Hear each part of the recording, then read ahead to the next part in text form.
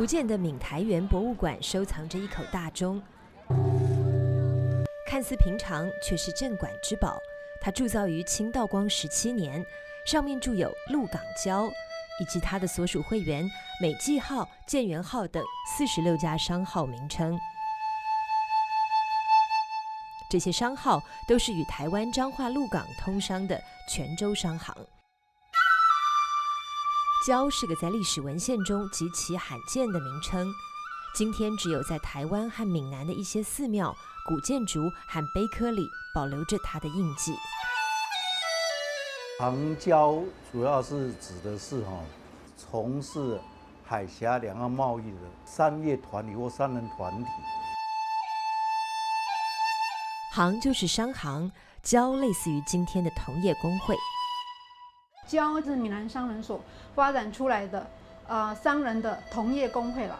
那礁的成员就是礁商，我认为它是包含2种人，一种就是大陆商人，一种就是本地的商人。两岸礁商的往事有不少传奇。200-300年前，海与岸就在这一带连接，长长的一排码头依次排开。这一带是官方规定的来台湾的正口。正口指的是厦门，只有厦门这一个港口，而厦门港口里边呢，又包括了很多的渡头，当时不叫做码头，当时叫做渡头。厦门当时的渡头可以说是密密麻麻的。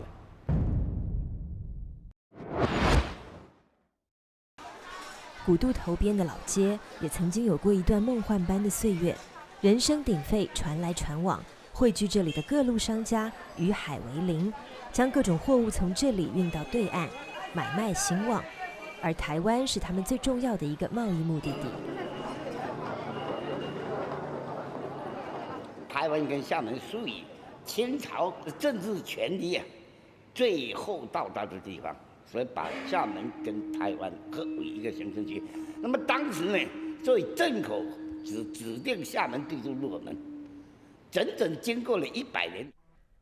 从康熙23年到乾隆48年，厦门与鹿耳门单口对渡，独揽两岸往来贸易整整100年。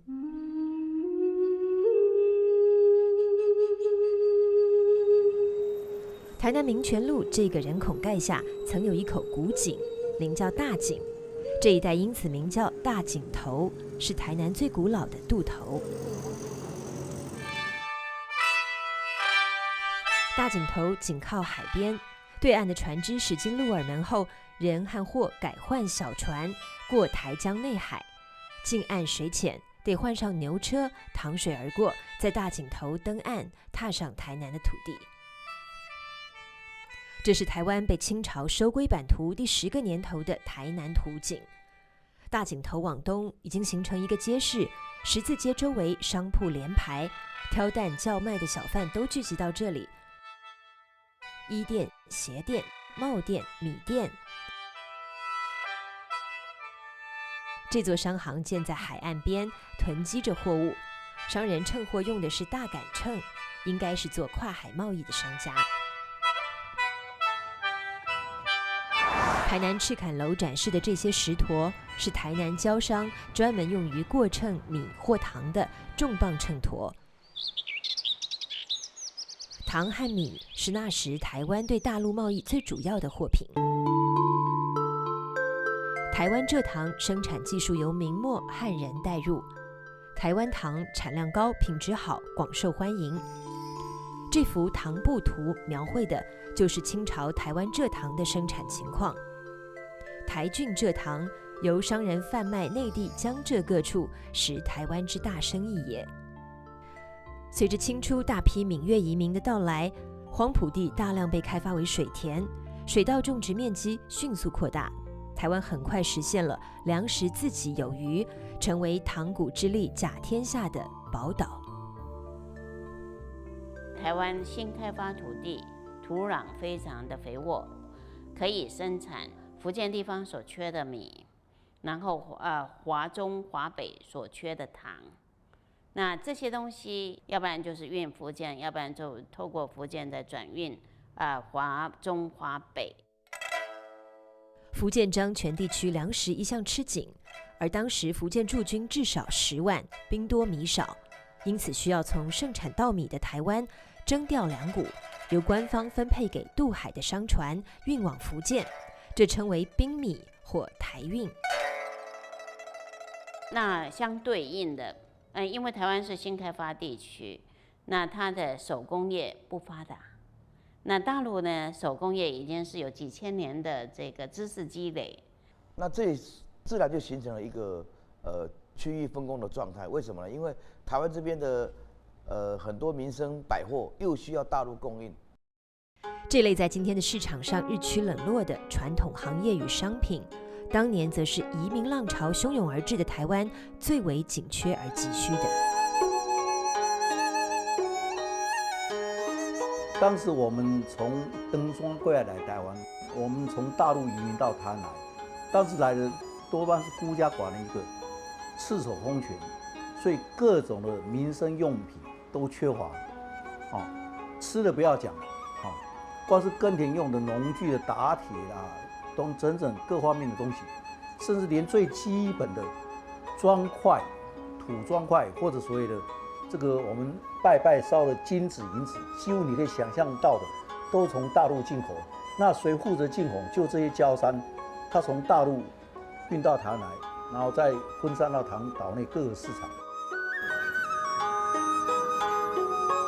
台南汤德章纪念公园一带曾有一片很有名气的建筑，称作一风亭。一风亭主人林朝英是一位商人。这是林朝英的自画像，被誉为清朝时期台湾水准最高的肖像杰作。林朝英于乾隆4年出生于台南，他的原乡在厦门板尾村。林朝英呢，也有到过祖家来过，回来祭祖，带了一个匾过来，叫数典不忘，就是说不要忘记大陆的祖宗。那么现在这个新版是1989年，他的后裔又带过来。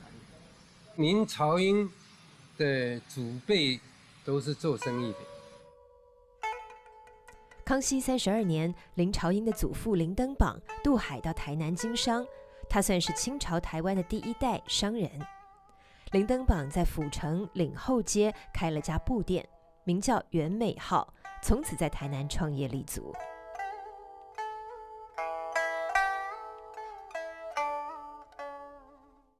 林朝英才华横溢，却考运不佳，屡试不第。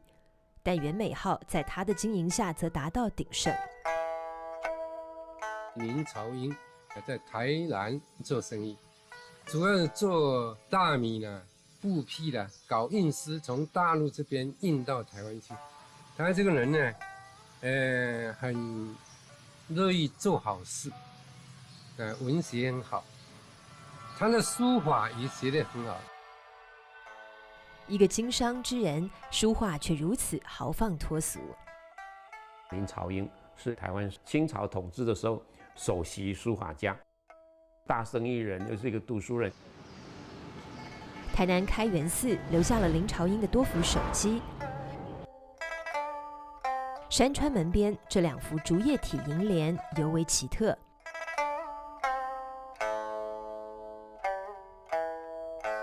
这座建筑始建于明郑时期，乾隆年间，台湾知府蒋元枢将其扩建为台湾最大的佛寺。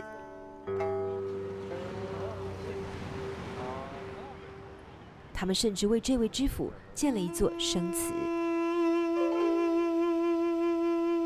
蒋元枢，江苏吴中人，乾隆40年由泉州厦门同知调任台湾第38任知府，时年38岁。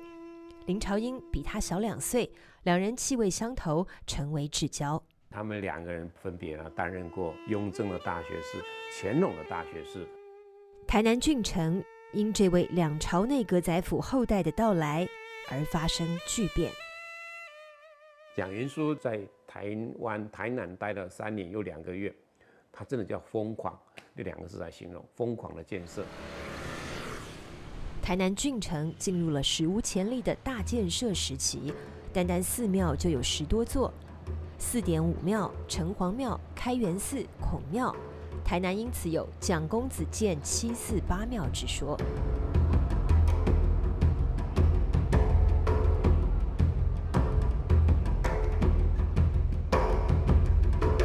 他带来了将近100多位泉州的石匠的师傅，日以继夜的一个庙宇一个庙宇，因为以前没有什么太多的其他的公共建筑，庙宇就是公共建筑。但绝不仅仅是修建庙宇。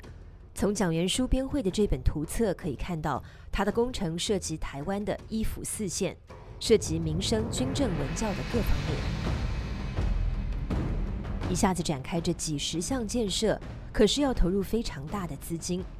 蒋元书捐出自己全部收入，也是杯水车薪，而他又没有动用官府财政，那么钱要从哪里来呢？封神庙前这4方乾隆43年的石碑，是为表彰台湾郡城各项建设的捐修者而立的，上头密密麻麻地写满了数百个名字，虽然已经模糊不清，但还可以依稀辨认。排在第2位的是林朝英，仅列于台南老举人陈明标之后，这显示林朝英是出了大力的。这几方碑记可以说明，蒋元书实际上是发动了一场全民投入的台湾建设运动，而商人在其中起了重要作用。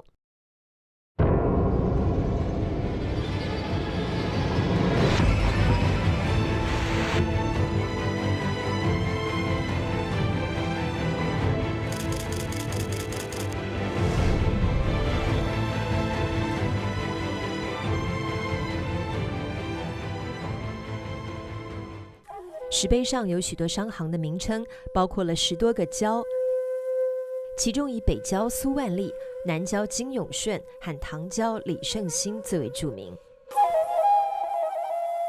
北交苏万利、南交金永顺、唐交李胜兴，这是最早成立的3交集团。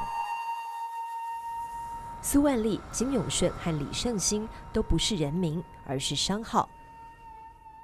由他们组成的台郡3交是台南商界的共主。行交的形态大概在康熙、雍正的时候已经形成，但形成集团，如果从文献上看，北交先，他是在乾隆28年的时候，用北交的名义出资修建水仙宫的神像。北交由20多家商行组成。做厦门以北到省城福州，甚至远及宁波、上海、烟台、天津，乃至东北牛庄的生意。南交由30个商家组成，负责配运金、厦、漳泉、汕头、南澳以及香港的货物。唐交顾名思义做糖的生意，唐交商人基本垄断了台湾蔗糖的收购。此外，因为他们还承担了台湾南北各港口的物资批发配送，所以又被称为港交。交商的船队，其船皆漳泉妇人所造，南至南洋，北济宁波、上海、天津、牛庄，贩运之力颇操其意，故郡中商务一时称盛。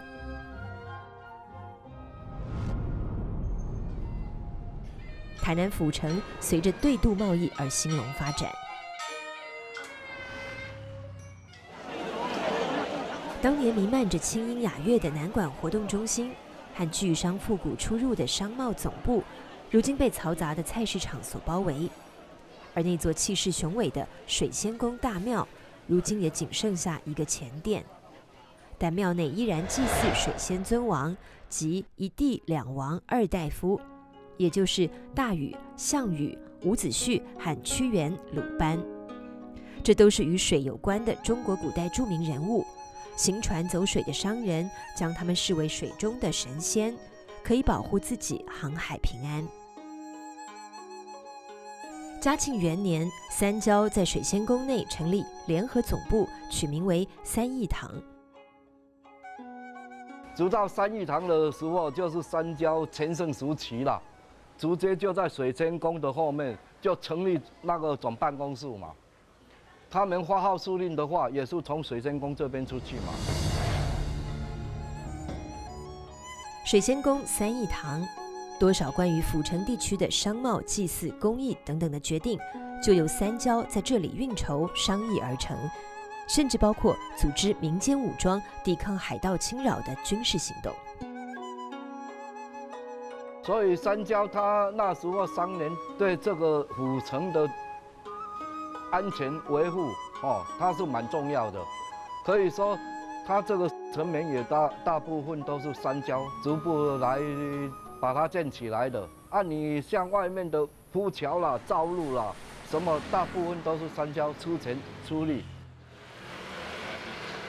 接官亭边曾有一座安澜桥，如今已经淹没在马路之下，当年则是进入府城的第一座桥梁。乾隆19年，由北郊董事向交行募款重新再造。乾隆39年，北郊苏万历再修，历经乾隆、嘉庆、道光、同治4个朝代，110年间5次修建，全是台南商号出力出资。道光10年，台南大天后宫有一次重修，三郊的强大号召力可从这块碑中看出。台湾的军政文武最高长官全部捐了款，而府城的各街道商家几乎全部参与。这个石鼎美不同一般，他是嘉庆、道光年间台南交商领袖石石荣的商号。石石荣是泉州府同安县人，嘉庆2年19岁时渡台，受雇于元美号学做生意。他很幸运，元美号的大老板是林朝英。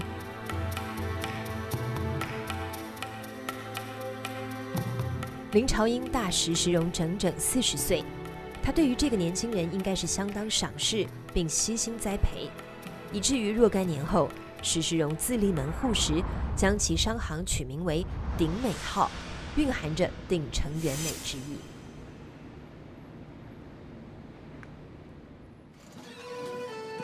石石荣到来的时候，正逢台南商贸进入5条港时期，台郡三郊合力出资，在府城大西门外开辟了5条运河，形成5个港口，像手掌的5指，把握着府城航运和商业的脉搏。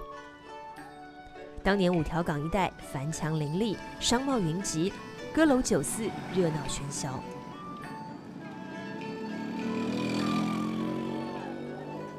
年轻的石石荣在5条港很快脱颖而出，他经营糖米和船运，不到30岁就名列府城三郊职员。在台南几度遭受盗匪侵犯的危急时刻，他勇敢地站出来组织防务，对府城的公益事业也多有奉献。他创建了台南第一所育婴堂，也就是收容弃婴的机构，存活婴命不下数千。育婴堂地点就在今天这座郭综合医院。医院下方的建筑是石石荣的宅邸石鼎美古厝，建于道光23年，石石荣65岁时。当年的豪宅如今只留下一小块空间，虽已铅华褪尽，但从建筑的局部依然可见昔日风华。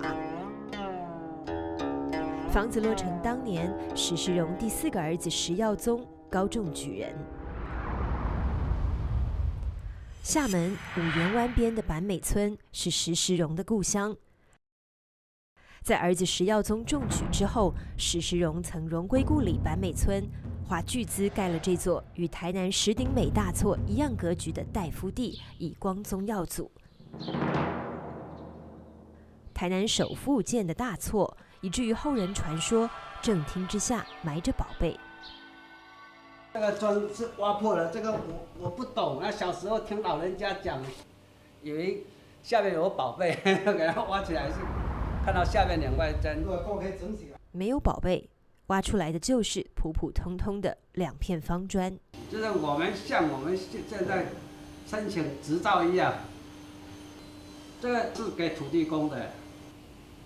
原来是一份盖房的阴契，以落籍台南的石石荣向家乡土地公申请一块地基，期望永为子孙福业。泉州府同安县21都，奉任大夫石石荣，长男耀端，次男耀灵，四男举人耀宗，六男生言耀清。石石荣的恩师林朝英却留下一段真实的黄金传奇。林朝英的故居益丰亭，在日据时代1907年被拆除，改建公园，立日本台湾总督儿玉源太郎的塑像。施工人员在林朝英故居发现了大批马蹄形金块和珠宝。这笔意外之财使建设经费一筹莫展的台南会馆得以建成。林朝英还给台南留下了这道风景。他在晚年独立捐资1万元巨款修建台南孔庙，因此嘉庆皇帝颁赠了这座众道重文石方予以褒扬。嘉庆21年牌坊建成的第2年，78岁的林朝英安然过世。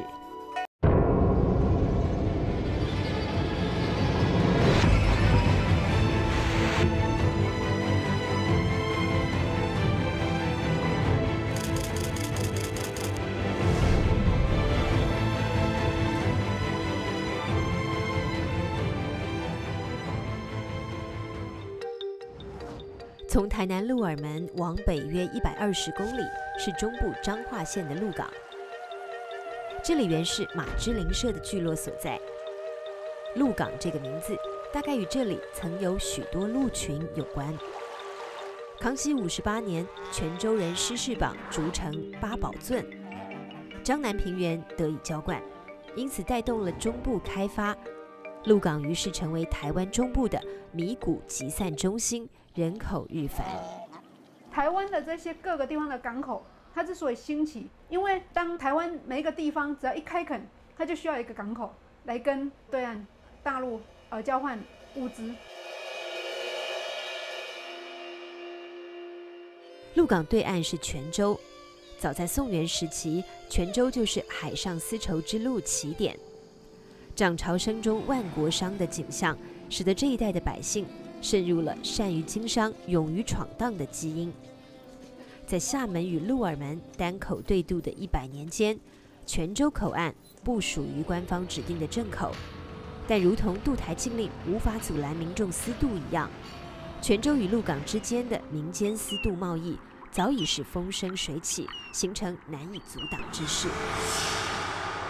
在此背景下，清政府批准福州将军永德的奏请，增设泉州、酣江和鹿港为正口。乾隆49年开放酣鹿对渡。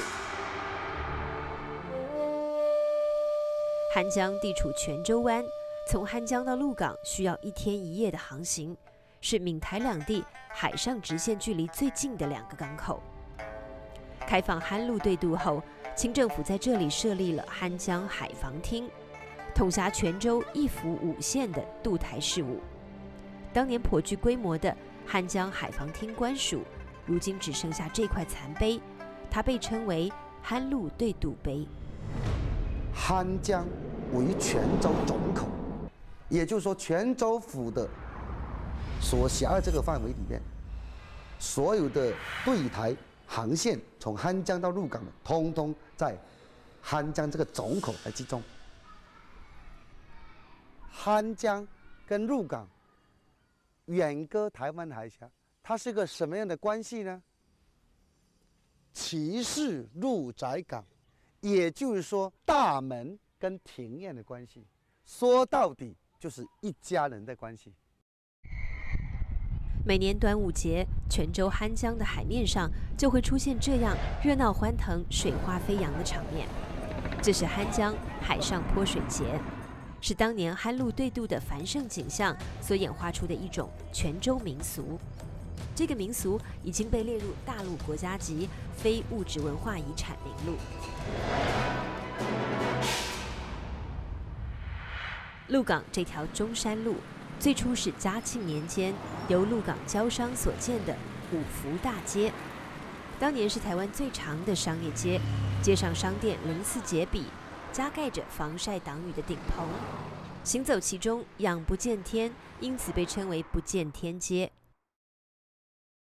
鹿港老街当时就在海边，街边的每一栋房屋都蕴藏着一部交商往事。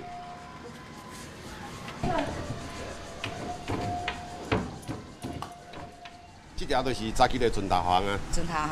啊，阮的店名在河行，迄是按长山过来去的一个堂号。长山过来一个堂号。对。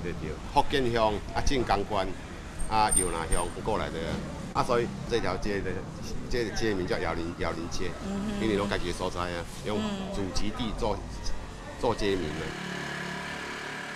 我们是福建的，泉州。福建泉州。对。啊，来家是嘛是做贸易的吗？对，我们泰族以前哦，我们在这边是开船头行，我们等于是贸易，等于是我们台湾的货那个龙潭民载过去那边，然后那边沿海的那个砖啊，那个湖山啊，还有那个青朵石载过来台湾做建筑。像我们这个房子哦，对面这个房子后面大概100年至120年前是大海。我们那边大陆有一个义和行，那台湾有一个义和行，就两边做贸易。以前那个大陆来的船商的人就是来到鹿港就要来到楼上，先来做点那个货品的先记录，然后这个门都可以打开。他们这下了船之后要先来点货，然后要对账，然后对完账之后再到仓库把货品就上船。然后一涨潮就开出去。啊，拢位大陆倒位来？拢泉州来，鹿港拢泉州的啦。啊，就来遮建设，啊，就落开店啊，船头行啊。这个伊是这个是生意场。啊，四只边四福如意。四福如意。嘿，一个古钱圆，安尼叫做讲。细圆要变大圆，财源滚滚。财源滚滚啊！安尼哦，这年年有余啊。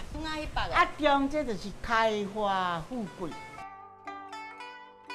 鹿港开为正口后，商贾林立，其中最大的有8个交行，称为鹿港8交。嘉庆19年，鹿港8交及地方士绅对鹿港这座年代最早的天后宫进行了大规模的重修。工程结束后的嘉庆21年，镌刻了一块重修鹿溪圣母宫碑记。鹿港出现了8交，年代最早的8交一应俱全的名称就从这块碑文里面开始哈。所以我们在旁边可以看到，跟泉州做生意组织的商业工会叫做泉交，跟厦门叫做厦交，做杂货店的叫做港交、油交、糖交、布交、榄交跟南交。所以这个是鹿港8交最早出现的一个史料。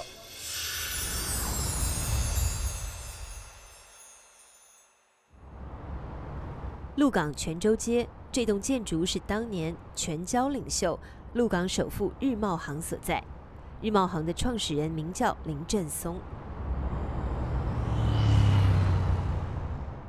晋安嘉兴湾，后是谢德堂。迄摆的时阵，伊林振松的要过来台湾要来发展哦，可能伫大陆的时阵，迄摆因可能是经济无讲真好啦。咱人就是经济无真好，毋才会想讲要来向外发展。啊，所以阮迄摆有到伊趁着钱的时，阮头前有一块白写后无当主啊。迄就是虽然伊来台湾趁着钱，伊嘛要实说讲了解讲，阮是伫大陆营过啦。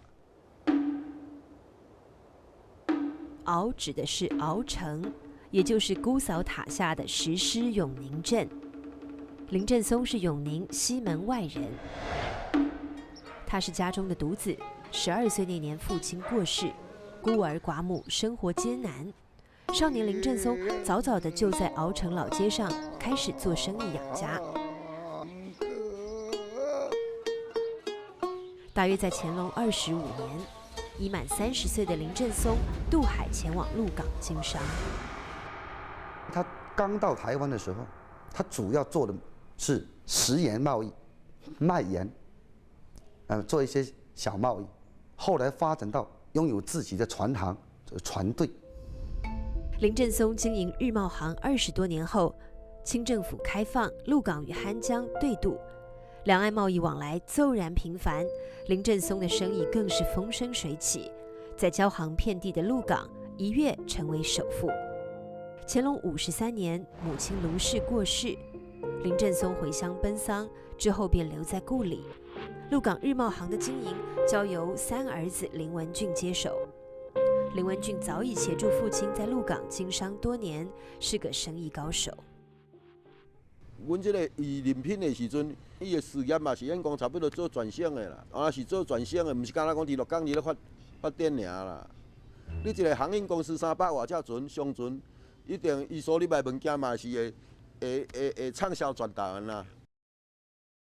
林文俊经营32载，更将日贸行经营的极其红火，远近驰名。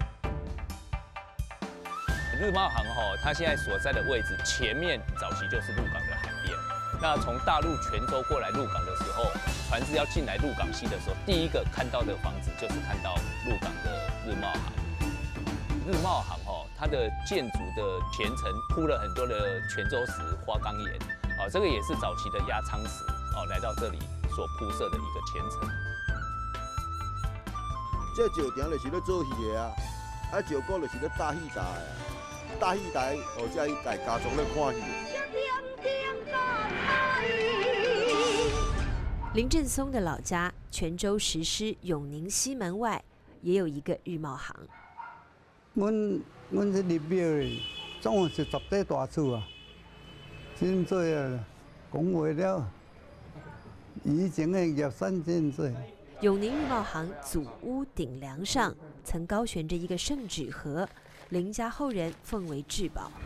哦，咱也袂晓，咱会晓保管这物件，唔知影内底历史。2道圣旨是嘉庆6年嘉庆皇帝颁赐给林文俊的父亲林振松和祖父林攀之的，他们都被诰封为奉直大夫加6品职衔，而2人的妻子也都被封为宜人。因为有了这个诰封，交商林振松和妻子蔡氏都穿上了官服。日贸行林家被朝廷所器重，相信跟几起历史事件有关联。乾隆51年，林振松率儿子和侄儿组织义民军，协助清政府平定林爽文事件。嘉庆14年，林振松的儿子林文俊又协助清军征剿侵犯鹿港的大海盗蔡牵，据说救活难民数以万计。林文俊因此被赐以4品官衔。日贸行的家族，他们经商有成之后，开始参与了鹿港地方的这个公益事业。举凡鹿港的龙山寺、天后宫、鹿港的文开书院，都是有日贸行这个祖先他们大力的参与，然后捐了很多的钱。日贸行执掌鹿港全交长达3代60余年，鼎盛时期全交成员多达200余家，全交总部依然存在，就在中山路这座骑楼内。房子已经易主，剩下了几间作为全交后代的慈善基金会，供奉着海神妈祖。光线幽暗，建筑陈旧，但隐藏在老匾额里的交商历史却很波澜壮阔。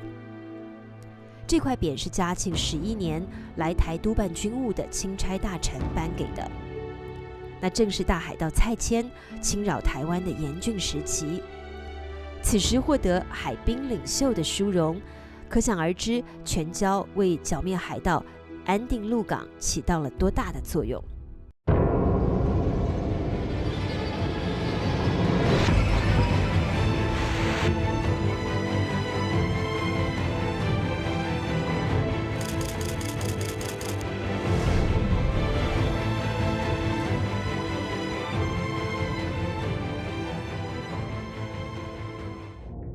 鹿港凤山寺，这座香炉以及这口铜钟，原先都在鹿港万春宫内。万春宫是下郊金正顺的总部，也就是这座鹿港公会堂的前身。下郊专营鹿港和厦门、金门、漳州之间的生意，由100多个商行组成。道光中期，全椒领袖日茂行开始没落，鹿港首富地位被下郊首领陈克券所取代。陈克券出生于同安灌口渔福社，从小父母双亡，孤苦伶仃。嘉庆10年30岁时，只身来到鹿港。较早阮祖先初伫台湾的时候，就是卖一个小担的面担安尼啦。啊，无忽然间看到一个腹肚真枵的人，啊，看伊讲都无物件通食，啊，直咧甲讲无要紧，无恁若腹肚枵，算面来就你做你食无要紧，你有食一饱安尼。这个人来算来食真久，食，煞原来甲咱斗做工课安尼。一天的时，无张甲咱讲伊要回去伊故乡。传说临走前，此人送给陈克券一件小礼物，是一面旗子。结果的是，别人的船只若伫海上咧行，拢有海贼会来抢的。但是若这个鱼啊，真奇怪，就是拢计有海贼来抢。结果的是，才安尼知影就讲，原来这个鱼仔的主人就是较早的大海贼蔡庆。有人就咧甲咱暗号啥物，自安尼的时阵，祖先全安全发起起来的时阵，安尼全生意顺利是安尼做。类似的因海盗而发迹的传说，在台湾及福建沿海地区流传很广，版本很多。出身贫苦的陈克券何以成为巨富，给外界留下太多的想象空间。能够确认的是，他到鹿港大约20年后，50岁时创建了自己的商号庆昌行。40年后，70岁时，用于公益和捐书的财富，已使他拥有五品官的头衔，并荣获当地官员颁给的艺高守圣匾。骏马书童相伴的这位人物是陈克券的长房孙陈其。算是一位交商，却更痴迷于诗文。他在金圣巷这座房子，是昔日鹿港文人骚客聚会的场所，名为11楼。11楼是适合讲10项琴棋书画、花艺博演茶，适合讲就咱观赏月娘啦，观赏花啦，无就。大家伫遮画线啊、唱歌拉曲，吟诗作曲，无就小读一下安尼因为你较早算时刻，人算五色人多伊嘛有诗人啊，有画图家。庆昌行的这座楼，则衍生出一段才子佳人的悲情故事。说是陈家公子对家中的小丫鬟尹娘生出情愫，却遭父母强烈反对。奋力抗争之后，两人终于得以结合。但婚后，陈公子却要渡海赴考。临行前，在天井栽下一棵杨桃树，让他为自己的爱情作证。不料陈公子一去之后，就没了音讯。尹娘苦苦相思等候，一树杨桃成熟了，尹娘却郁郁而终。故事属于民间创作，但部分内容属实。道光24年，陈克券的二公子陈宗煌渡海赶考，高中举人。这些交商其实在致富之后，其实都往科举方面，然后就变成一个兼具当然是从事商业，但是有兼具文人素养，而且是汉学修养的商人。在鹿港，由经商起家，再通过文教科举转型为士绅阶层的交商家族比比皆是。交商丁协元号便是以3代打拼，造就出一个进士门第。大有9街的施敬义商号，其主人施渊举是个全交商人，也是个读书的贡生。而日茂行林振松的孙子林廷章、曾孙林训贤，叔侄俩未满16岁，就在同一年双双中举。从经济的鹿港转换成文化的鹿港，所以我们现在对鹿港的印象当然就是文风鼎盛。那你可以从生活当中食衣住行可以感受到那一种文化的气质。我是觉得鹿港是结合文人跟商人的最好的典范。文人和商人结合的典范，从这座鹿港龙山寺可见一斑。它被公认为全台湾最美的古寺之一。鹿港呢，大概有60几座庙宇，比较大的寺庙大概都是由日茂行他们共同发动，直接家行出钱出力把它建庙。鹿港龙山寺的严格呢，实际上也是从大陆分乡来的。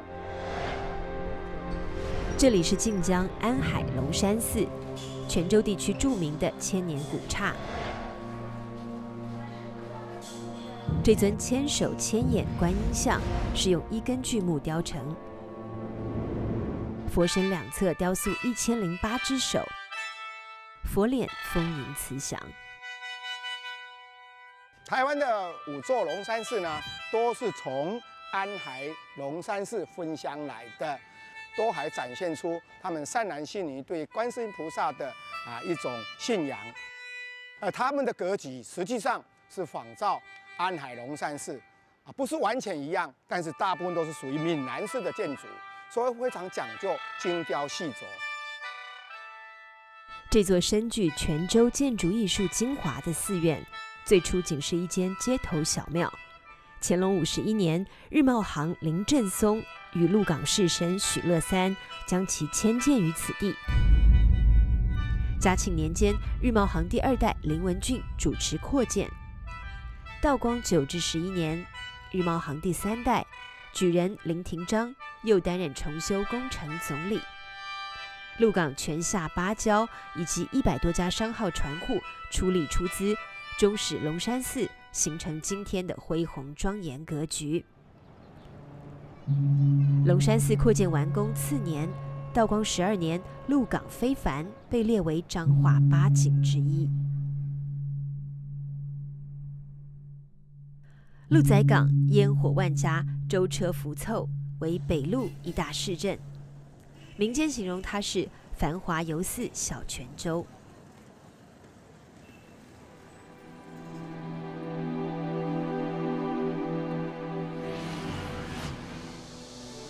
由于港口淤塞，鹿港在清道光中叶失去中部两港的地位，结束了开放汉陆对渡以来60余年的黄金时期。但随着对渡贸易移植而来的中华文化及泉州习俗风韵，却已在鹿港落地生根。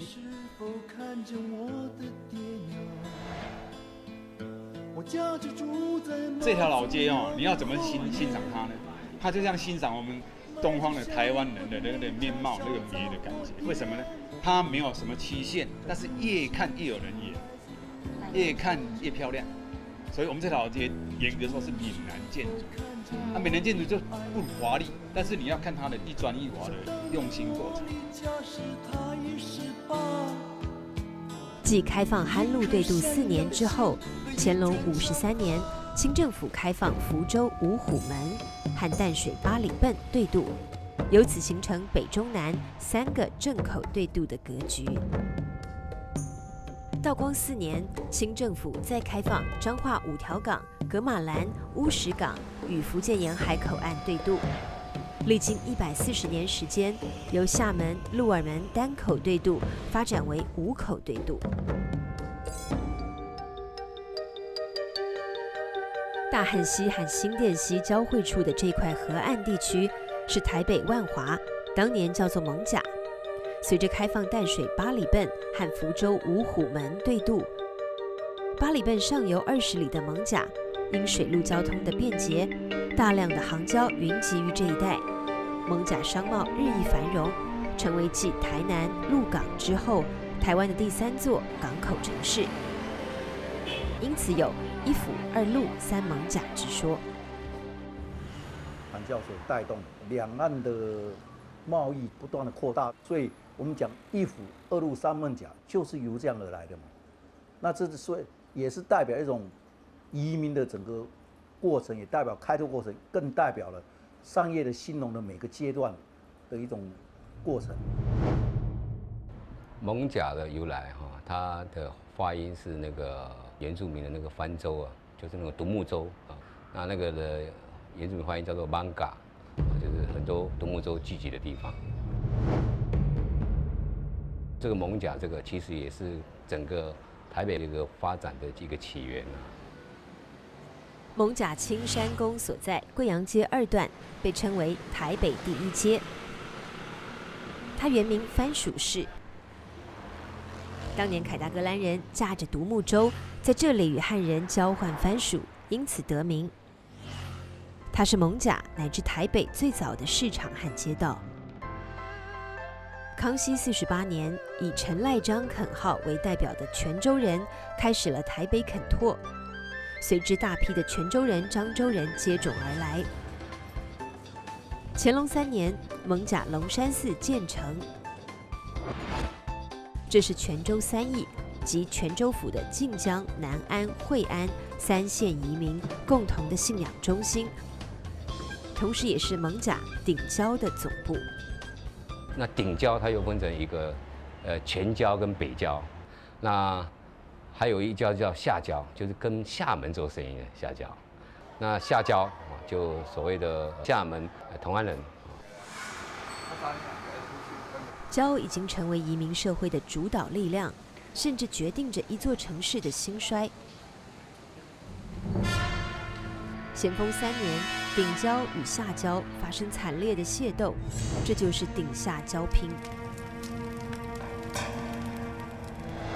之后，北台湾最繁荣的城市艋甲逐渐由盛转衰。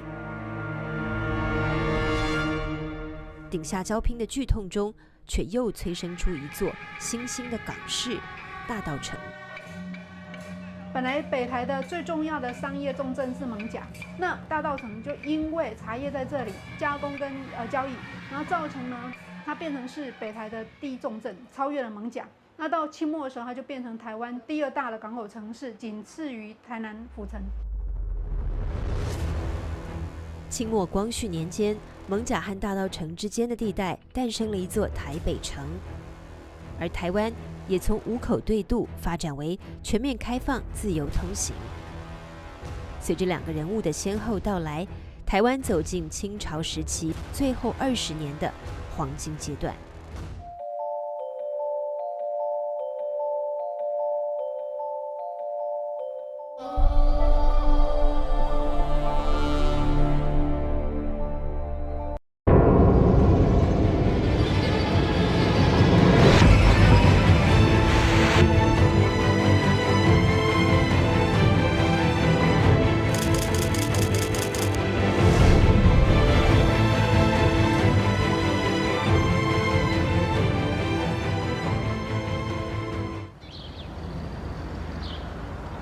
清道光19年，福州府侯官县教书先生沈廷峰家双喜临门。8月，沈廷峰19岁的儿子沈葆桢中了举人。而这年正月新年里，沈葆桢迎娶了小他1岁的表妹林普琴。婚礼上，一个重要人物没有出现，他就是沈葆桢的岳父和舅父林则徐。此时，林则徐正以钦差大臣的身份在广州查禁鸦片。虎门销烟的壮举，使得在中国泛滥成灾的鸦片走私贸易一时间得以遏制。但英国的炮舰随即开进了中国沿海。1840年，鸦片战争爆发，大清国惨败。禁烟英雄林则徐成了戴罪羔羊，被革职发配新疆，清政府被迫签订《南京条约》以及五口通商章程。古老的中华帝国终于被列强的船坚炮利轰开了国门。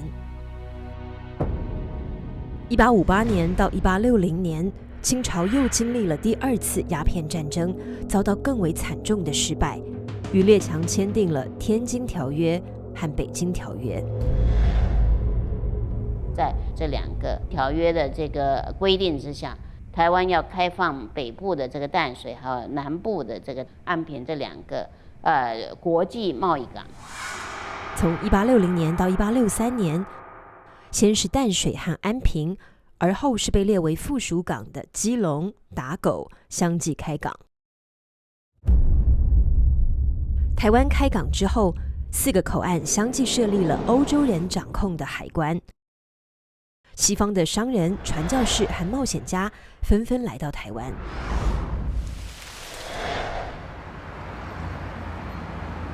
苏格兰长老会传教士马雅各在1865年6月从南部的打狗港登陆，进入台南。他在台南鼎新街一带租了一间房子开医院，行医之地，同时也是他传教的场所。马雅各于是成为台湾基督教第1位传教士和台湾的第1位西医大夫。在行医和传教的所经之处，马雅各亲眼目睹了鸦片在台湾泛滥的情况。他很难过地说，他内心感到十分痛苦。开港通商后，鸦片成为合法商品，而台湾受害更甚于大陆。鸦片进口数量占台湾进口总值的60%到80%。那时台湾人口约200万，吸食鸦片者估计达50万人之多。开港之后，我们赚了很多外汇嘛，那赚的那些外汇当然也很可惜，就是说花很多钱在买鸦片上。马雅各医生回国后，立刻义无反顾地投身于反对英国政府鸦片贸易的运动。1871年4月，马雅各从厦门带来了一位英格兰老乡，他叫约翰·汤姆生，是个卓越的旅行摄影家。他们在打狗港上岸，在马雅各的安排下，汤姆生在台湾有了6天的摄影旅行，共拍了40几张照片，留下高雄和台南一带的风情，以及台南西拉雅人的群像。这是台湾最早的影像记录，弥足珍贵。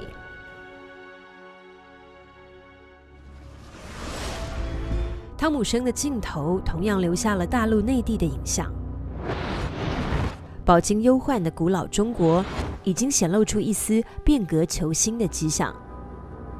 一场洋务运动正在悄然推进，师夷长技以自强，师夷长技以求富。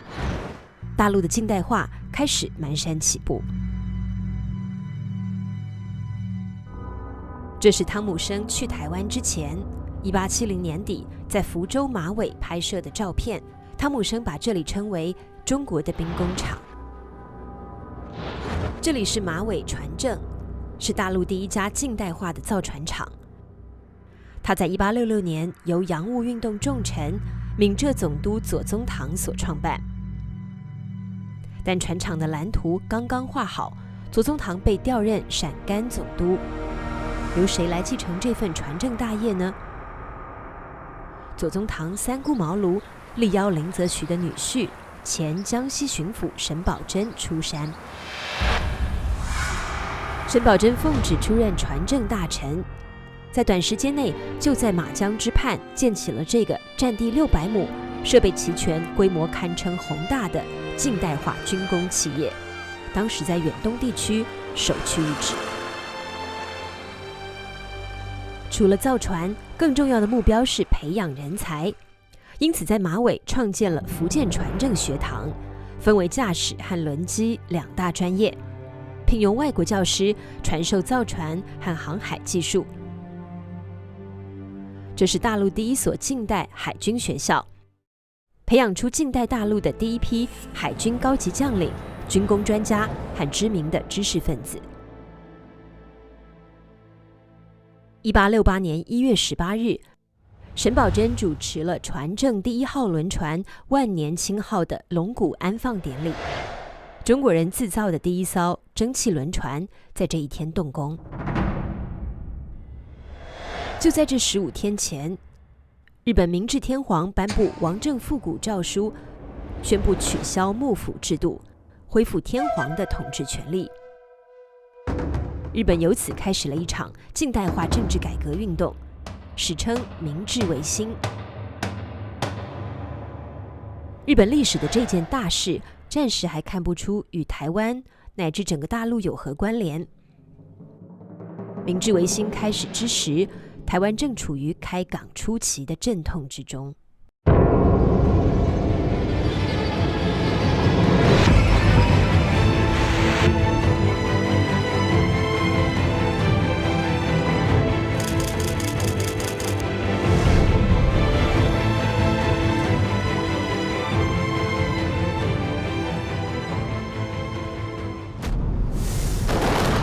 1868年11月25日，台南安平遭英国2艘战舰炮轰之后，被英军占领。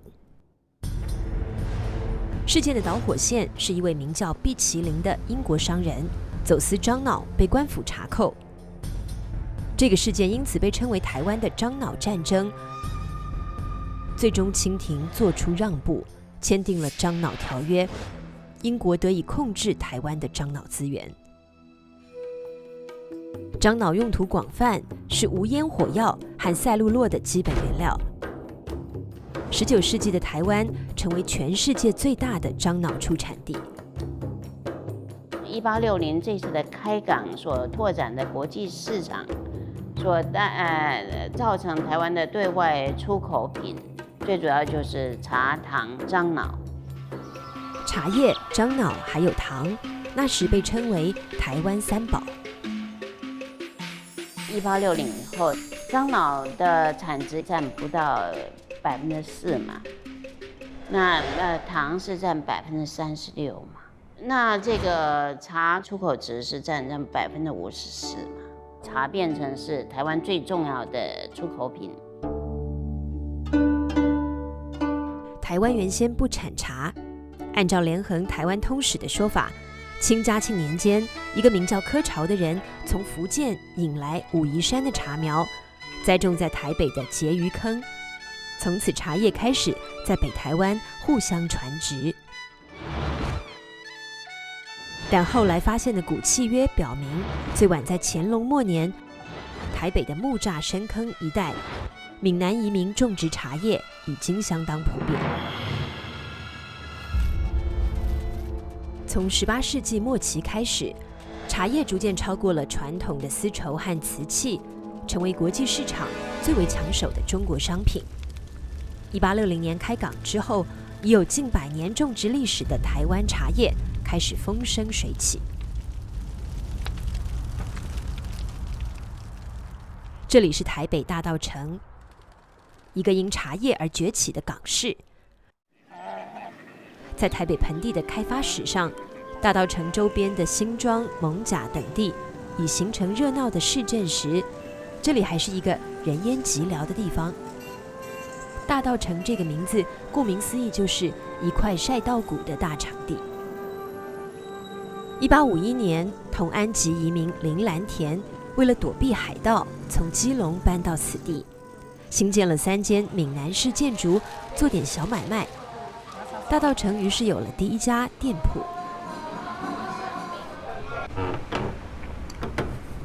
严灿成阿公的祖上应该是大稻埕最早期的移民。4代前的伊祖先移民过来，原籍泉州府东安县二来乡感化里福来乡啊，这盐山啊，来台湾的开基组啊，出过台湾台北府大酒店。大稻埕开基祖严山在咸丰3年过世，7年后，严山的儿子严珠到台南开办了一家正发茶行。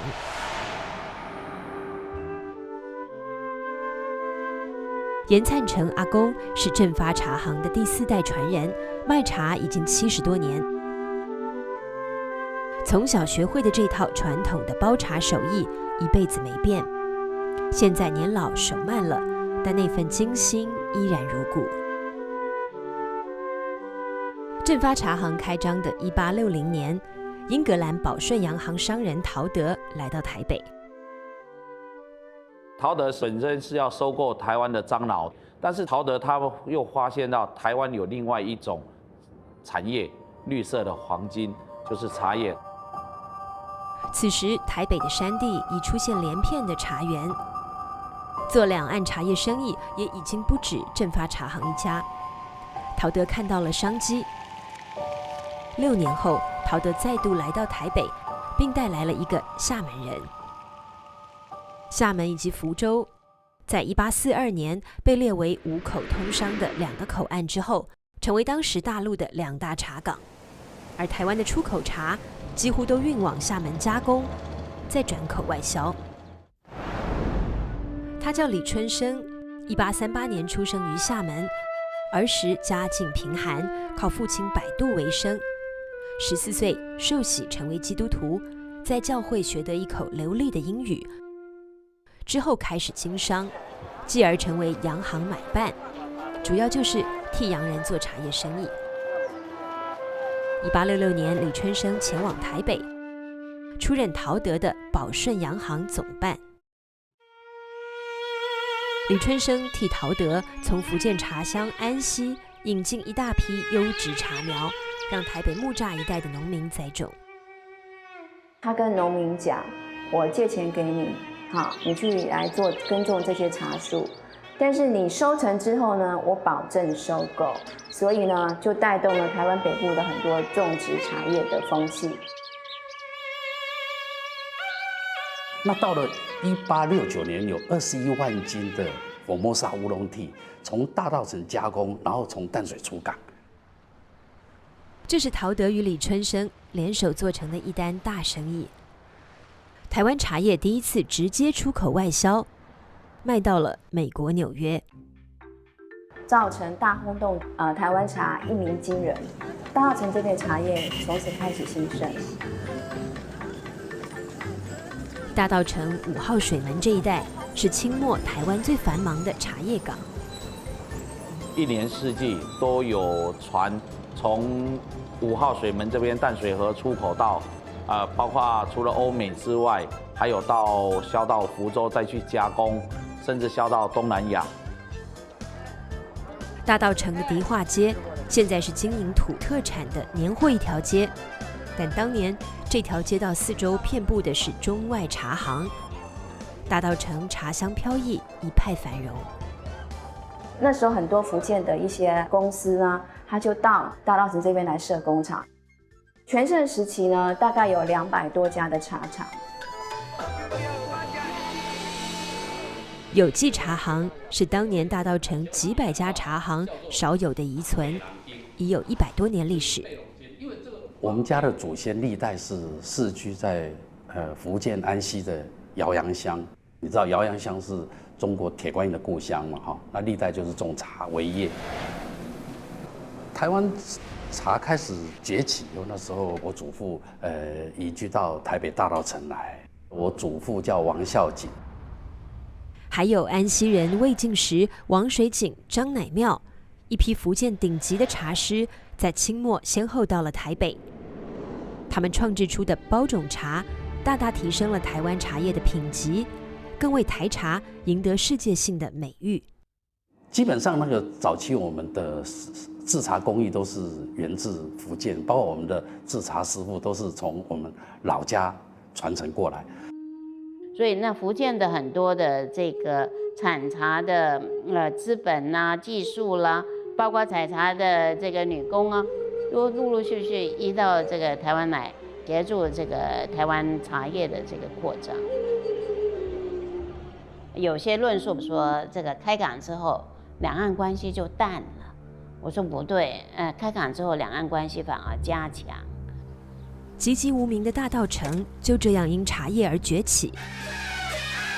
它四方杂处，十里繁华，超越了艋舺，成为台北的第1大港口市镇。大稻埕人气日益居攒，霞海城隍爷1年1度的绕境巡游，也就逐渐成了北台湾最为盛大的民俗景观之一。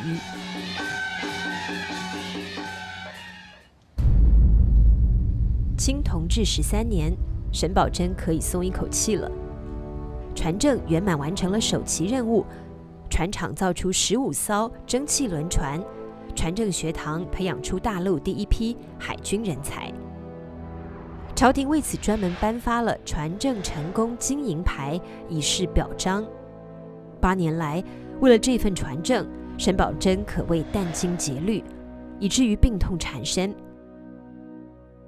而几个月前，相濡以沫30多年的妻子林溥琴病逝，更令他身心备受重创。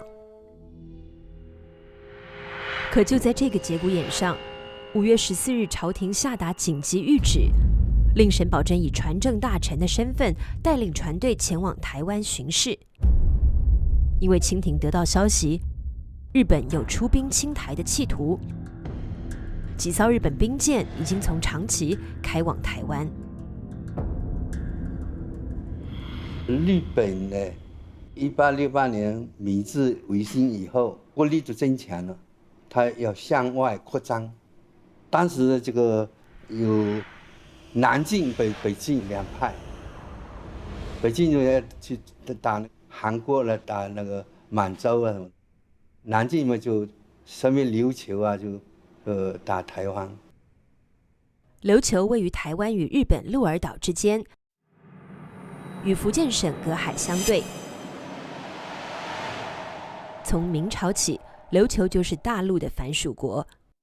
明洪武5年，琉球开始向大陆称臣入贡。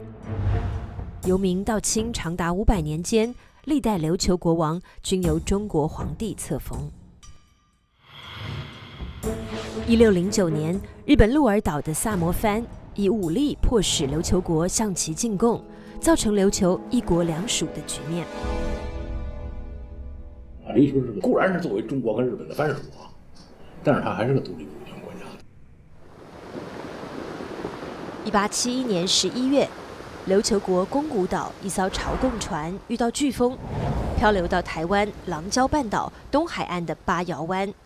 船上69人，除了溺死3人外，其余66人登岸后误入琅礁牡丹社，因语言障碍沟通不畅而发生冲突，被高士佛社原住民杀死54名。其余12人在保利庄庄长客家人杨有望和邓天宝的救护下保住了性命。杨有望他们合资合力，又把埋在那边的54个尸体移到这边来，重新埋在这边。杨有望等汉人做了件功德无量的事。杨有望又让儿子将12个获救的琉球人护送到凤山县官署，再由台湾府派官船转往省城，安置于福州琉球馆。福建当局对他们给予抚恤，隔年6月安排船只将他们送返琉球。这个事件被早已蓄谋吞并琉球、侵占台湾的日本政府视为千载难逢的时机。1873年3月，以中日修好条规换约，喊参加同治皇帝亲政大典的名义，日本外务卿副岛种臣率团来华，就琉球船民事件向清政府进行交涉。琉球国它不是日本国的领土啊，日本无权的代琉球来交涉，但是日本呢不管这套，他就以此为借口呢，跟清政府交涉。这个交涉呢，并不是真的交涉，是为了什么呢？他是要先礼后兵，为的是这个兵。日本文献承认，副岛前往清朝换约和敬业皇帝，都只是名义，实际上是为出兵台湾而动用的计策。日本外交使团有个美国人，名叫李先德，他曾任美国驻厦门领事。1872年10月辞职返美，途经日本，被日本政府以高官厚禄留在了外务省，成为日本发动侵台之役的灵魂人物。李先德是个台湾通，他因为处理1867年美国商船罗妹号船难事件，而多次进入所谓生番禁地的琅礁，私自与琅礁18社总头目签订了船难救助条约。李先德由此构想出台湾番地无主的理论，并待价而沽，将其兜售给副岛重臣，为其正在筹划入侵台湾的日本政府及时提供了出兵借口和一整套征台策略。李先德还将其精心收集绘制的台湾情报以及地图献给日本政府，日军从而获得进犯台湾的第一手资料。做足了外交和军事上的准备后，日本侵台的牡丹社事件终于爆发。屏东县车城乡社寮湾，从1874年5月7日开始，侵台日军陆续在这里登陆，3艘兵舰、5条运输船，总兵力达到3600人。总指挥是陆军中将西乡从道。5月29日，获知日军已侵入台湾的消息，清廷10万火急下达对沈葆桢的新任命。这清廷大人了，就等于说是台湾事务的军政全权交给了沈葆桢。面对这场海疆危机，沈葆桢与福建当局联合上奏，提出联外交、除利器、除人才、通消息等4项保台应急举措。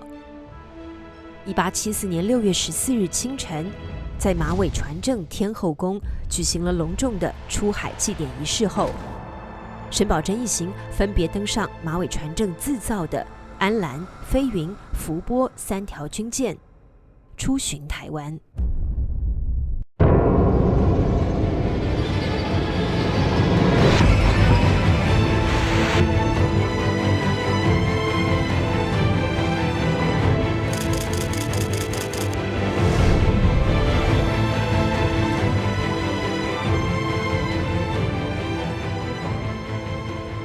这个地方就是我们所谓主战场，叫做石门主战场。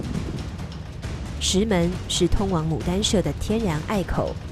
1874年5月22日，进山征剿的日军中队150人，在这里遭到牡丹社和高士佛社的激烈抵抗。武器，人家的精良，我们都比不过啊，所以他是有必死的决心。如果这个大头目啊，跟他的长子就当场就阵亡。日军攻破石门后，再出动1300兵力，分3路进攻，烧毁牡丹社，陷落高士佛社。琅礁18番社大多被日军的武力威吓及物资利诱所降服。这是日军向琅礁番社分发的归顺保护旗。这是西乡从道。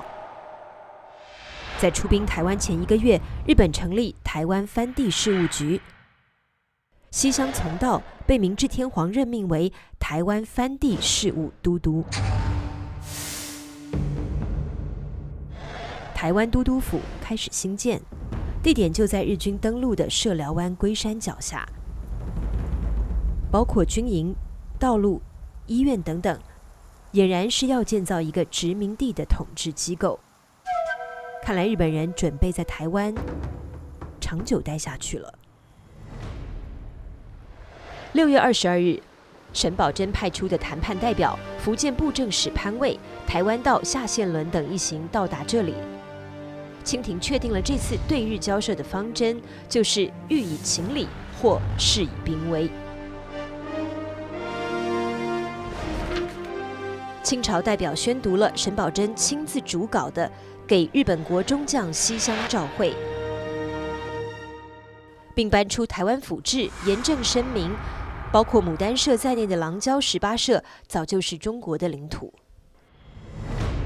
西乡从道则死硬咬定日方的观点，番地无主，不属于中国版图，因此拒不撤兵。这次谈判使沈葆桢意识到，予以情理是无法让日军退兵的，事以兵威才是关键。一到台湾，他便巡查了台南一带的防务，但台中守备无一足以御外侮者，而沿袭了200年的班兵皆疲弱不可用了，这令他不免大失所望。所以他一边向中领衙门、向军机处这个求助嘛，一边向李鸿章发去私人的请求。那么当时他希望公家呢，从南北洋各抽兵马，北边3000，南洋2000。李鸿章说呢，南北洋各调的话，这也不统一指挥啊，军队也不好管，干脆调谁呢？调那个唐定回部，淮军唐定回部13个步兵营，6、7、万人调台湾来。接到李鸿章的来信，沈葆桢如久旱得灵，大喜过望。从李鸿章那里，沈葆桢还获得洋炮20尊、洋火药4万磅。这些救急军火由沈葆桢安排马尾船政制造的轮船及时运到了台湾，海口防务得以加强。船政8年的成果，在台湾临战状态下接受检验。8年间制造的15艘轮船，有12艘投入这场台湾危机的处置。这是中国近代海军第一次出海巡航，尽管它还十分弱小，但沈葆桢的台海大调兵，如果没有这支舰队，是难以设想的。船政学堂首届毕业生中的一批精英被选拔出来，奔赴台湾。船政总监日义格等法国人也随沈葆桢到了台湾，带着一批船政学生画出了这幅台南府城街道全图。这是台湾第一幅以现代测绘技术完成的标有比例尺的城市街道图。即使以今天的眼光来看，它的精确度也非常之高。而这幅台湾府城与安平海口图，由魏汉、陈兆鳌等等6位船政学生独立完成。之所以花大力气组织测绘这2幅精确的台南图，是因为沈葆桢把台南府城当作设防的重中之重。在安平2鯤鯓的位置上画上了这个图形，边上以法文标注新炮台。这是台湾的第一座西式炮台，于1874年9月动工兴建。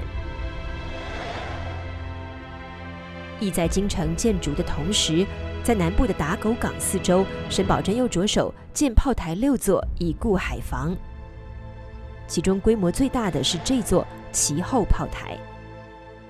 按照沈葆桢加强台湾防卫的计划，除了修炮台，他还要购买铁甲舰、购买水雷、洋枪弹药，加上明省内地口岸设防，起码需要600万。这是一个天文数字，但清廷咬牙一口答应。他们已经充分明白台湾的重要性。在台湾海峡设电线，以使两岸通消息，是沈葆桢极度重视的事。一到台湾，马上着手进行。第一步，计划铺设海底电缆，从北部的护尾铺到福州马尾。但最后丹麦承包商拿出的电缆线却是以旧充新，沈葆桢大为光火，下令不许迁就，工程也就因此耽搁了下来。留待10年之后，首任台湾巡抚刘铭传的到来。与日军旷日持久的对峙，沈葆桢难耐心底的愤激，他真想跟日军一战定乾坤，一套作战方案也了然于胸。待唐定奎淮军到来后，趁7、8月间的台风季节，狼教日军处于孤军绝援的时机，厚积兵力，趁着烈风暴雨，一鼓作气合剿日军。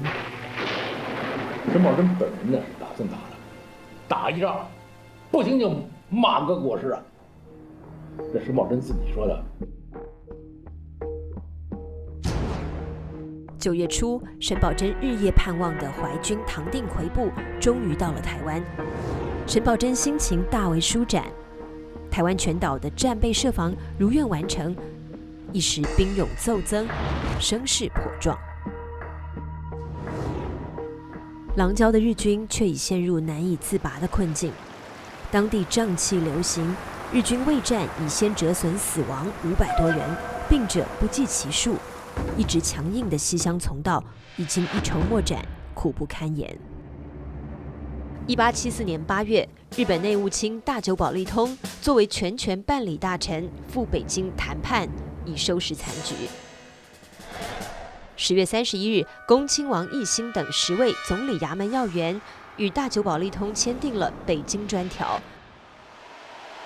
中方给付琉球难民抚恤10万两，另以日本在地所有修道建房，中国愿留自用的名义，给银40万两。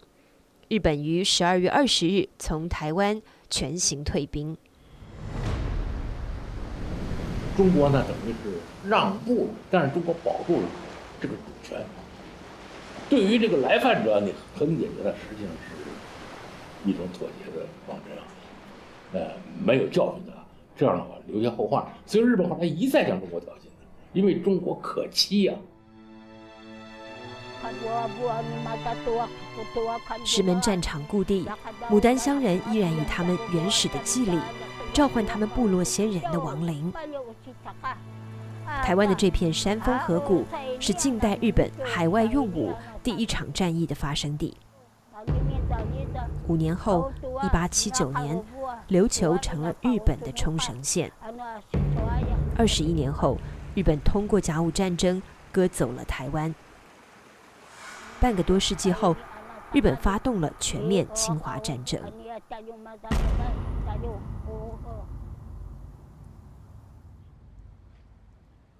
日军要退兵的消息传来，福州公巷的沈家子弟盼着父亲早日归来，终于等来了父亲的一封信，言辞却不乏苦楚。倭兵去矣，善后愈难，人人皆图脱身，我委身任运转，不见其苦也。沈葆桢暂时还不能内渡返家，朝廷要求他继续留在台湾处理善后。善后就是创始，在台湾要重新要搞建设，那就要搞境内化。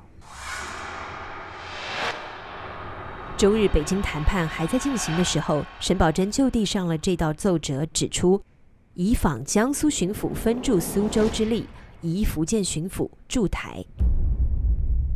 他看到了台湾这个地位的重要，为了便于治理，他说巡抚啊，你不能光在省会里，你必须要到台湾去。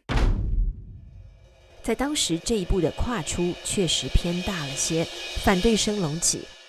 最后朝廷采纳了一个折中方案，巡抚半岁驻台，半岁驻闽。夏秋2季在省城，冬季春季驻台南。毫无疑问，这一制度的设立对10年后的闽台分治、台湾建省有着极为重要的意义。那段日子，沈葆桢有关台湾善后的奏折密集地呈递到朝廷，但在同治13年12月初5日，军机处1天内就收到沈葆桢的11道奏折。他希望废除台湾不准内地人民偷渡的旧例。他认为全台之力以煤矿为始基，建议大力开发台湾煤矿。他为淮军提督唐定奎等有功人员请奖，他为赴台的传正学生请奖。但就在这一天，19岁的同治皇帝驾崩了，4岁的代田，也就是后来的光绪皇帝被扶上皇位。慈禧太后再度垂帘听政。这场猝然变故却没有影响清廷对台湾的关注。沈葆桢这批奏折在30几天内得以一一获准。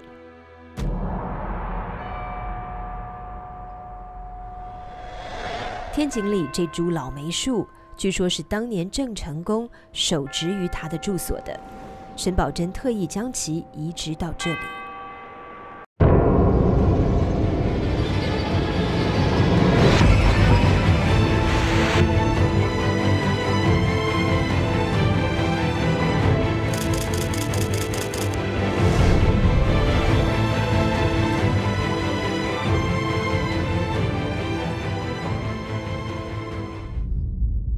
7月，丰收的季节，台湾山地原住民迎来自己1年1度的盛大节日——丰年祭，就像汉族人过春节。这是无日无夜、载歌载舞的狂欢节。他们以这种方式祭天、祭地、祭祖先。他们的祖先和汉人之间曾有过一段从矛盾冲突到逐步融合的历史交集。回想起来，或许百感交集，那就是从沈葆桢开始的开山抚番。长期以来的汉番分离政策，使得台湾东西部地区的发展严重失衡。西部基本完成了开发，但中央山脉以东的地区，也就是后山，还处于封闭原始状态，清政府的政令难以触及。牡丹社事件，日本出兵台湾，就是以后山不利中国版图，乃无主之地为借口。那陈婉英一到那边就开始要开山五荒，他目的是把这个申荒啊，把它这个加强汉化，同时呢设立那个官吏来治理，那就不是无主之地了，所以要开山五荒。台湾东海岸，飞旋于西太平洋岸边的苏花公路，居高临海，在峭壁陡崖间蜿蜒穿行。它被称为台湾最美的公路。它的动工年代可以追溯到140多年前。1874年，沈葆桢调集清兵，分北中南3路，开始艰难困苦的开山逐鹿工程。北路就是这条苏花公路的前身，逐鹿大军先后由台湾道夏宪伦和福建陆路提督罗大春率领，从宜兰苏澳开到花莲奇来。南路分别由海防同知袁文妥和总兵张其光率领，分2路从屏东推进到台东卑南。中路开工稍晚，由总兵吴光亮统帅，从南投临沂埔往东，横穿中央山脉，通向花莲璞石阁，打通前山和后山。这是距沈葆桢开山逐鹿80多年后，1950年代后期台湾中横公路施工的历史尽头。1万多退伍军人在这样险峻的地势，以如此简陋的工具开山凿岩。3年多的施工中，702人伤残，212人死于坍方坠崖、飞石夺命，大约每公里就付出1个老兵的生命。由此可以推想，沈葆桢那时的逐鹿更有多险多难。当时开山五荒是很艰苦的，台湾当时是人家很怕去的地方，因为山力也很水土不服，同时呢，这个申荒经常会袭击他，但是死的很多了。整个开山队伍仅仅是开工头5个月里，就有近2000名将士丧失了生命。沈葆桢的3路开山大军同时肩负着抚番的任务。开山和五荒连在一起，因为开山就无法五荒，五荒的话就必须开山，就2个连在一起。沈葆桢提出的抚番包括选土木、查民户、定民业、通语言、进绸纱、教耕稼、设番学、变风俗等等11项措施。这些主张用通俗的汉字编写成这本《训番俚语》，它由沈葆桢和福建巡抚王凯泰共同建审，作为番学堂的通用课本。这批台湾番俗图是传正学生所绘，当时后山地区所谓生番的状貌形态、居住环境、生产方式以及猎人头的习俗等等，被画笔记录了下来。还有抚番第一线的场景描绘，崇山峻岭间，一条新开的山路，驻扎着清兵营帐，几个生番头目前来表达规划之意，剃发归顺之后，府藩官员往往赏以衣装和类似这样的奖牌。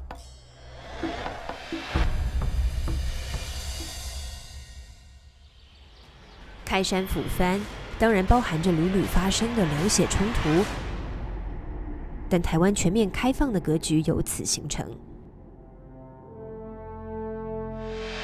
1875年11月，随着中路的贯通，开山竹路工程全线完工，北路205里，南路240里，中路265里。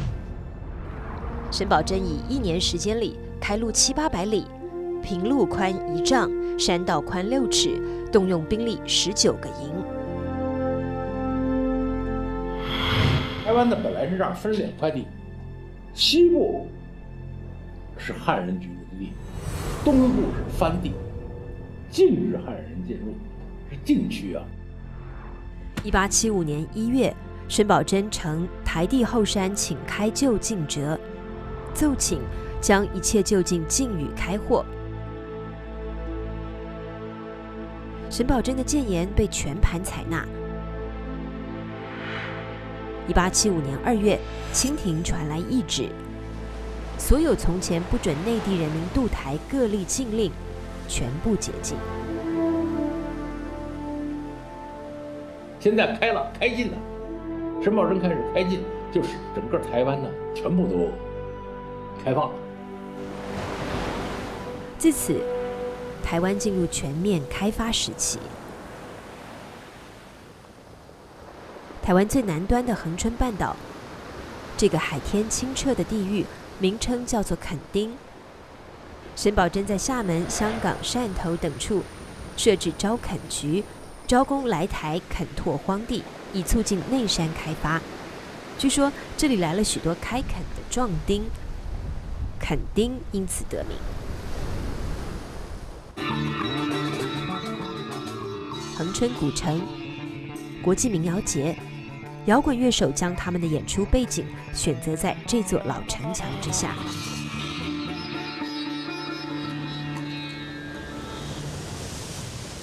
在与日军对峙于廊礁的时候，沈葆桢就派人前来勘察地势，筹划在廊礁地区建一个海防门户，并设立限制，以便将军事防御和行政权力往南延伸。一座新城就这样紧锣密鼓地规划好了。1875年1月，沈葆桢来到廊礁，敲定城建方案，并为他选择了一个温馨而又颇有寓意的名字——恒春。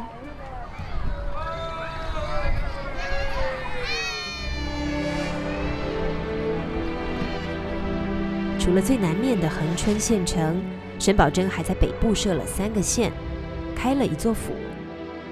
县是新竹、宜兰和淡水，府就是台北府。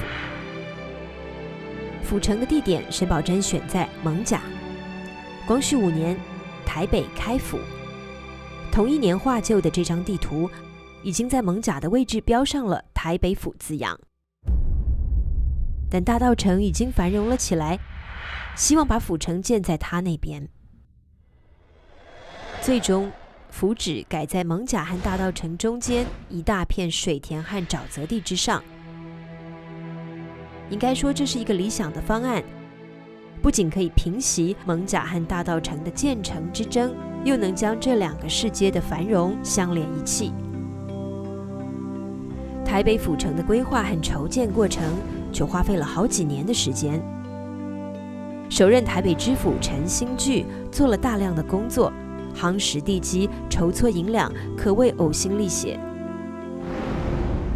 福建巡抚岑玉英2度赴台，最终拍板了总体规划。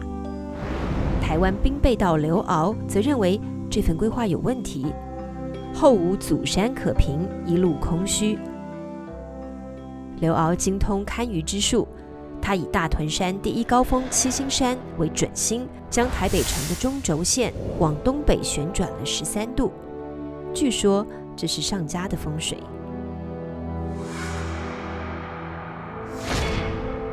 光绪8年，台北城终于破土动工。而动工之时，沈葆桢已经去世3年。沈葆桢是在1875年8月22日离开台湾的。他以奉诏督办南洋海防的身份出任两江总督。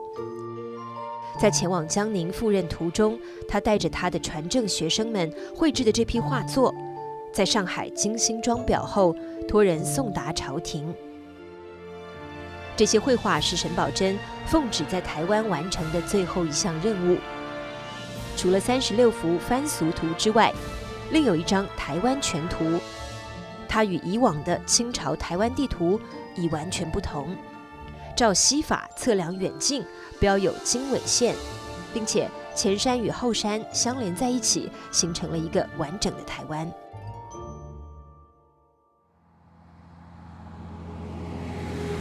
沈葆桢在台湾仅仅待了短暂的1年多时间，但台湾因他而开始有了一个新的格局。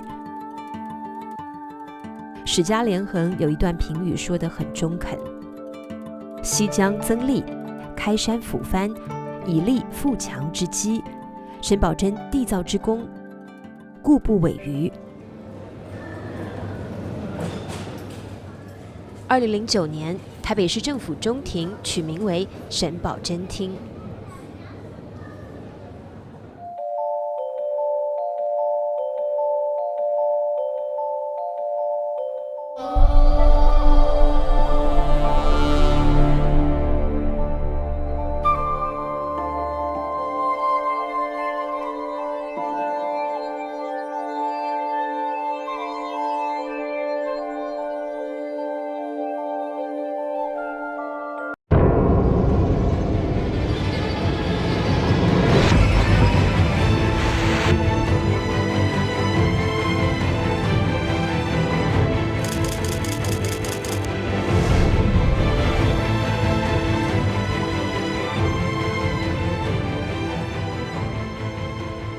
清光绪10年，战争的阴影再次笼罩台湾。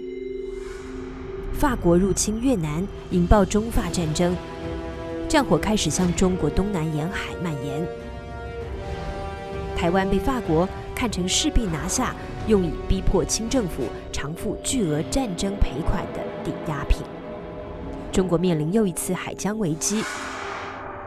6月，一位卸甲归田的淮军老将被朝廷火急召往北京。慈禧太后带着光绪皇帝在2天内2度召见了他。他是刘铭传。刘铭传，安徽肥西人，小时候得过天花，侥幸存活，脸上却留下麻点。又因在家排行老6，所以人称刘六麻子。他是一个农家子弟，而且少年时候犯过私盐，对吧？曾经杀过土豪。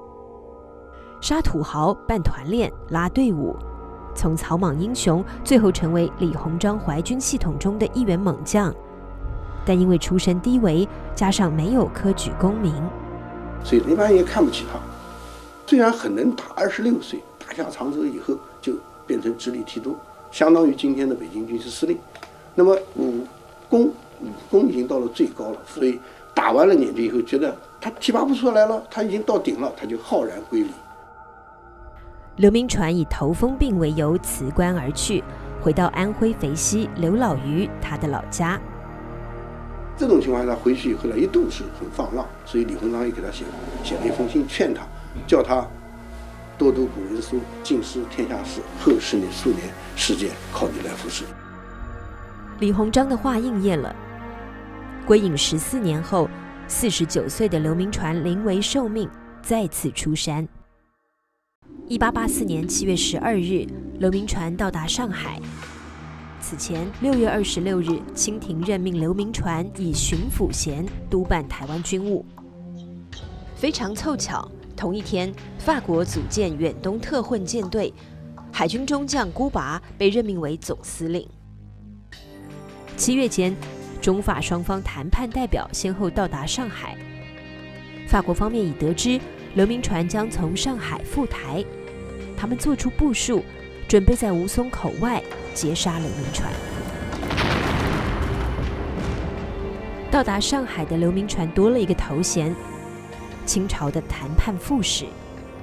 他展示给外界的形象似乎更像个酒徒，在公馆里连日置酒高会，对赴台行程答非所问。2天后，7月14日是法国的国庆。上海的法国人要热闹过节，悬灯欢庆。一场午宴后，那个更像是酒徒的刘铭传从法国人的视野中消失了。他换上便装，乘一条小舢板，悄悄登上海燕号游轮，带着他自己的134个亲兵旅夜赴台，他是要去建功立业。2天后，7月16日，刘铭传出现在台湾基隆。军情已经万分紧急，一到台湾，刘铭传就马不停蹄到北部防线视察。他判断法军将在基隆登陆，因为清朝官办的煤矿在基隆，法国远东舰队急需这里的煤矿作为燃料。刘铭传刚到基隆的时候，他也知道这边非常重要，所以他派那个总兵呢叫曹志忠来赶快来整建这个地方，可是来不及了，那战争就开打了。1884年的8月5日，法国舰队副司令李士卑斯率3艘军舰进攻基隆。基隆海口的几座清军炮台全遭法舰摧毁。第2天，法军开始登陆。一支海军陆战队大概有400个兵力上那个大沙湾那个岸上来。刘铭传在第2天呢，他就召集了大概将近有1000个兵力然后来把他们赶下去。刘铭传率清军守将曹志忠、张高原击退法军，出战小捷。1884年7月中旬开始，孤拔率舰队以游历为名，分批次驶进福州马尾军港。8月23日午时，马江上的法国舰队发动突然袭击，猝不及防的福建船政水师11艘军舰有9艘被击毁，另2艘搁浅沉江。仅仅半小时，船政水师全军覆没。法军继而炮击马尾船厂，由左宗棠、沈葆桢等洋务派要员惨淡经营10多年建造起来的中国最大的造船基地遭到重创。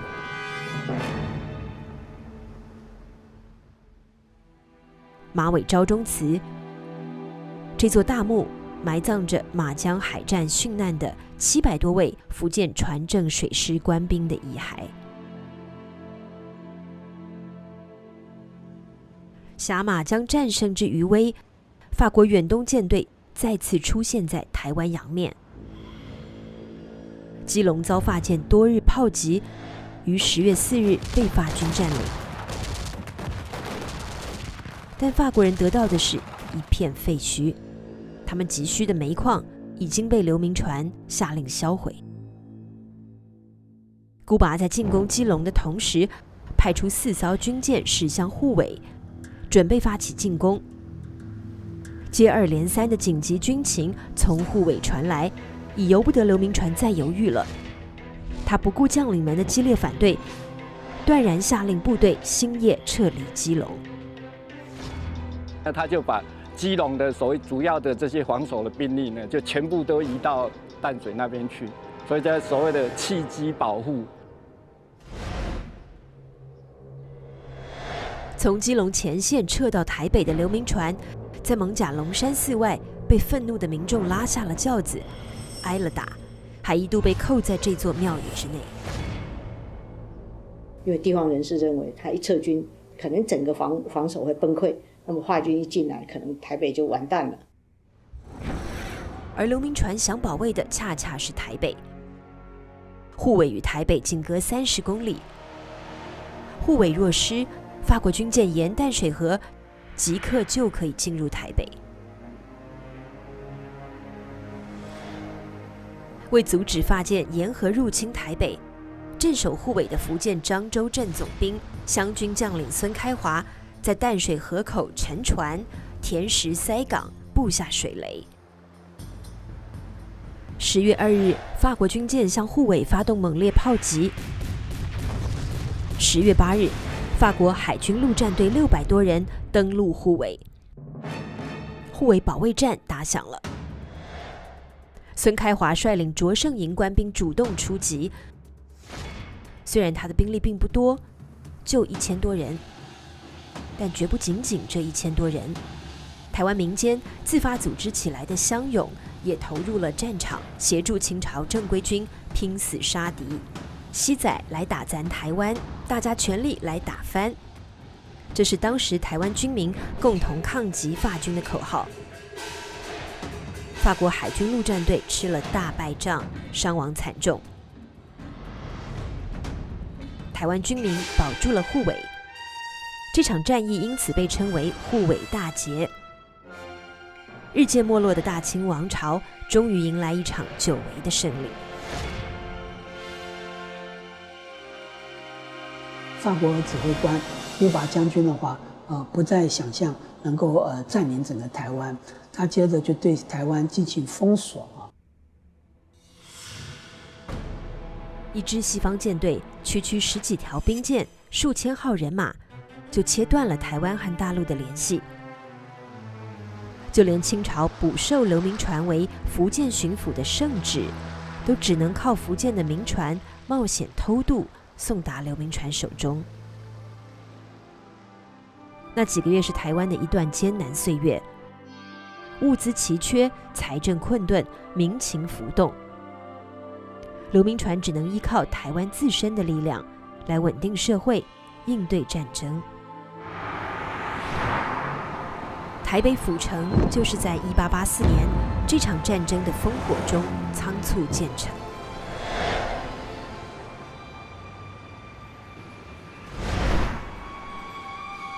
台北城在大南门之外还建了一座小南门，据说是专为板桥的林家而开。台湾最有钱的家族居住在这里，掌门人名叫林维源。当时诸多的官绅民众为疏解台湾的困境，纷纷解囊相助。林维源却一走了之，到厦门去了。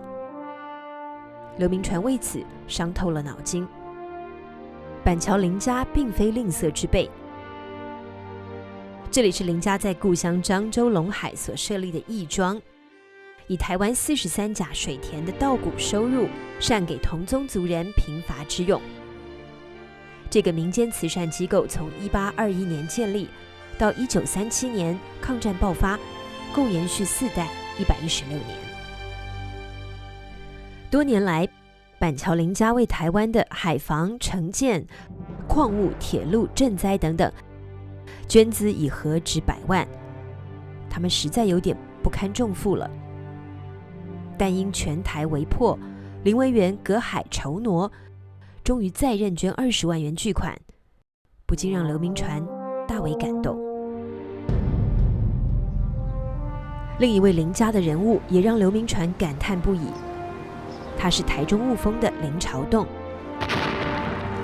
枪炮声没有停息，在封锁台湾的同时，法国调来精锐的非洲外籍兵团援军，试图跨过狮球岭，沿基隆河攻入台北城。那刘铭传利用山区游击战的形式，阻绝了法军攻占台北。林朝栋组织了一支500人的洞军，奔赴狮球岭前线，协助清朝正规军作战。那个是在一个春天哈，春天那个北边多雨嘛，那当时清朝的官兵非常辛苦装备当然不是很好，甚至打赤脚打赤脚，那时常下着雨。原来还穿着雨衣，最后连雨衣都没法穿了。林朝栋他在雨中挥刀这个指挥，是吧？伤亡很惨重。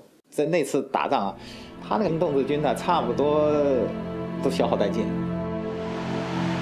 林朝栋在战场上的表现，让刘铭传刮目相看。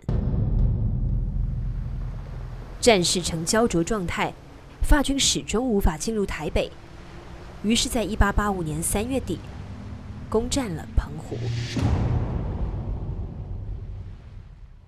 中国南边传来好消息，清军老将冯子材在镇南关大败法军。西元1885年4月4日，中法议和。6月9日，在天津签订中法新约。6、7月间，法军由澎湖和基隆撤离台湾。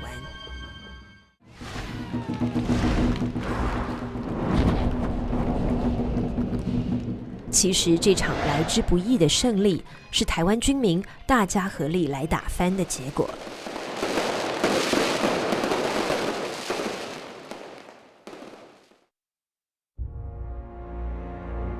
1874年，因为日本侵台的牡丹社事件，引起清廷第一次海防大讨论。中法战争，台湾成了一个主战场，再次搅得大清朝举国不宁。于是，清廷掀起了第二次海防大讨论。讨论结果就一定要加强海军，一定要加强台防，台湾很重要。结果最后就定出来要建省。1885年10月12日，清廷连发2道懿旨，一个就是设海军衙门，一个就是台湾建省。可以说加强海防，促进了台湾建省。福建巡抚刘铭传被任命为首任台湾巡抚。但是这个命令下来之后，当时反而在台湾的刘铭传觉得说这个地方藏囊建省。他说：“先不要设省，当我们把一切事情做得好了以后，我们再来建省。那背后就是说，台湾过去是在一个福建省之下的，所以很多地方都受到福建的支援，不管是财力、人力、物力。那一旦分省，就怕福建就不管了，那怎么办呢？”当时的闽浙总督名叫杨昌俊。杨昌俊也是个很有大局意识的人，也可能是由于他的老首长左宗棠的交代，所以打消了刘铭传的顾虑。然后杨昌俊和刘铭传两个相谈甚欢，两位大员推诚相见，力顾大局，使得闽台分治的诸多难题得以顺利协调。而两人谈出的最大成果，是解决了台湾建省的最大难题，也就是钱的问题。就是福建省每年协济台湾44万两银子这样一个计划，最后落实了。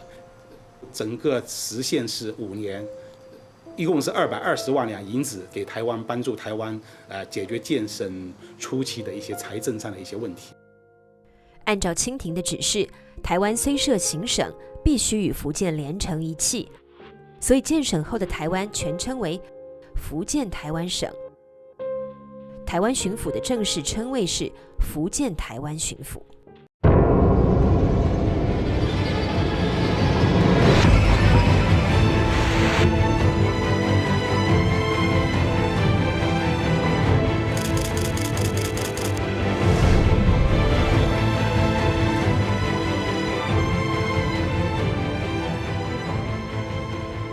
那怎么样把台湾建设好？其实最重要的是怎么样做军事布防。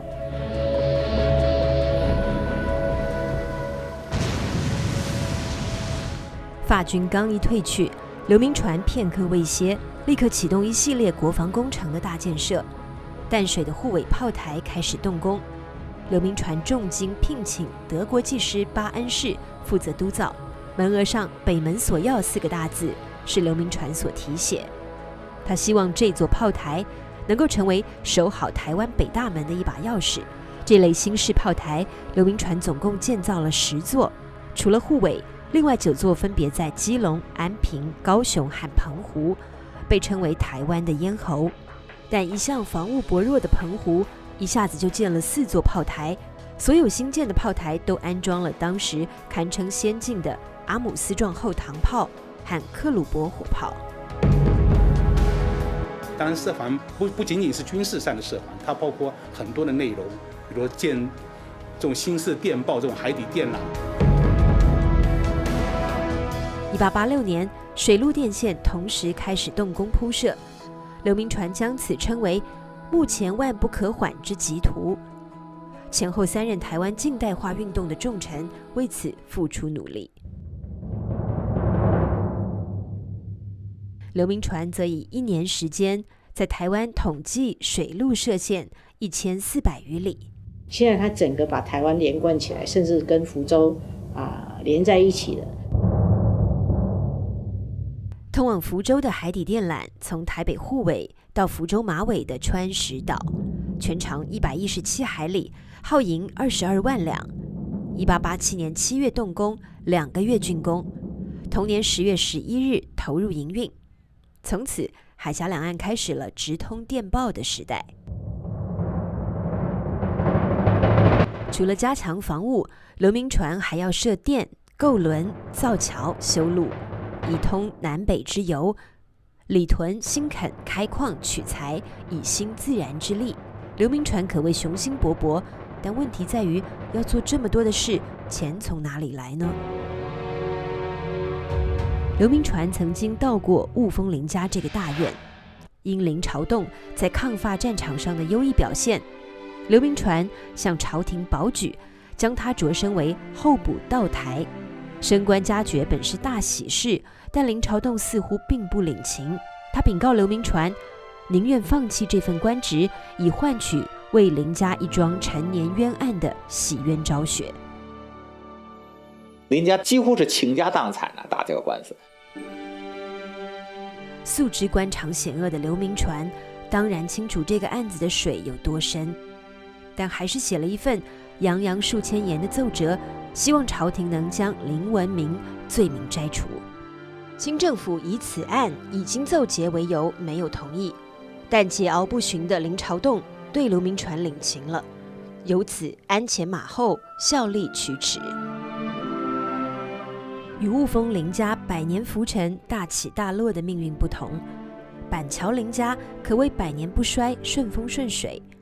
这在很大程度上因为他们有一个深谙发财之道的祖先，林维源的祖父林平侯。林平侯是福建龙溪白石宝吉上村人，大约在乾隆43年16岁时来到台湾投奔父亲。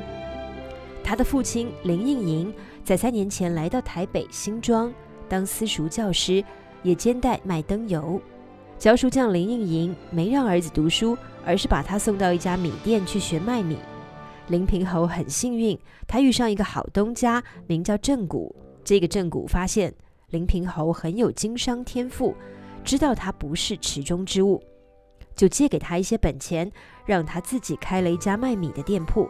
不久之后，也是遭遇了那场林爽文事件，战乱导致米价腾贵，卖米的小老板林平侯因此捞到人生的第1桶金，由此而发家。嘉庆23年，已经53岁的林平侯带着全家从新庄迁徙到大科坎，也就是今天的桃园大溪。大溪位于大汉溪中上游，水运便捷，山林广阔。林平侯早已看中了这里的好山好水。此时的林平侯身份已经大不相同。40岁那年，他通过纳捐步入仕途，几年间当到了广西柳州知府，官居4品。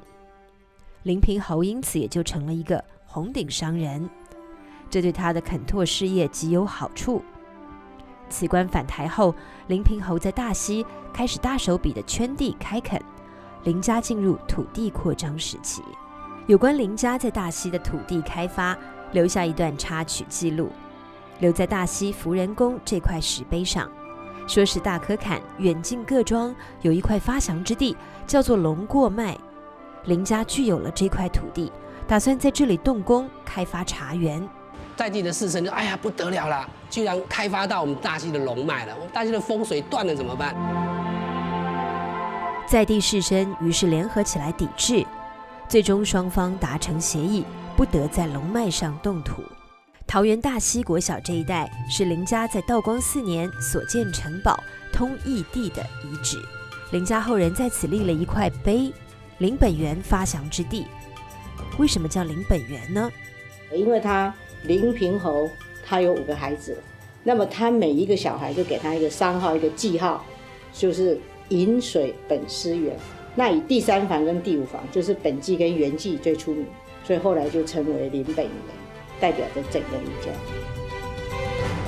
林本源家族在咸丰3年下了山，迁居到今天新北市的板桥。这3落大厝就是在那一年落成的。大溪开发35年，这个家族已经成了台湾最大的地主。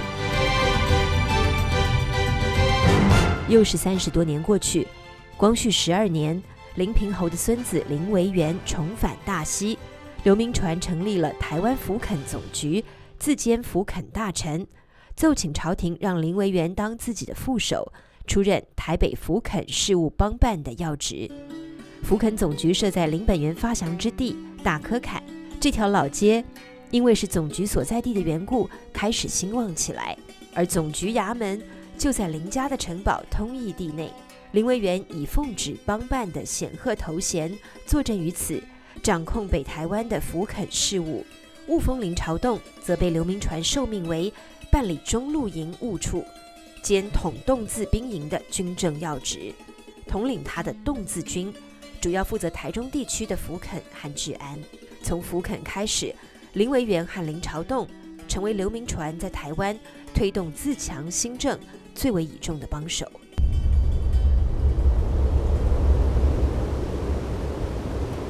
所谓府垦，也就是府藩和开垦。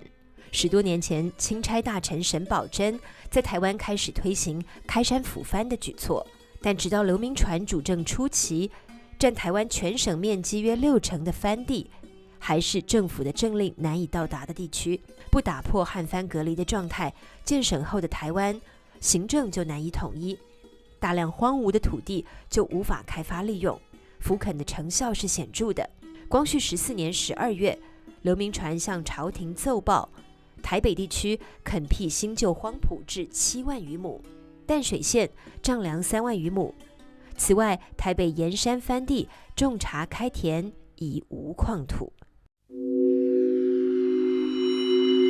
但府垦过程中残酷的兵戈相向，流血冲突也无可避免。光绪19年，清廷为祭祀清兵和番民双方的死难者，在大科坎建昭忠祠。刘铭传的继任者邵友莲写了这块祖斗同荣匾，以示对民番一视同仁之抚恤。这是刘铭传发布的清障土地清理田赋的告示。光绪12年、光绪13年、光绪14年，台湾的很多土地当时被地主们隐瞒了，就是用隐田，不跟国家上税。土地的总的情况是一笔糊涂账，所以说刘铭传提出要清赋，也就是把那些隐匿之田重新丈量出来，增加田赋，以增加国家收入。它最重要的一个目的是以台湾之财供台湾之用，以台湾自有之力养台湾之民。光绪12年，台湾开始大规模清障土地、清理田赋，这件事持续了3年多。清障出来的民田从之前的77万亩猛增到477万亩，田赋也由原来每年18万两增至67万两。台湾地方财政年收入则达到白银200万两左右。这是全台有史以来的第一次土地普查，而台湾也成为当时第一个完成茶田清赋的省份。这个政策的推进过程中，曾经激起一场民变。光绪14年10月，彰化县因清障引起官民纠纷，一位名叫施九段的人物率数千民众包围了彰化城，史称施九段之乱。最终，刘铭传靠着林朝栋的武装，才平定了这场危机。事件平定后，刘铭传只惩办主谋，不追究跟随起事的一般民众。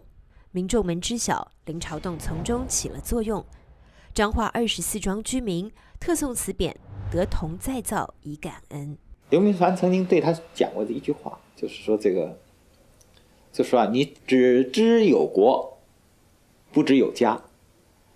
这样的呢，后来就把台湾的樟脑专卖权给了雾峰林家。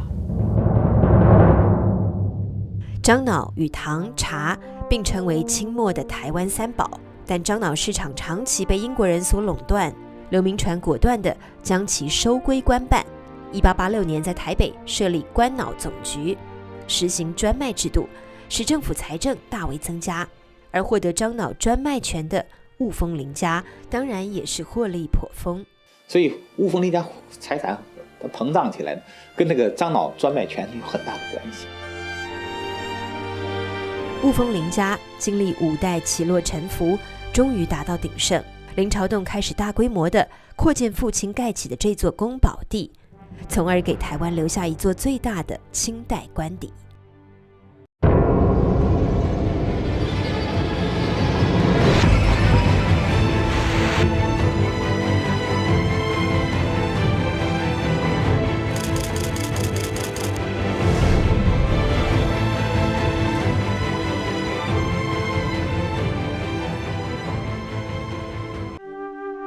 与宫保地相邻的这座豪门是林朝栋的堂叔林文清的府邸。林文清弃武从文，考中了清末台湾最后一届举人，而林文清的儿子林朝栋的堂弟林献堂，则在后来的日据时期成为台湾民族运动的领袖。北边的板桥林家也开始大兴土木。林维园从光绪14年开始建造这座私家花园，参照了苏州园林的造景方式，整座园林占地5500坪，历时5年完工，是清代台湾规模最大的建筑。在刘铭传主政台湾期间，林维园结成相助，板桥林家也因此步入最辉煌的时期。这座极尽繁华的花园就是一个象征。而板桥林家所拥有的土地，每年田租达50万担，可谓富甲台湾。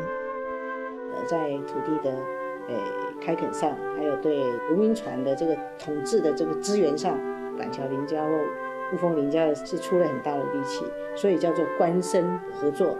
那个时候是官绅合作，关系最好的。那当然，你要林家做出这么多的贡献，总是帮助政府，政府也会给他们一些好处嘛。所以到刘铭传的时候，他们就变成台湾最大的家族。台湾2个超级家族就是这2个林。到台湾做生意的洋人日益增多，刘铭传找到林维园，还有茶叶巨商李春生，请他们出资建一个洋人区，以便招商兴市。于是，在淡水河边有了台湾第一条洋人街，也就是今天的台北贵德街，当时名叫建昌街和千秋街。这条300多公尺的小街，今天已经显得清极狭窄，但当时却是一条流淌着滚滚财富的金街。台湾茶叶创造的经济奇迹，到刘铭传时期达到了鼎盛。茶商们大概没想到，巡抚刘铭传不仅关注茶叶市场的动态，并且发现了其中的问题。因为台湾茶开始崛起，那时候同业之间难免有杀价竞争啊，或者是有些不良的成品啊，有点影响到市场秩序。所以在1889年的时候呢，台湾巡抚刘铭传呢，他就下令来成立一个叫茶交永和兴的组织。交就是交行的交，就是茶叶的同业组合。那这个组织的目的呢，当然就是要团结同业，扩大生产。那当然最重要是要防止这个伪劣的情况出现，统合业界的力量，然后维持市场的秩序，同时共同去打开国外的市场。茶交永和兴最终发展为台北茶商公会。茶商们供奉的茶交妈祖，见证了台湾茶叶从无序到有序发展的历程。台茶的辉煌100年延续，一直到今天。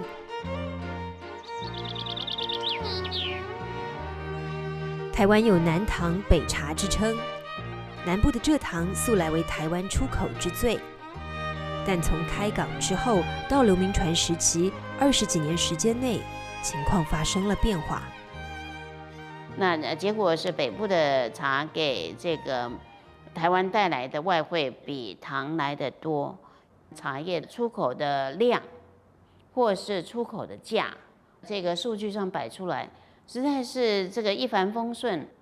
我们说它几乎都是这样子很漂亮的一个直线在上升的。在筹划台湾建省之初，刘铭传与闽浙总督杨昌俊共同把省城选定在台中，并在大墩路这一带启动城建工程。但形势比人强，茶叶贸易导致台湾经济重心由南向北转移。刘铭传在台北的建设加速了这个进程，并且因他常驻台北的缘故，台湾的政治中心也随之北移。那是在这样的一个背景底下，后来把台湾的行政中心就移到台北来，是这么一个背景。1894年4月，台湾的省会正式由台中改为台北。台北北门内的这条街名叫府台街，这是刘铭传的官轿时常过往的地方。那时这片衙门还没有建起，巡抚刘铭传没来得及给自己盖官署，他和家眷随员在很长时间都住在今天中山堂对面的淡水县署内，住房狭促，但他所在的这座城市则面貌日新。1886年3月，北门外建成军装机械局，它是台湾第一家近代化军工企业。之后，刘铭传又在小南门内建起机械火药局。街头出现了洋包车，这是当年除了京城和十里洋场上海滩之外很少见到的时髦货。道路拓宽了，铺上了石板。西门内的这条街被称为石坊街，因为街心这座急公好义石牌坊而名。牌坊后来移到了228和平纪念公园。这是刘铭传为表彰台北士绅洪腾云独资捐建台北考棚而奏请朝廷下旨赐建的。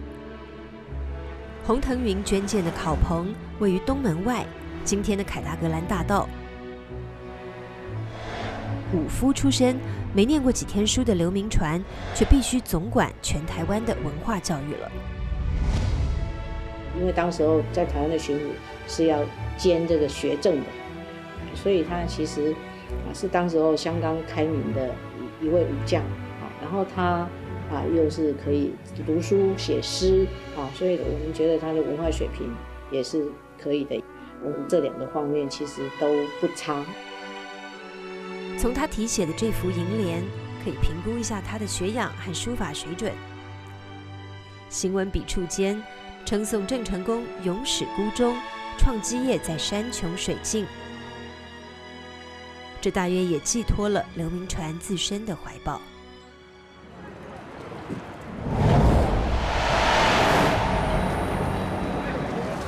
1888年，刘铭传在台北创立了新式公司，装置蒸汽燃煤发电机，点燃了台湾第一盏电灯。电灯装饰后，日夜通明。台北民间于是有了一句俚语：钦差已经点灯火，灯火点来叫月光。刘铭传用了很多新式的玩意儿用在台湾，带领台湾的现代化，刘铭传的铁路，刘铭传的机器制造局，刘铭传的电话电线，电灯也有了，人力车也有了，澡堂也设了，他也设了西学堂，还设了番学堂，就是只要他能想到，他都去做。所以很多的欧洲人说奇怪，中国人怎么会有这么一号人物？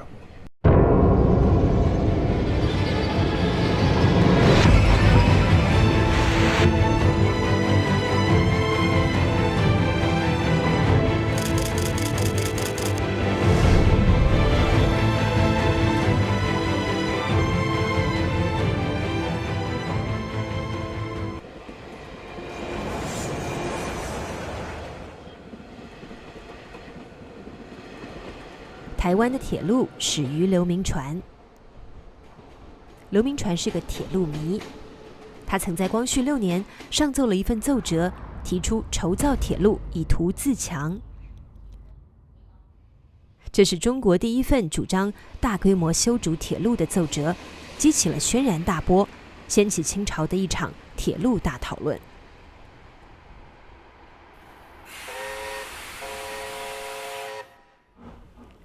那时，在大多数中国人的眼中，铁路和蒸汽机车被看作是西方人的奇技淫巧，认为修铁路会失我险阻，害我田庐，妨碍我风水。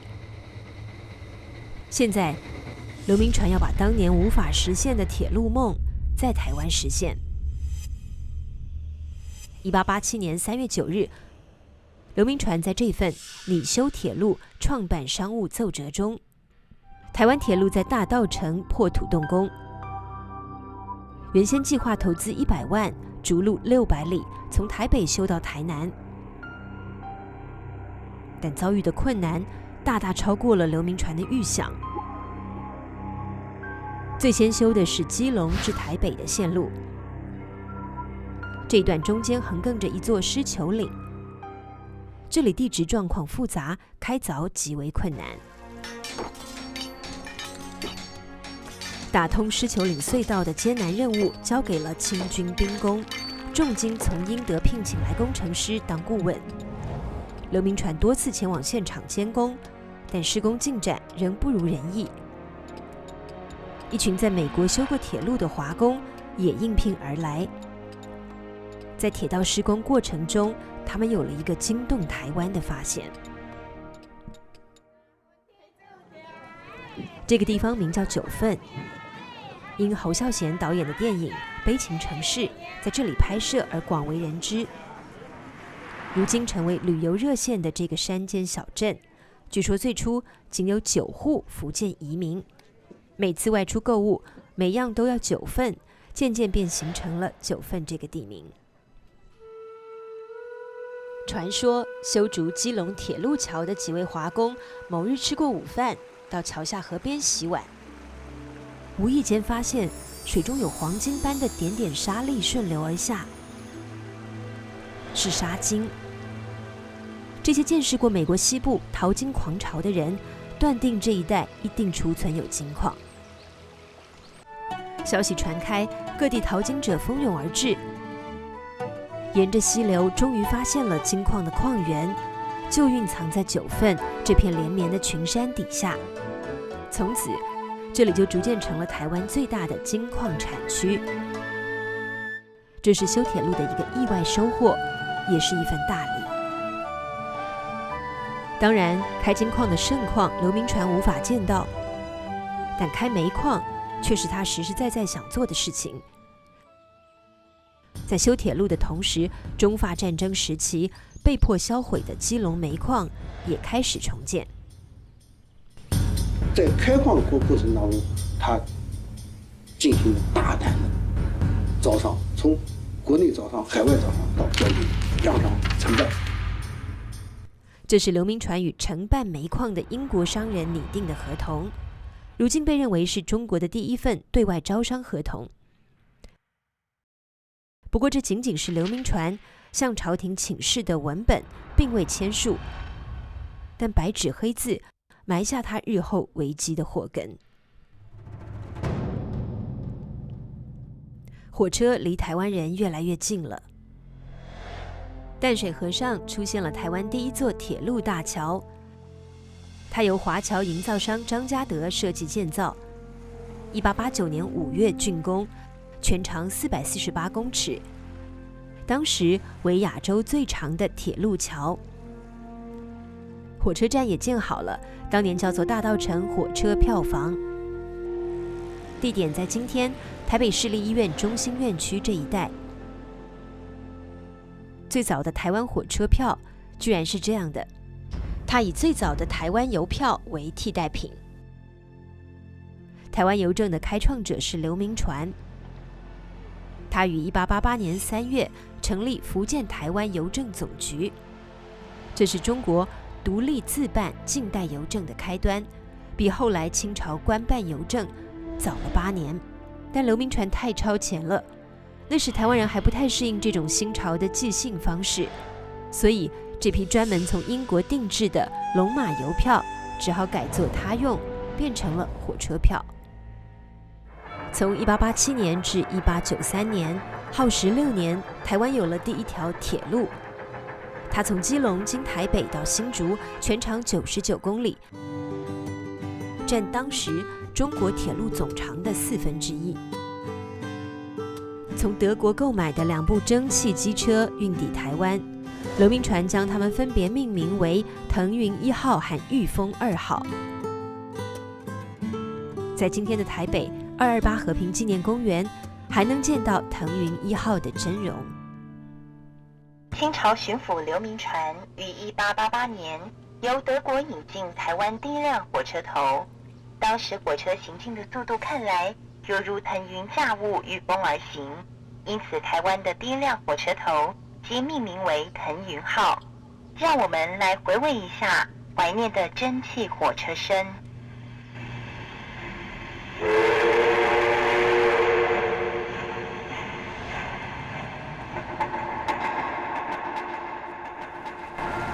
我告诉你，不管是这个英国人，或者是美国人，或者日本人，他们有一个共同的整体的评价，就是刘铭传把台湾建设成中国最现代化的省份之一。在台湾近代化过程当中，像沈葆桢、丁日昌都是起了很大作用的。但是真正最后集大成者是刘铭传。刘铭传他是台湾近代化或者现代化的一个最重要的一个设计师。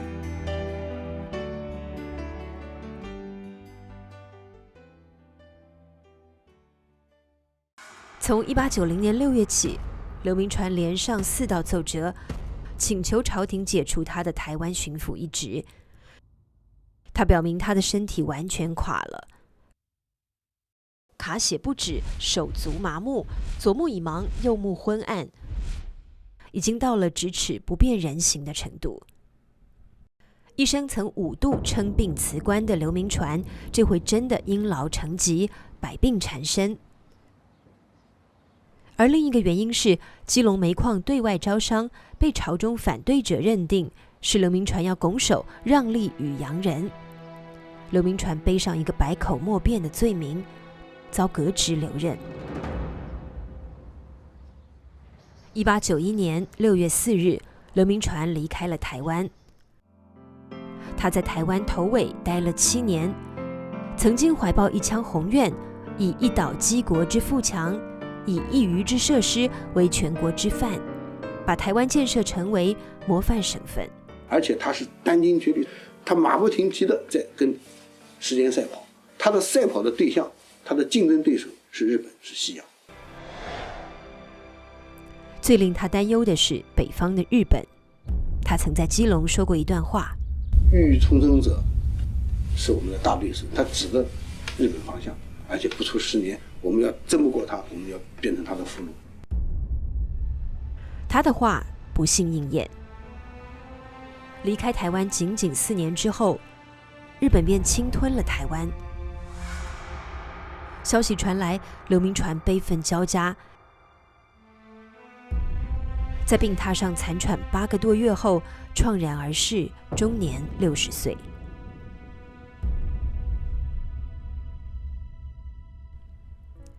1890年末，在即将离开台湾时，刘铭传做了他在台湾最后一件重要的事，把他一手创办的西学堂和番学堂搬到了新建的校区，2个学堂相邻相傍，大致的地点就在台北西门城楼、宝城门这一带。番学堂是为培养少数民族子弟，以其融合汉番关系，而西学堂则是着眼于培养建设台湾的新式人才，这是他的愿景。为此，临行前，他把朝廷历来给他的巡抚养廉银全部捐给了这2个学堂。走的时候是两袖清风走的。在台北建成130周年的时候，他的身影又出现在台湾。有人为他重新塑造了一尊雕像，没有首任福建台湾巡抚的威严气势，更像是古早故事里的一个清朝老阿公。当年台湾亮起第一盏电灯的街路上，他在灯火阑珊处。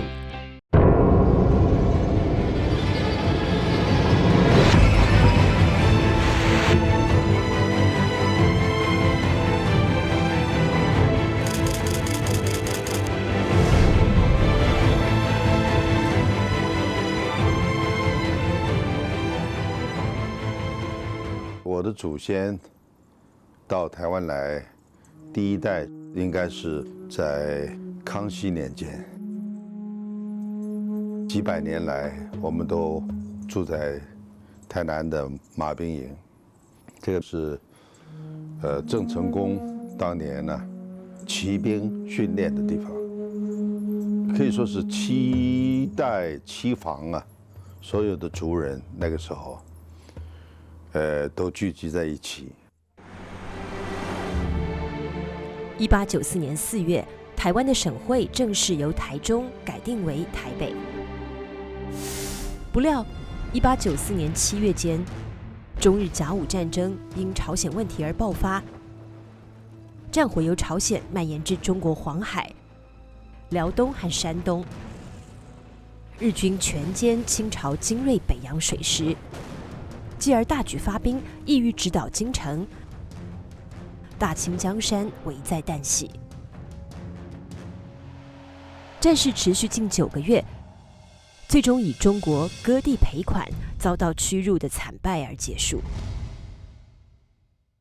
战火却没有消停，战场换成了千里之外的台湾。1895年，岁次乙未。台湾进入危急存亡的关头，这是台湾巡抚唐景崧发布的抗日招兵布告。唐景崧，广西灌阳人，因在越南抗击法军有功而调任台湾兵备道。甲午战争爆发后的1894年10月，接任台湾巡抚。危难之际，唐景崧积极筹防战守，也算是竭尽了全力。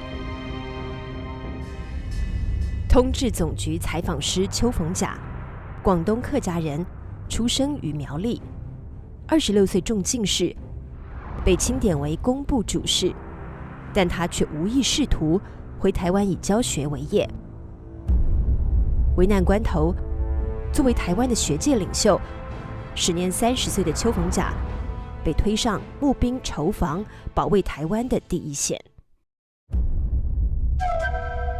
日本马关春帆楼，一个以烹制河豚美食而闻名的餐馆，从1895年3月20日开始，中日两国在此举行了6轮停战议和谈判。李鸿章和他所代表的国家已经成为一条任人宰割的河豚。谈判的过程中，日本方面就提出了非常苛刻的这个停战的条件。李鸿章在这个过程中也反反复复的几次的，甚至以台民反对以台民吸食鸦片等等争取不割让，均遭到伊藤博文的反驳。割让台湾是他势在必得的。在马关被日本刺客开枪击中脸颊的李鸿章，带伤在谈判桌前向伊藤博文苦苦恳求。连李鸿章都不知道，早在第3次谈判期间，3月24日下午，日本比志岛混成支队5000多人就突袭攻陷了澎湖。日本是要造成占领澎湖、直逼台湾的既成事实，迫使清廷早日接受日本最为苛刻的条件。1895年4月17日，李鸿章被迫与伊藤博文签订了丧权入国的马关条约。中国赔偿日本2亿2白银，大约相当于晚清政府10年的财政收入。清朝的龙兴之地辽东半岛被割让给日本。后来因为鄂法德三国干涉，日本只好放弃，由清政府再付3000万两白银赎回。台湾及澎湖列岛被割让给日本。春季4月的北京城，云集着数千名从各省前来参加会试的举人。在急切等待放榜的日子里，不料先等到的竟是一个割地赔款、奇耻大辱的条约。狂飙奏起，朝野震动。当时台湾在京举人王纯元、罗秀慧、黄宗鼎，以及台籍京官叶提彦、李清奇，垂手顿首，痛哭流涕，率先上书督察院。与其身为降奴，不如死为义援，表达了这么一种心声，画出了一种各夫之痛。广东举人康有为联合各省举人公车上书。康有为在里面讲到，台湾举人垂涕而请命，莫不哀之。那后来他也感到士气可用，然后就去发动各省举人联名上书。康有为以1昼2夜草为万言书，请聚合变法迁都。这份万言书上留下18省603个举人的签名。台湾5人上书，18省举人上书。清政府的各级官吏也纷纷上书，反割台的上书大潮在北京汹涌。4月中旬至5月初，奏章共140件，签名者数千人。割台的噩耗传到台湾，台人奏闻之，若午夜暴蚊轰雷，惊骇无人色，奔相走告，俱哭于市中，夜以继日，哭声达于四野。台北中山堂一带曾经是台湾巡抚衙门所在地。台湾哀愤的民情通过巡抚唐景崧的电奏稿一次次发往北京。万民愤慨，势不可遏；台民愤恨，必不服窝；台民愤急，台民不服。台北鸣锣罢市，游行抗议，声民们涌到巡抚衙门，呈上集体写成的血书：万民誓不服窝，割一死，据一死。宁先死于乱民手，不愿死于倭人手。邱逢甲是这场反割台运动最重要的领导者。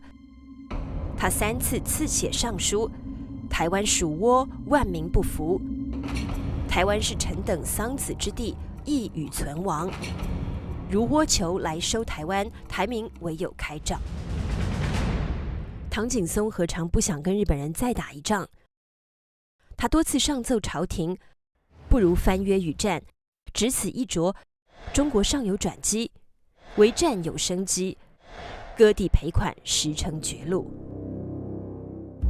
血泪呼号已于事无补。以邱逢甲为首的台湾官绅们推出一个自救方略，这是唐景崧的幕僚，曾任清朝驻法、德、意公使馆参赞的陈济同想出来的。唐景崧啊，他是接受了陈济同的一个策略，就是成立台湾民主国。这个绝地求生的筹划是援引国际公法、勒占领土必视百姓从为等成立，争取国际干预，以使日本放弃割台条款。台湾民主国当时并不是说要自外于中国，而是说以台湾民主国的名义的话，就看能不能就是说可以免除于被日本人统治。这是台湾民主国的国旗，图案为蓝地黄虎。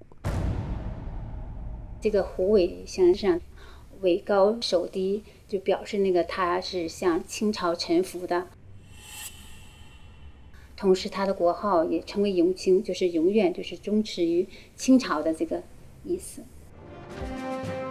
5月25日，台北举行承印大游行，民主国在凄风苦雨中成立。邱逢甲、刘永福等人担任要职，唐景崧被拥为总统。5天前，清廷已经解除他的职务，谕令文武官员内渡，他却被台湾民众留了下来，坐上这把他并不想坐的交椅。就职典礼上，唐景崧失声痛哭。6月2日，清朝代表李经方在基隆三貂角外海面上，与日本代表华山资纪完成台湾交割手续。李经方是李鸿章的儿子，他是极不愿意充当这个角色的，他不敢上岸，坦言怕被愤怒的台湾民众杀死。其实此番交割也就是个形式而已。这纸文书签订的4天前，日军已经登陆台湾。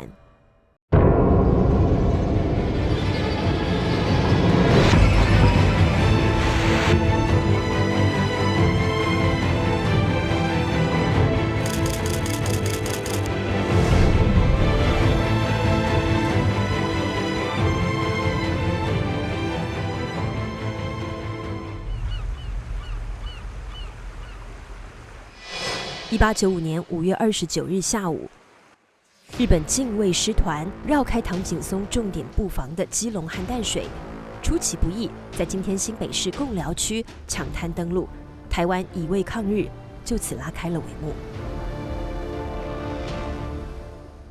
近卫师团是日本天皇的亲卫军，是承载着天皇荣誉的精锐师团，师团长陆军中将北白川宫能久亲王是明治天皇的堂叔。登陆澳底的北白川宫能久，在他的临时营帐前留影，端坐于皇室沙发，马靴踩在台湾的土地上。登陆后，近卫师团第1旅团迅即发兵，翻越三貂岭向基隆推进。日军迂回包抄的进兵路线，打乱了好为之兵的唐景崧所苦心设计的防守计划。仓促应战的越勇一触即溃。基隆、台北的门户，6月3日，日军8个中队4000多人向基隆发起猛攻。基隆攻防战在倾盆暴雨中展开，经过5个小时激战，基隆街市被日军占领。尽管不乏热血杀敌的将士，但北部防线很快就全线崩溃了。6月3日，在占领基隆城之后，日军又攻陷城外制高点狮球岭。省城以北已无险可守，台北岌岌可危，大量溃兵涌进城内，一团乱象。唐景崧已经完全控制不了局面了。6月4日夜间，巡抚衙门大院遭败兵纵火，唐景崧逃出衙门，微服夜奔淡水。2天后，搭乘德国商船雅莎号仓皇西渡，离开了战火燃烧的台湾。6月6日，蒙甲杂货商辜显荣前往基隆，引导日军进入台北城。事后，他获得日本总督的特别关照，由此一系致富。6月7日，近卫师团前锋部队占领台北。11日，北白川宫能久率大队日军由北门进入台北城。这座命运多舛的城市，在建成仅仅10年之后，就这样落入日军之手。台湾布政使司衙门，清代台湾最大的官厅建筑，变成了日本帝国的台湾总督府。6月17日，日本首任台湾总督华山资纪在这里举行台湾史正式。此后，日本便把这一天看作其对台湾统治的开始，称作史正纪念日。史正式2天后，6月19日，近卫师团山根信成少将率混成支队南下，试图一举拿下新竹，以打开南进通道。但是日军推进的步伐无法再如台北那么轻快了。桃园、新竹、苗栗地区境内遍布闽越移民的村落，以客家人居多。在台北陷落之后，这片土地的垦拓者们揭竿而起，为保卫家园而战。他们以竹篙、雕菜刀的原始武器，向具有近代装备的日本正规军做壮烈反抗。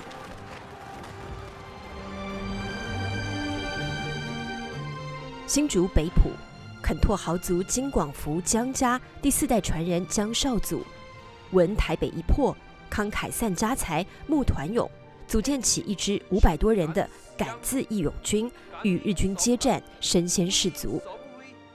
江少祖此年19岁，是台湾抗日义军最年轻的首领。苗栗头份开武馆的徐湘，苗栗铜锣湾的教书先生吴汤兴，也拉起了抗日义军队伍。他们和江少祖都是广东客家移民后裔，也都是秀才，后人于是称他们为客家抗日3秀才。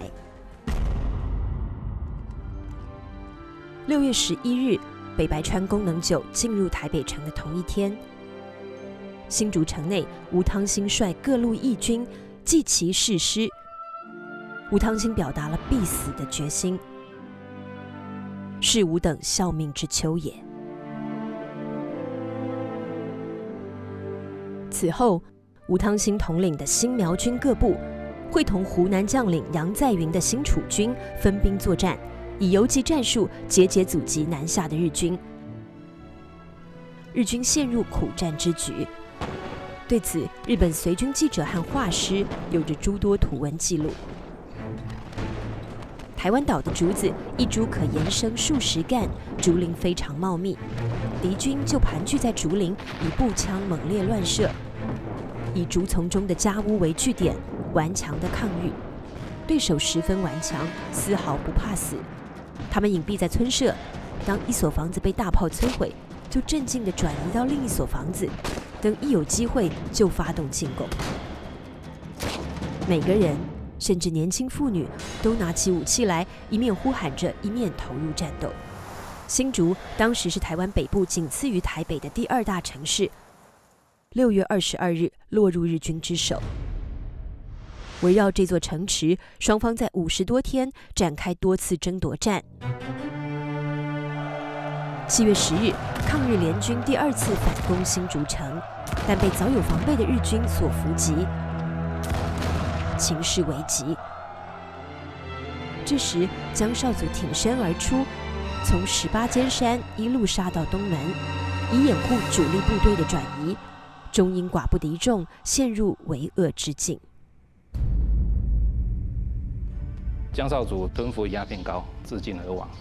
在他身亡之前，题下了绝命诗：“男儿因为国家计，岂敢偷生降敌夷。”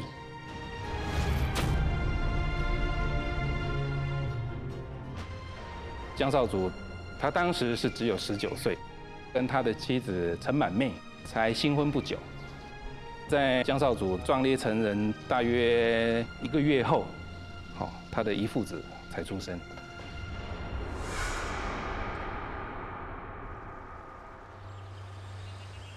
大柯坎溪流向淡水河，是桃园山区的汉人将茶叶樟脑输往台北的黄金水道。现在这片山河竖起了闽南人的抗日旗帜，主要首脑是福建安溪移民的后代，樟脑制造商苏立，以及苏立的内侄苏俊、外甥陈小皮。他们集众数千人，组建成三角勇义民营。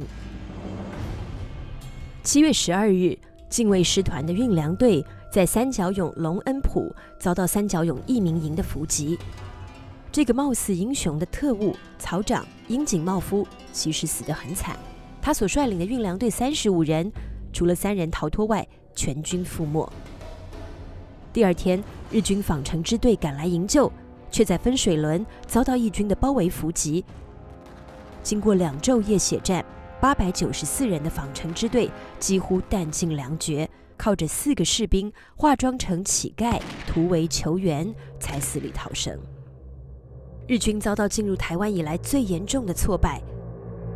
不禁惊叹：举凡新竹、台北间一带土地，若说它山河草木全是土匪，也未为不可。日军南征计划严重受挫，只好暂缓南进。从7月下旬开始，由山根信成少将率大队日军沿台北至新竹之间展开无差别扫荡，实施报复性的焚村与屠杀。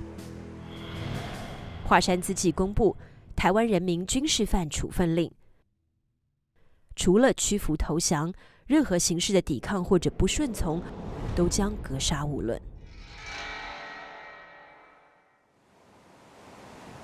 7月25日，被日军重点搜捕的邱逢甲，从台中梧栖港携父母登舟内渡。这是距唐景崧离台的49天之后。行前他写下6首离台诗，一句孤城无力可回天，道尽多少悲怆无奈。诗中也表达了有朝一日卷土重来的不甘之愿。台湾民主国的主要人物相继前往大陆，但刘永福依然坚守在台南，苦撑待变。刘永福，广西钦州人，曾率领他号称黑旗军的队伍，在越南战场大败法国军队。甲午战争爆发后，时任闽粤南澳镇总兵的刘永福被清廷紧急派赴台湾帮办防务。台北失守，唐景崧西渡后，6月28日，台南生民数千人在关帝庙前集会，公推刘永福继任台湾民主国大总统。总统府就设在台南大天后宫内，但刘永福坚持不就。他进驻台湾兵备道衙门，仍然以钦差帮办台湾防务、闽粤南澳总兵的名义，在危难之际扛起领导抗日的最高军政职权。刘永福向全台军民发出抗日告示，他的队伍依然沿用了黑旗军的称谓，但实际上包括了大量没有撤离台湾的清朝正规军。这是当时以台湾民主国名义发行的邮票、纸币和股票。台湾已处于无天可御、无主可依的困厄境地。刘永福和台南官绅们穷尽一切办法，维持战时的经济运转，苦撑抗日保台的危局。8月，台湾反抗军在彰化进行了乙未战争最大的一场会战。彰化在中台湾，彰化城，然后它东边有这个八卦山当屏障，所以是一个这个军事地理上非常重要的一个要塞，把大军全部集中到这个八卦山上。刘永福派出心腹将领浙江人吴鹏年率黑旗军北上，组织彰化会战。吴汤兴、徐襄率新苗军残部从苗栗撤退南下，台湾抵抗军数千人云集彰化城。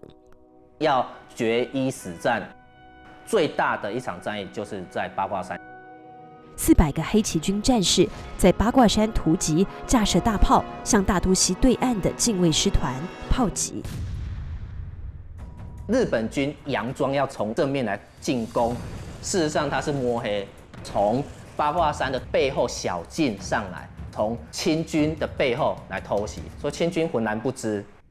吴汤兴、吴鹏年等人都死在彰化八卦山的这一场战役。这天是1895年8月28日。70年后，1965年，当地农民在犁地时，意外挖到一个埋骨坑，内有679具骨骸。经考证，均为当年八卦山之战的抗日英烈。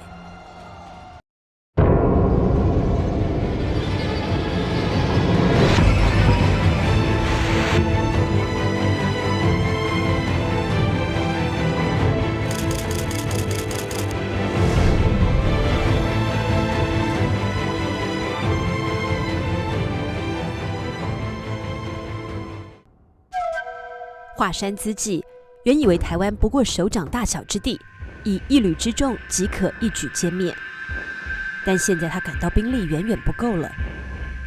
大本营迅即增兵，混成第4旅团、第2师团相继赴台增援。日军成立南进司令部，制定新的作战计划，4万大军海陆并进，分3路围攻台南。嘉义布袋港10月10日，混成第4旅团在福建公真爱亲王率领下在此登陆。真爱亲王是北白川宫能久的亲弟弟。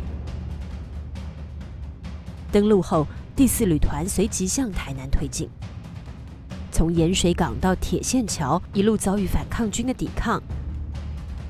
真爱亲王的部队于是发动强力扫荡，仅数日间，被第5联队枪杀斩杀的敌兵有600-700人以上，如果加上第17联队所杀者，则应有1000人以上。混成第4旅团登陆布袋港的第2天，10月11日上午，第2师团在陆军中将乃木希典率领下，从屏东枋寮登陆。枋寮北岸的嘉东角是屏东客家6堆部落中的左堆所在地。日军登陆的当天，左堆首领萧光明领导义军正面迎敌，打响南部抗日第1战步月楼之战。萧家古厝步月楼当年是进入嘉东角村的城门，发生在这里的战役让日军留下深痛印记。进攻步月楼的整个第3中队皆陷于死地，最后以死伤52人的代价，靠着增援部队才攻破这个城楼。日本人到最后占领了，还把这些乡民都抓起来，他怎么样呢？他就闻，这手上有火药味，就马上就把你这个处决掉了。步月楼之战45天后，6堆地区爆发了一场更大的战事——火烧庄之战。火烧庄原名长兴村。11月26日，在大总理邱凤阳的率领下，6堆义军与第2师团山口速成少将的1000多精锐部队血战半天，刀断矢尽，惨遭屠戮。据日军统计，此战他们杀了300多人，烧毁4个村庄，长兴村在一炬之下化为灰烬，由此名叫火烧庄。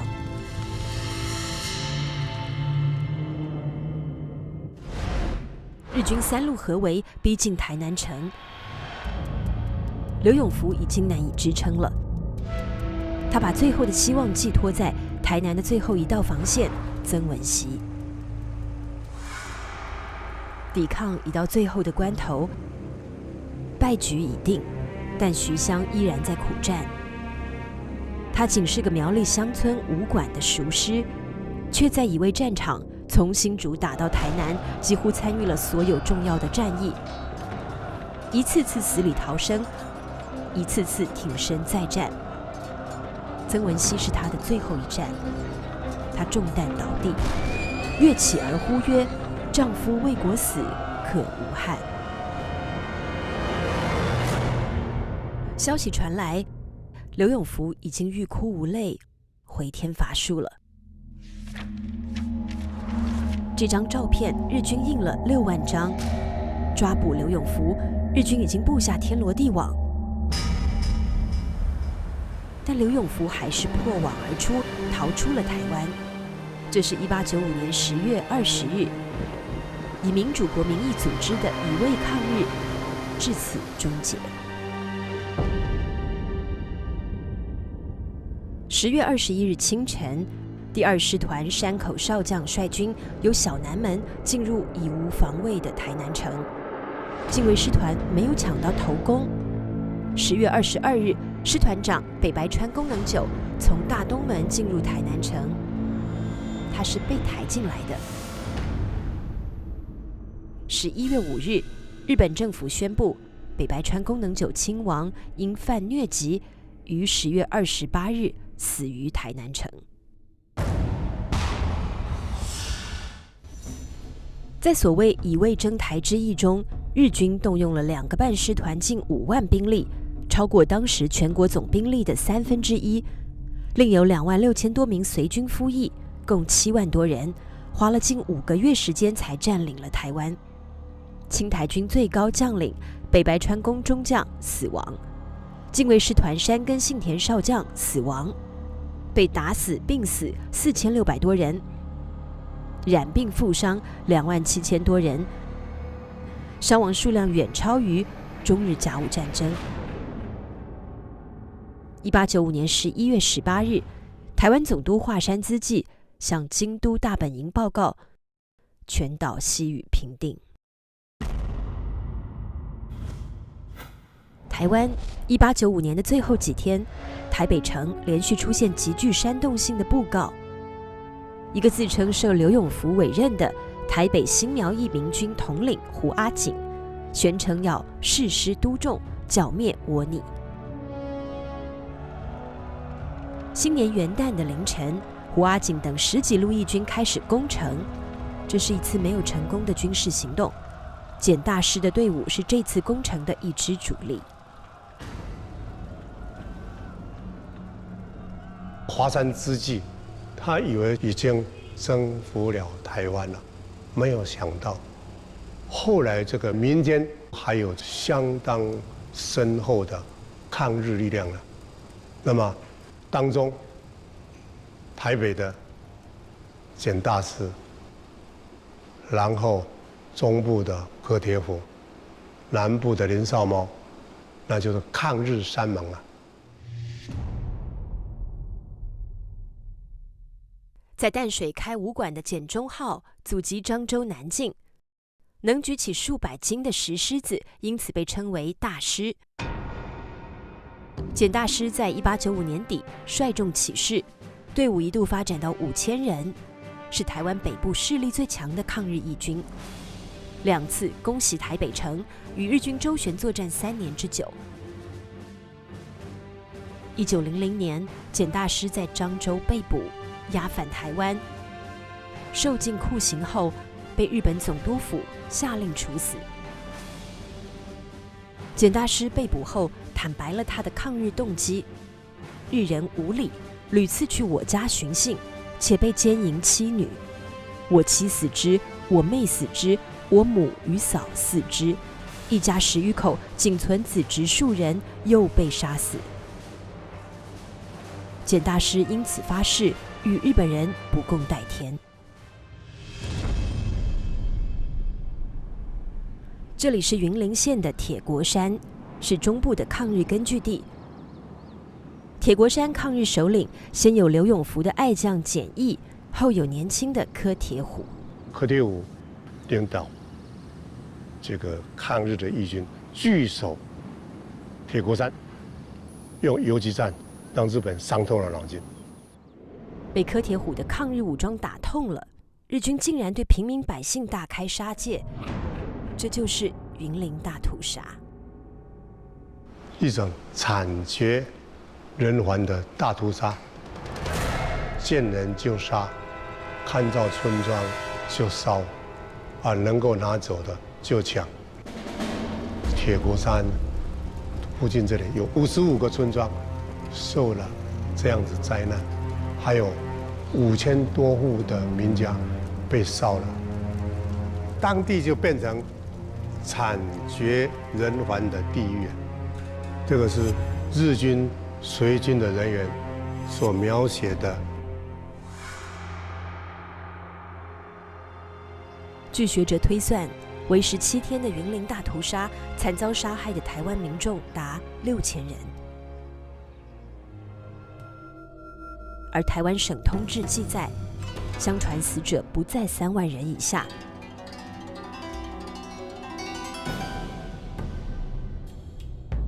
云林大屠杀震惊国际，境外媒体发出最愤怒的声音：日本人正采取歼灭所有台湾人的策略，台湾人的收获被破坏，家园被烧毁，祖先坟墓被挖掘，妇女遭凌辱，愤怒到极点。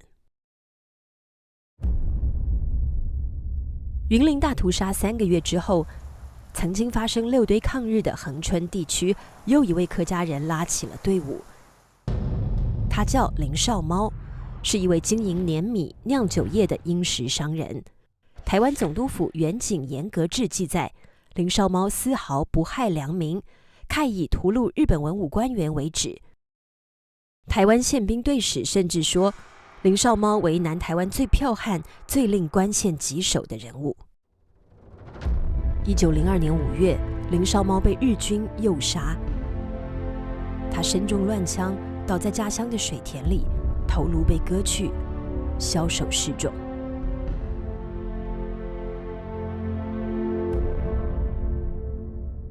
1915年，日本统治台湾的第20个年头，台南一座名叫西来庵的王爷庙，一个号称大明慈悲国的抗日政权在此成立，领导者是余清芳以及罗俊、江定等人。他们都曾在乙未割台时参加过抗日义军。余清芳以西来庵为根据地，他在此设坛布道，发展信徒，宣称日本的气数已尽，号召信众们起义，推翻日本统治。消息败露，罗俊被捕，余清芳逃至台南交8年，和江定会合，于1915年7月率数千信徒举行暴动。他们拿着如此简陋的武器，发起一连串对日本人的袭击，并在虎头山与日军血战3昼夜。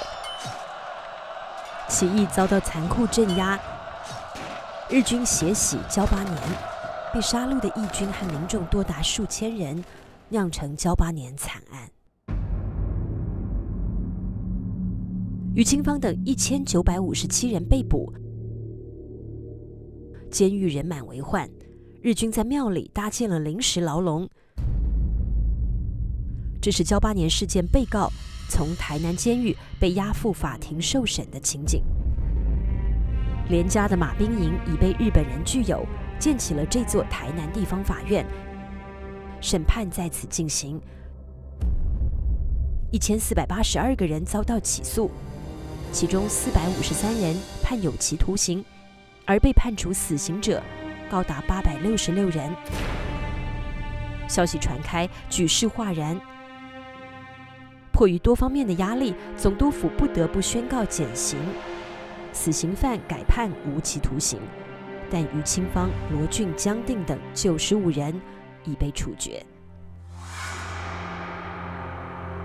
1915年的这起交8年事件，是台湾持续20年的武装抗日规模最大、牺牲人数最多的一次。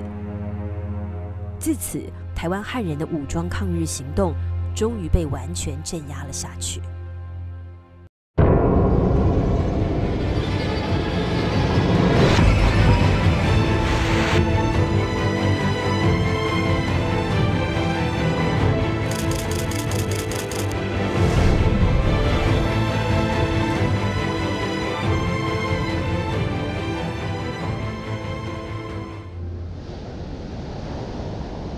1933年7月，一位猎人在南投雾社大山深处发现一具尸体，头部有子弹穿过的弹洞，身边有一处锈迹斑斑的38式步枪。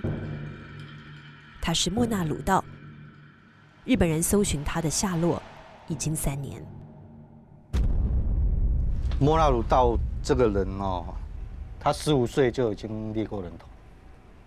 就我听到我知道的时候，他是一个非常慷慨，然后很有豪气的一个人，是一个很会征战的人。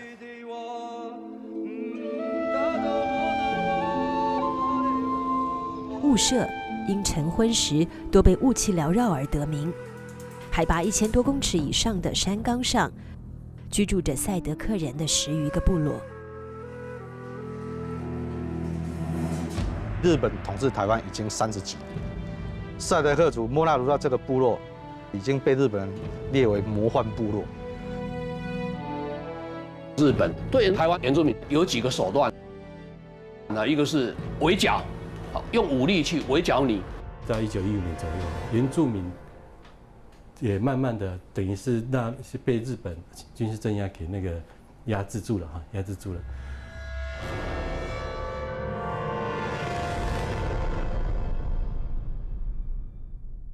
武力镇压的同时，是推行教化。他用教化，比如说安排你到日本去参观，去看看日本的实力是怎么样，比如说他们的部队或者他们的设施等等，你看我们多强，所以你应该是服从我们。讲简单一点，他就是向他们示威。有很多的头目确实就反抗日本的那种雄心壮志就消失了，真的害怕说莫那鲁道去过日本，见识了日本帝国的强大，但他并不害怕。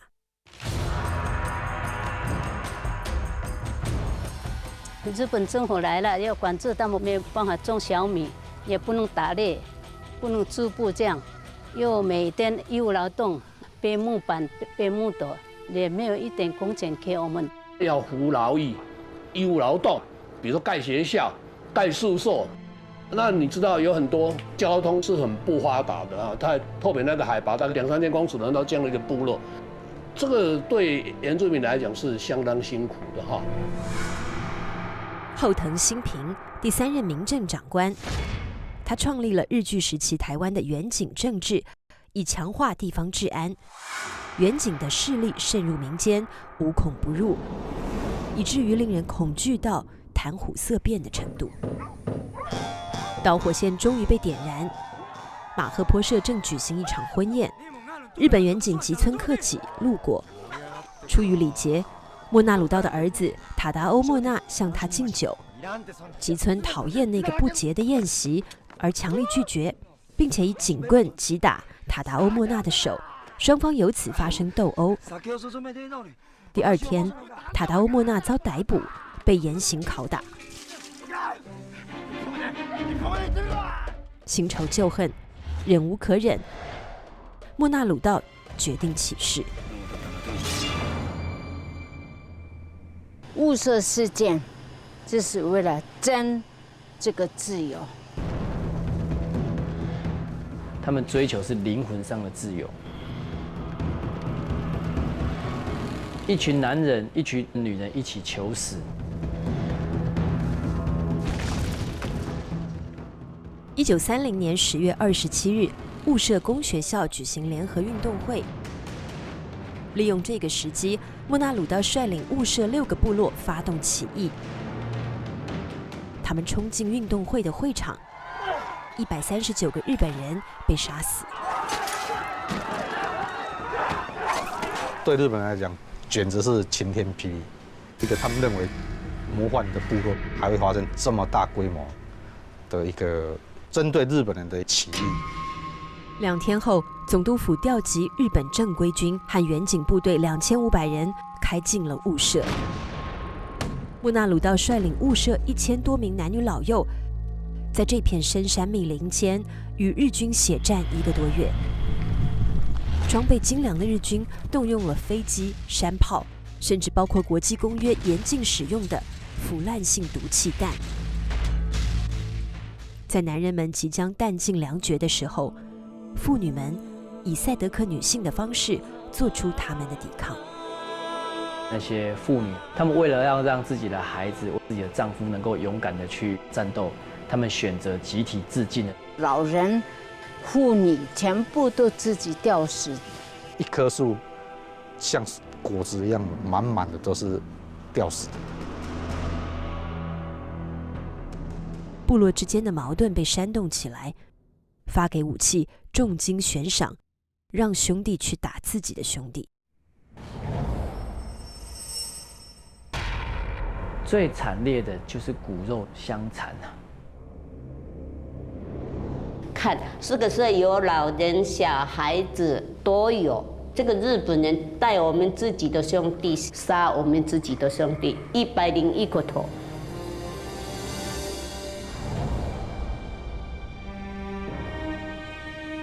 101个人头排成一堆，后面就是警察。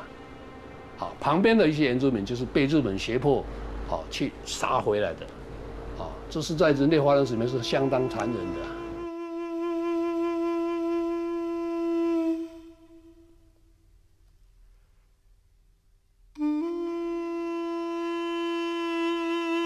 莫那鲁道也选择了死亡。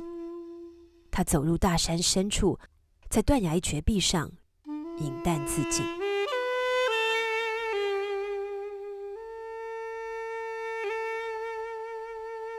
42年后，西元1973年，莫那鲁道的尸骸隆重归葬于雾社。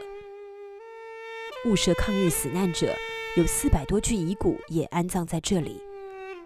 这群因生的尊严无法得以满足而被迫高贵赴死的人们，没有留下名字，他们却有个共同的称谓——赛德克·巴莱。赛德克是他们认为是，巴莱是真正的。赛德克巴莱就是真正的人。从1895年起始的50年间，在台湾遭日本杀害的反抗者和平民百姓难以计数。他们和莫那鲁道一样，化成了台湾的泥土和山川，他们的碧血阴风庇佑着台湾的大地苍生。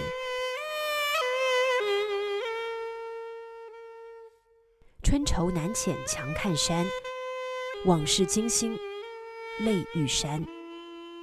400万人同一哭，去年今日歌台湾。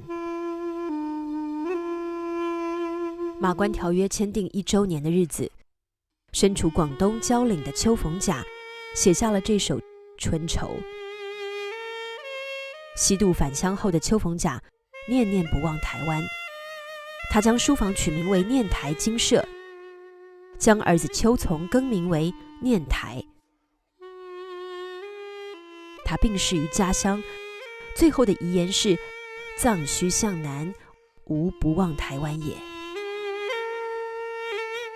一大批台湾士绅陆续西渡，台湾最大的2个家族板桥林维元和雾峰林朝栋，先后举家回到厦门，在鼓浪屿上重建家园。那么剩下这些老百姓，包括我的家人在里面，那就是待宰的羔羊一样的。所以，我们家整个的马兵营被日本人呢，以1块钱吧，就是象征性的把它征收了。我们期待期防的这个族人呢，那么就散居到台南呢附近各地。我们的根呢，被日本人就这样子就等于是除掉了。我的祖父他曾经讲过，说是身为炎黄的华胄啊，而为他族贱奴，这个是气血追心呐。连雅堂决心以一己之力为台湾书写一部历史，他费尽心力，旦夕握笔，以10年时间完成了史学巨著《台湾通史》。他有他自己的一个主要的一个看法，那就是民族的大义。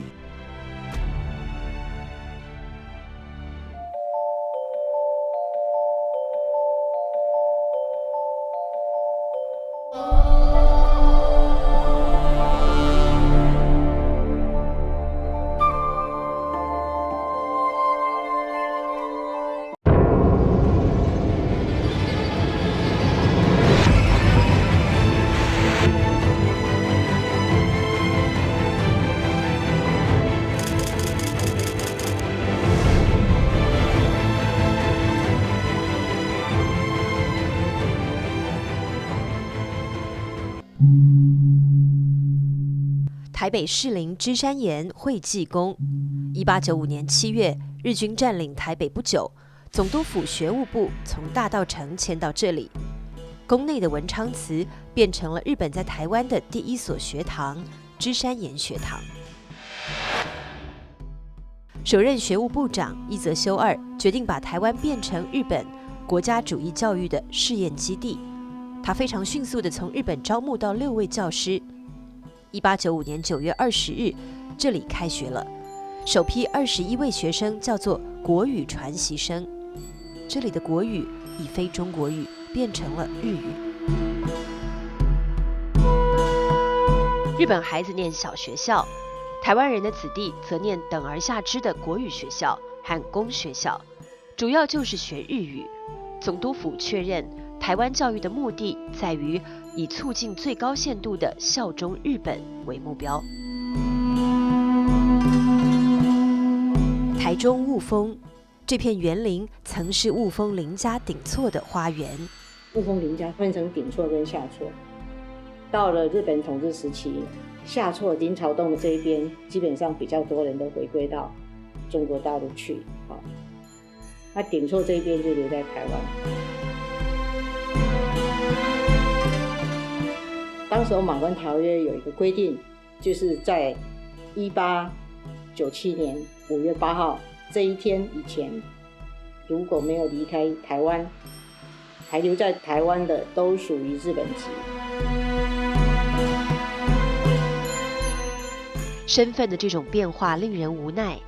顶错林家在1895年也曾整个家族避难泉州，几年后再度返台。毕竟历代祖先打拼下来的家业都在台湾，斯土难离。1900年，顶错大家长清末举人林文清病逝于香港，他19岁的儿子林献堂接掌了家业。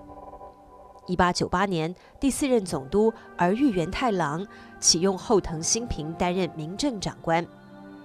台湾文化人黄望成撰文说，后藤新平从台湾人的性质上发现了3条弱点：怕死、爱钱、重面子，因而制定出治台3策，其实就是对台湾人实行糖与鞭子的2手策略。后藤新平一方面制定保甲条例、匪徒刑罚令，严厉镇压民间抗日活动；另一方面采用怀柔手段，诸如推行伸章制度，对台湾人民中有学识或有资望者颁给伸章，以收拢民心。门庭显赫的雾峰林家，自然成为殖民统治者极力笼络的对象。林献堂22岁被任命为雾峰区长，25岁被授予伸章。但是和当时普遍的台湾人一样，豪门大院里的林家依然保持着汉民族的穿着习性，而林家子弟在日据之后的多年间，都聘请家庭教师学汉文，无一人上学日语的雾峰公学校，导致公学校招不到学生。1915年，台中有了这所中学，它由台湾全岛200多位士绅合力捐款25万建成。建校的发起人是林献堂和他的堂哥林烈堂。林家光是土地就捐出了15000坪。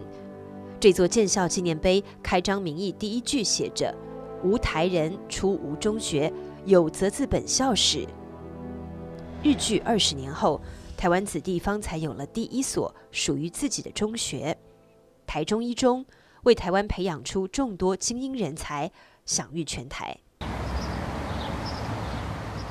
雾峰林家是当年台湾中部文人的汇集吟咏之地。林献堂家学渊源，有喜作诗。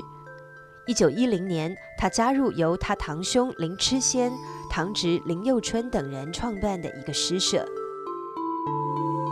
台湾割让给日本以后，这些读汉书的、要考功名的这些知识分子，他们就没有办法再继续以汉学的这个知识来考取功名，所以汉学在日据时代等于是一个弃学、没有用的一个学问了。诗社因此称为栎。那栎木是一个不好的木头，是做筷子的，所以他们就又取了这个栎木的栎，来作为他们的自立，来勉励自己要把汉文化承续下去的一个这个知识分子的一个志向。有评论者说，汉文之不废绝，栎社诸子实大有功也。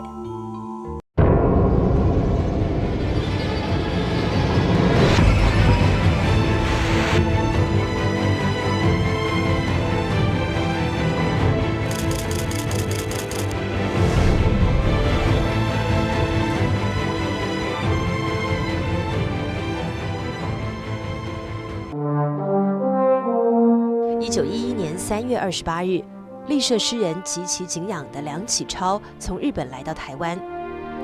梁启超是近代中国著名的思想家、文学家，因推行戊戌变法失败而出逃日本，在台湾却被当作故国的象征，台湾刮起了一股梁旋风。梁启超此行是应林献堂3年前的邀请，那是1907年，林献堂与仰慕已久的梁启超在日本奈良的一家旅馆不期而遇。两人急切沟通，但彼此却听不懂对方所讲的方言，最后改用笔谈。梁启超先写道：“本是同根，今为异国，沧桑之感，谅有同情。今夕之遇，诚非偶然。”林献堂动容泪下。他们所期许的、所想的，都是一样的。就是说我们面对异族统治之下，那我们要用什么办法来抵抗这个日本的这个强势的这个力量？要怎样来抗日？梁启超说，因为祖国现在陷于积贫积弱的一个状态之下，至少在30年之内是无法援助台湾人民的，所以台湾人民要孤军奋战的话，恐怕以武装斗争的形式是不能获得成功，而且是牺牲非常惨烈的。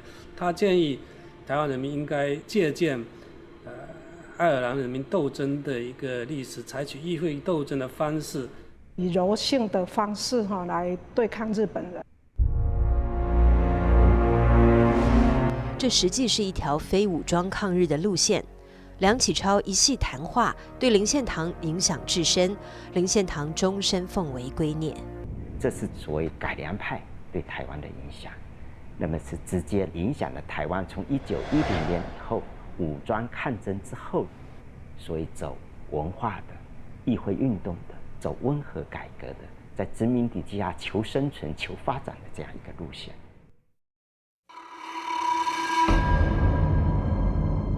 梁启超离开台湾半年之后，1911年10月10日，武昌起义爆发，辛亥革命推倒了清王朝，2000多年的封建帝制宣告结束。1912年元旦，中华民国临时政府在南京成立，孙中山当选为临时大总统。有一段译文，开国典礼之后，孙中山会见了曾参与黄花岗起义的南洋归侨罗福兴。孙中山告诉罗福兴，不收复台湾，无以立足于天地之间。祖籍广东梅州蕉岭县的罗福兴对台湾有特殊情感，苗栗算是他的第二故乡。我祖父在苗栗住了4年，看到的日本人对台湾同胞的那一种苛虐的一个政治，苛虐政就是把台湾人当成次等国民这样子。辛亥革命成功以后，他第一个想到就是台湾。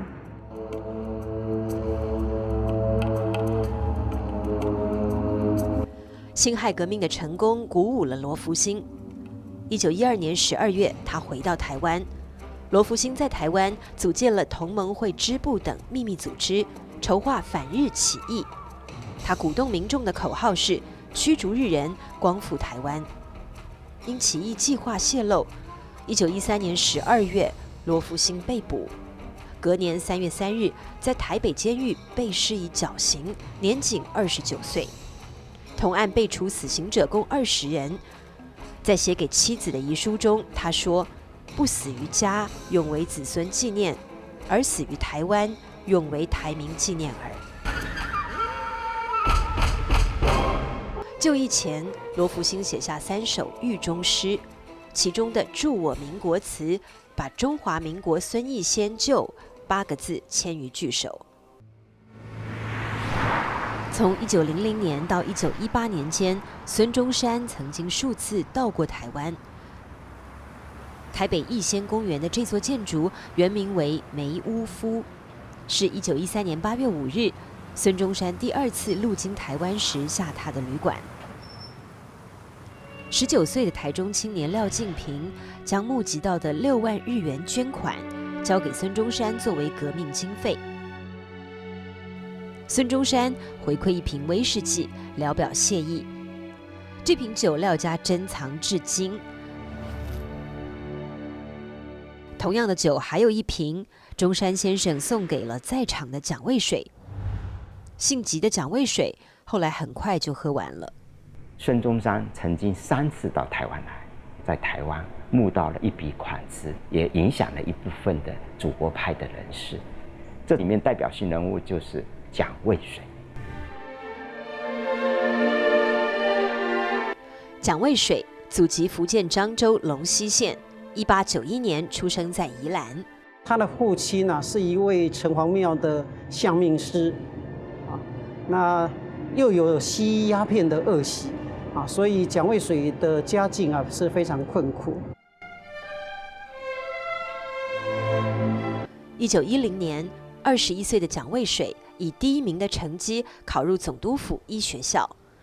这所学校汇聚着一群关注中国革命、拥护孙中山的热血青年。由孙中山创建的中国同盟会，在这里诞生出台湾最早的会员。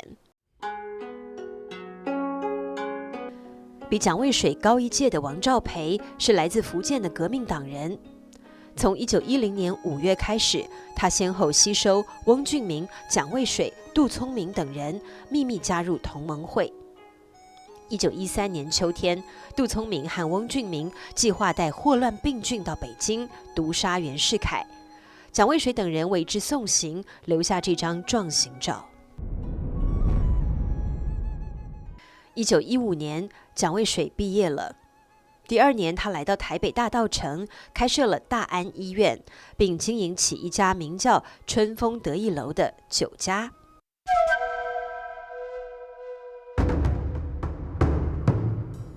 东京紧邻日本皇宫的日比谷公园，台湾名门林献堂市2月3日在日比谷公园召开公众集会，声称日人将使台民化作奴隶。这是台湾议会请愿运动的开场一幕。这场运动的前导是63法案撤废运动。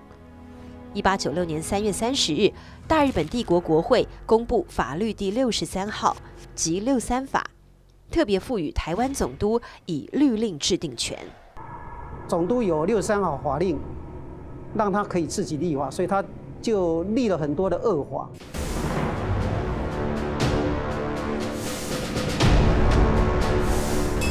总督他握有立法、司法、行政，还有军事的权利犹如是台湾的另外一个天皇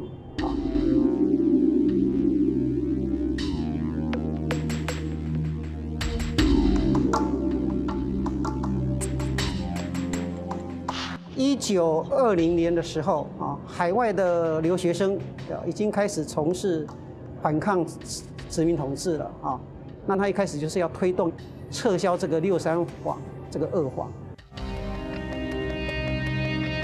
1921年1月11日，留日学生的第一个政治运动团体新民会在东京成立。与会者决议将63法案撤废运动转向为台湾议会设置请愿运动。台湾议会请愿活动实际上它是要求在台湾设置一个能够代表台湾人利益的这么一个台湾议会，能够让台湾人民有权决定自己的命运。1921年2月1日，由林献堂领衔的台湾议会设置请愿书提交到日本国会。请愿书写道：63法案实行26年来，给台湾民众造成的痛苦，难以用言语来形容。救亡之道，唯有就台湾住民公选议员，组织台湾议会以行之。总督田健治郎很生气，本件请愿完全违背了统治台湾的大方针，像这种做法断然不能容许。林献堂开始面临自上而下的种种压力，甚至收到恐吓信，林家大错，一时间乌云密布。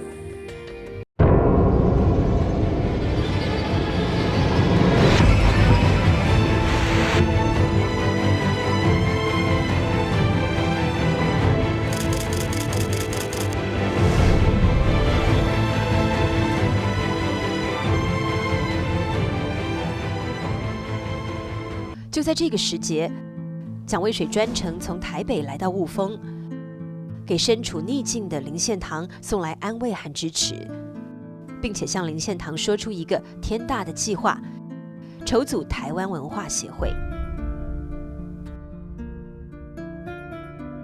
当台北的一些学生鼓动他出来组织一个青年会，蒋渭水认为不做便罢，若要做呢，必须做一个范围较大的团体才好。于是决定筹建台湾文化协会。蒋渭水的计划获得林献堂的全力支持。1921年10月17日下午1点，台北进修女子中学，台湾文化协会在此宣布成立。与会者300多人，会员已经达到1000多。那当时是推林献堂为总理，因为林献堂的声望非常高，是众望所归。那蒋渭水呢是专务理事，专务理事的意思就是秘书长。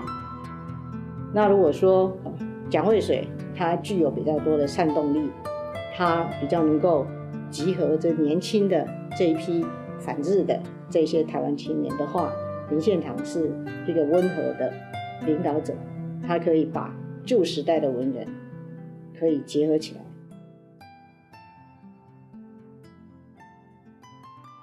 台湾文化协会可以说把台湾所有的精英都集合在一起了，它的阶层非常的广台湾文化协会，它一方面是要对台湾人民进行一个思想启蒙、文化启蒙，另外一方面也是要对台湾人民进行一个民族意识的促醒这么一个活动，提醒我们的台湾子民的这个自觉这个意识上的自觉。一场以唤醒台湾人的民族意识为目的的文化启蒙运动开始了。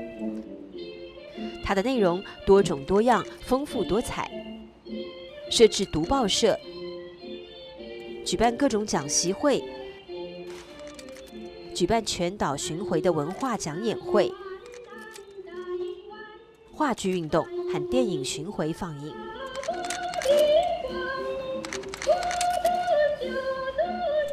文化协会它一个很重要的活动就是夏季学校。夏季学校办在雾峰林家的来园内，林献堂以来园主人与文化协会总理的双重身份亲自操办。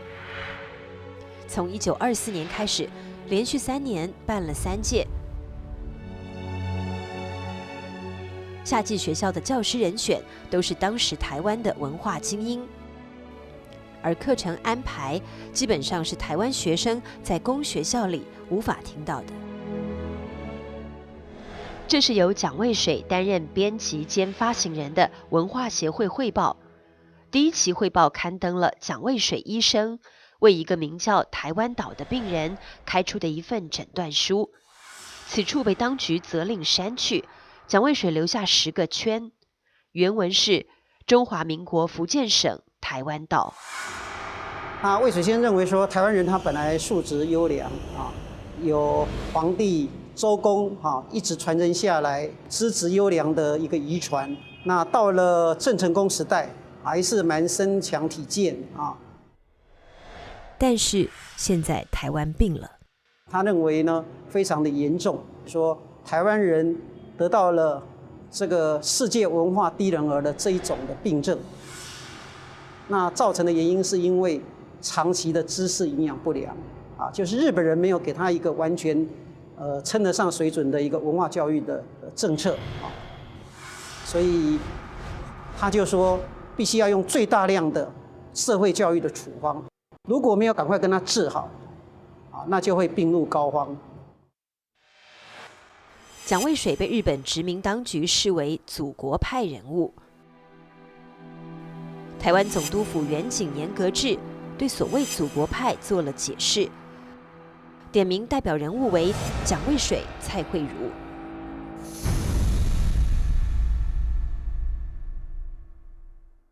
蔡惠如祖籍福建泉州，出生于台中清水望族，家境殷富，曾任清水区长。因不满日本统治，1904年变卖家产，移居福州，经营渔业，却常年奔走于上海、北平、东京和台湾之间，接触中国同志和国际人士，进行抗日活动。他同时还是一位诗人。他从小因为家里会给他受这种汉学教育，所以他后来对台湾传统的文学，他一直的提倡的不遗余力，加入立社，然后后来又创办这个鳌溪诗社，又是文社哈。林献堂是一个比较稳重的士绅，蔡惠如是一个很热情的人，是一个特立独行的人。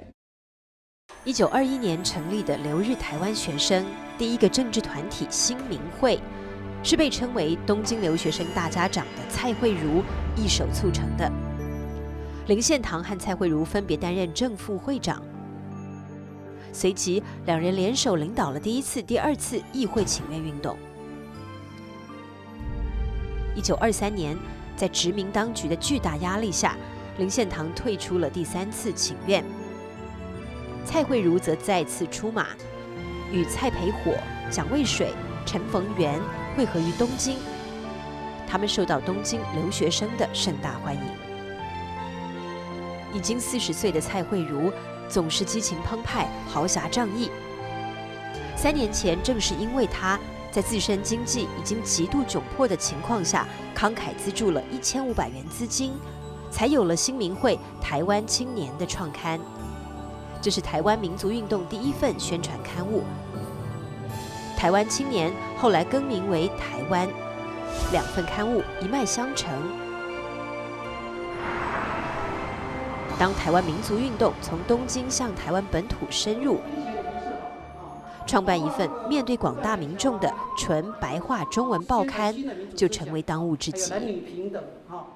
于是，在第3次请愿运动中，台湾民报在东京创刊。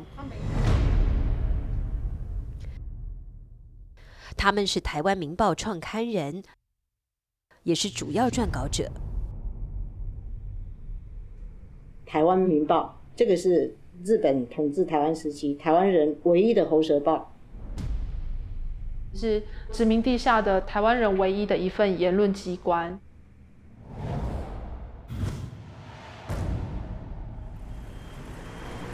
台北延平北路这座骑楼，当年就是蒋渭水的大安医院。台湾民报的总批发处和编辑部就设在大安医院内。这里还曾是台湾文化协会的总部。这座小楼于是被称为台人自觉的胎动之地。1925年元旦刚过，台湾民报编辑发行同人新年留影，2辆板车上满载的是新出的报纸。新年里的蒋渭水身着长袍，穿西装的王敏川等人是留日归来的台湾文化精英。这位是新来的编辑张我军，从大陆北平回来不到3个月，却已经震撼了台湾文坛。1924年，他在《民报》上发表致台湾青年的一封信和糟糕的台湾文学界2篇文章，由此拉开了台湾新文学运动的帷幕。我父亲他的学历就是板桥公学校，也就是小学。他从小学毕业以后就去学徒，他是在一个日本的这个商店里头学做皮鞋。23岁的张我军考入北平师范大学所办的升学补习班。1924年，他到了北京9个月，干了3件事，一个是学了北京话，第2个就是写了一篇文章，就给台湾青年那一封信，第3个呢就是他一下子找到了一个对象，是吧？就是和他同班的，是吧？就是我母亲。17岁的同班少女罗文淑令张我军一见倾心。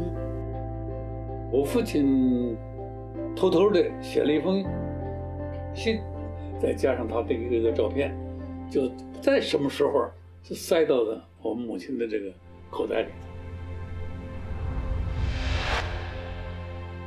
罗文淑后来回忆说，信上只是写了一首莫名其妙的白话诗，两人由此而相识相恋了。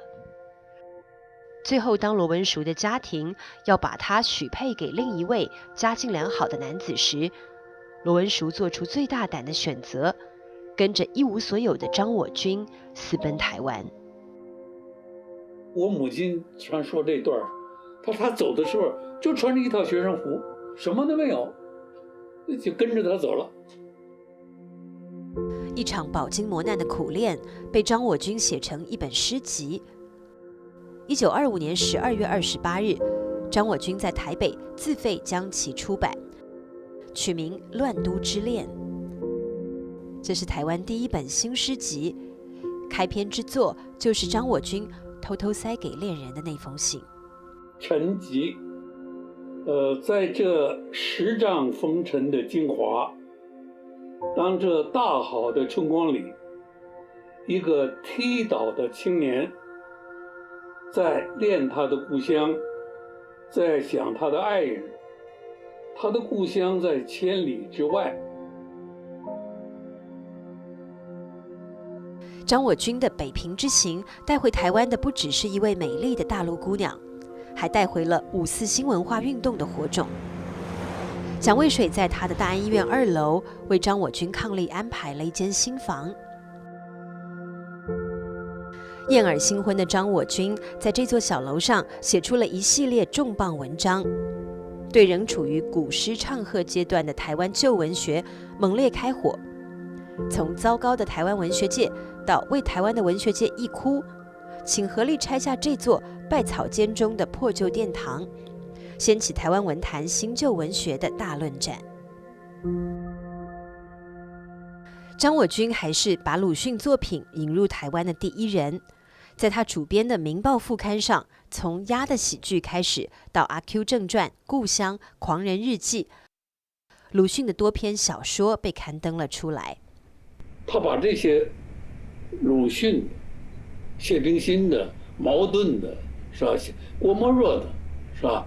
徐志摩的，这些那个时代发表的这些新文学，他都转载在这个《台湾民报》上。张我军被称为台湾新文学运动的开拓者，而他自称甘愿充当一个台湾文学的清道夫。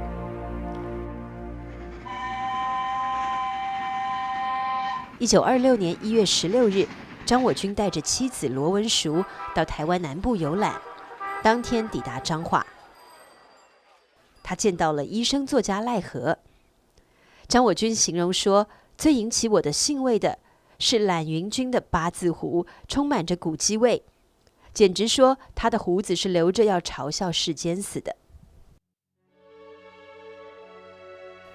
那时赖和正处于创作的爆发期，他的作品接连发表在张我军编辑的《民报》副刊上。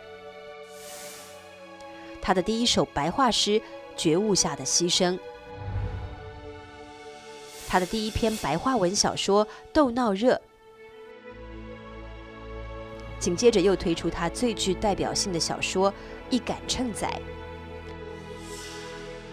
3个月内发表的这3篇作品，无论对于赖和或是台湾的新文化运动，都具有里程碑的意义。赖和是广东饶平客家移民的后代。日本占据台湾的1895年，他刚1岁。赖和10岁到这里上学，彰化孔庙，那时成为彰化第1公学校。在读日文的同时，当道士的父亲还把赖和送到叔叔小义堂，跟随老师黄卓琪学汉文。赖和由此奠定了坚实的汉学基础。他15岁开始写汉诗，一生留下汉诗1000多首。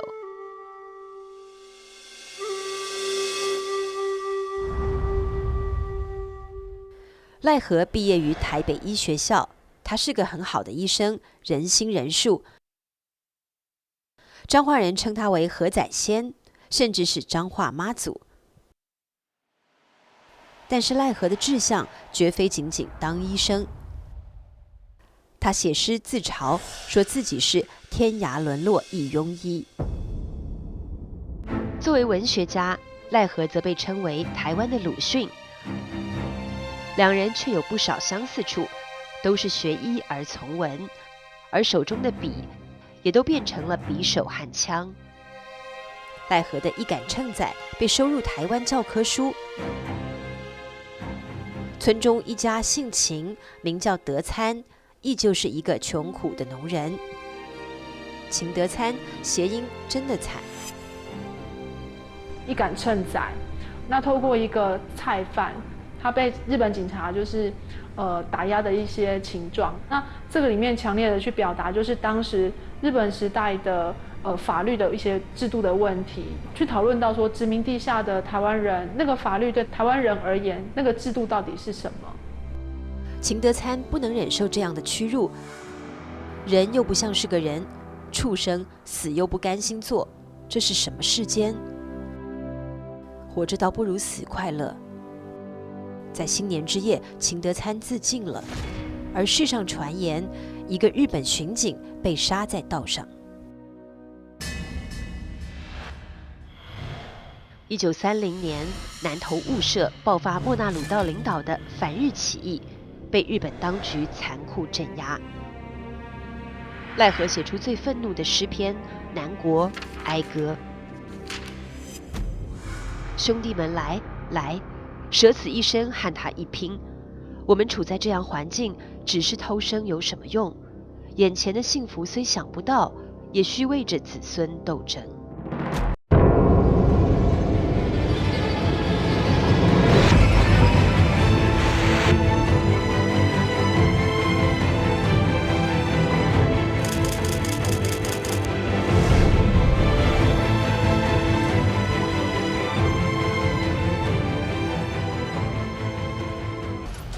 台北大稻埕，在清末曾是商贾云集、财富滚滚的茶叶外贸区。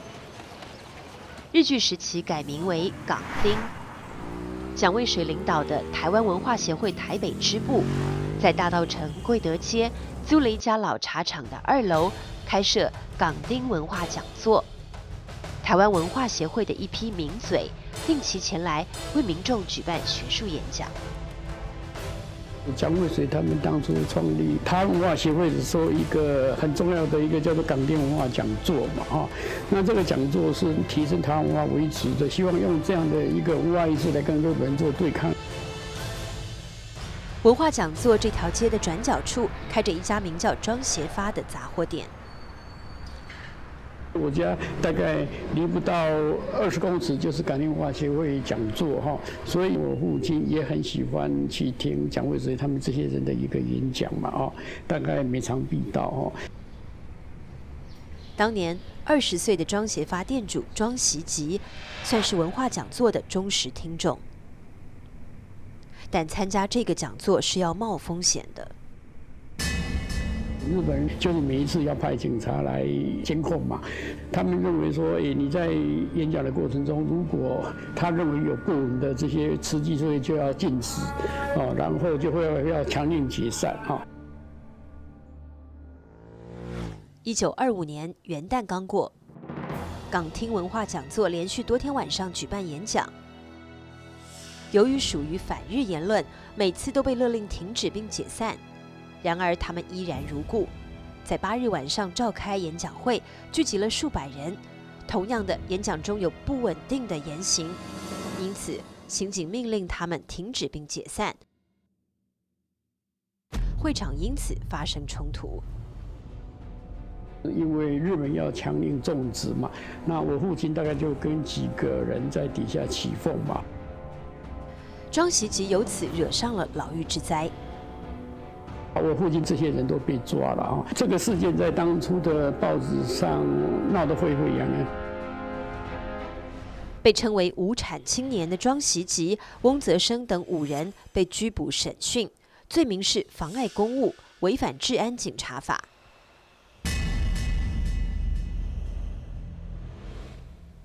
与庄习吉这些平民百姓同样因为违反治安警察法罪名而被捕的大有人在。而且是重量级人物。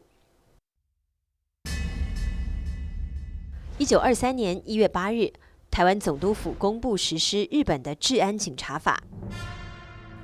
2月4日，总督田健治郎颁发布告，依治安警察法第8条第2项，禁止政治结社，将台湾议会期成同盟会予以取缔。这是林呈禄、蒋渭水、蔡惠如等人为应对殖民当局对议会请愿运动的打压，而在东京申请成立的社团。1923年12月16日，按继任总督内田嘉吉的指令，全岛范围展开大检举。台湾议会期成同盟会成员99人遭传讯拘捕。有关台湾文化协会与台湾议会请愿运动的报道一律被禁止，最终18人遭起诉。蒋渭水、蔡惠如、林佑春等7人被判刑。这起以违反治安警察法为由实施的大逮捕、大审判，史称治警事件。整个事件头尾跨度3年，台湾弥漫风声鹤唳的恐怖气氛。1924年元旦，台湾民报向他的读者恭贺新年，但新年此时，报社的这些人物全因治警事件进了监狱，人去楼空。台湾民报因此而停刊40天。按照片文字提示，其中的10个脱帽者是出狱人，他们都因为治警事件被捕入狱。中间这位是赖和，他标志性的胡须和头发不见了，却更显精神，犹如他这首出狱归家所写：反似沙场战胜归。这是蒋渭水、蔡培火等人预审假释出狱时，在台北监狱外受到欢迎的场面，阵容可谓壮大。林献堂也专程从台中赶来。这是台中士绅迎接蔡惠如出狱的纪念照。进入监狱以后，大概这3个月是蔡惠如整个身体整个状况最后就是崩坏的一个关键。后来你看他47岁过世，我觉得他应该算是一个烈士。蔡惠如入狱时，场面极为壮观。他要进监狱的时候，哇，这个是万人空巷，大家都都来送这个蔡惠如。芳草连空，又千丝万缕一路垂杨。千愁离故里，壮气入樊笼。清水驿，满人从，握别在台中。老辈青年齐见颂，感慰无穷。山高水远情长，喜民心渐醒，痛苦何方？松云兼节操，铁石铸心肠。居虎口，自雍容，绵时亦如常。记得当年文信国，千古名扬。在牢笼中，诗人蔡惠如写出了平生最好的诗作。这是民众给入狱者颁发的正义奖章。总督府没有想到治警事件反而将台湾民族运动推向前所未见的高潮。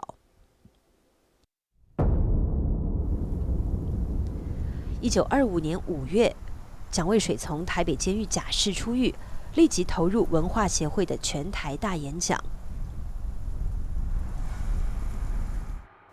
这张照片，蒋渭水本人非常喜欢。他在演讲后被日本远警挑唆流氓，扔了一身泥巴。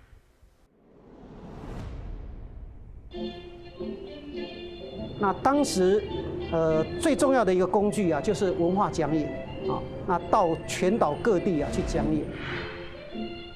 以林献堂为首，文化协会的要员全员出动，充当演讲的辩士。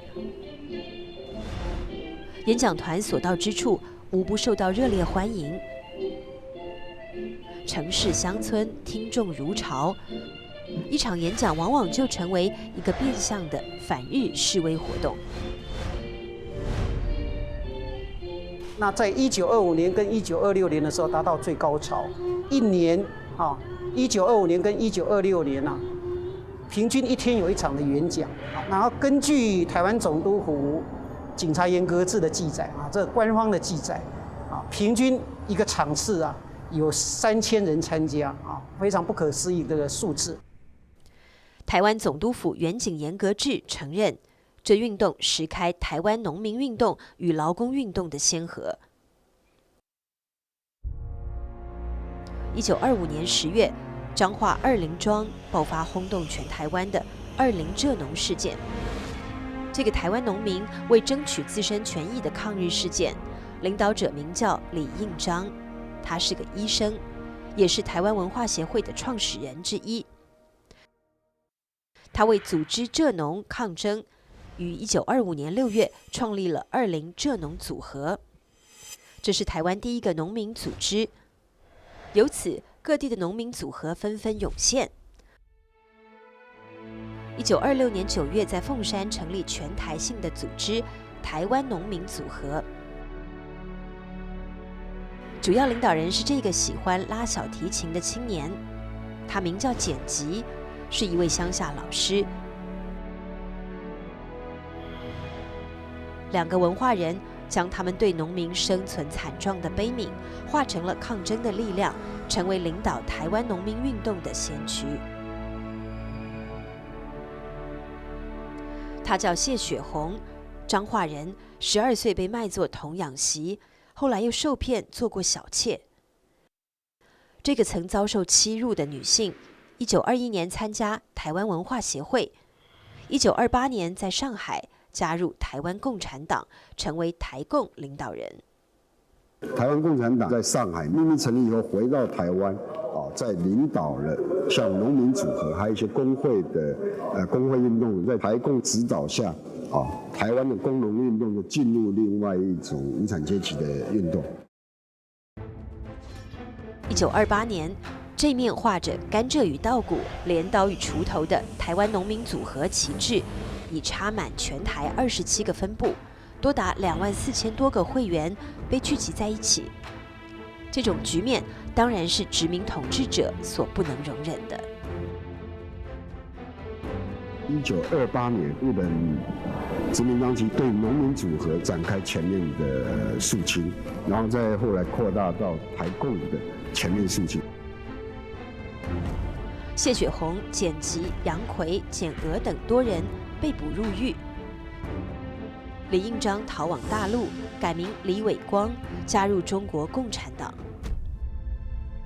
台湾农民运动经历了短暂的辉煌之后，步入低潮。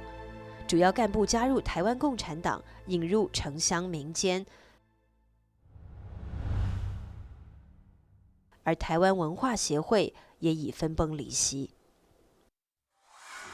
1927年1月，台湾文化协会发生左右分裂。蒋渭水以台湾民众党致力于工农运动，成立台湾工友总联盟。他提出一句口号：同胞须团结，团结真有力。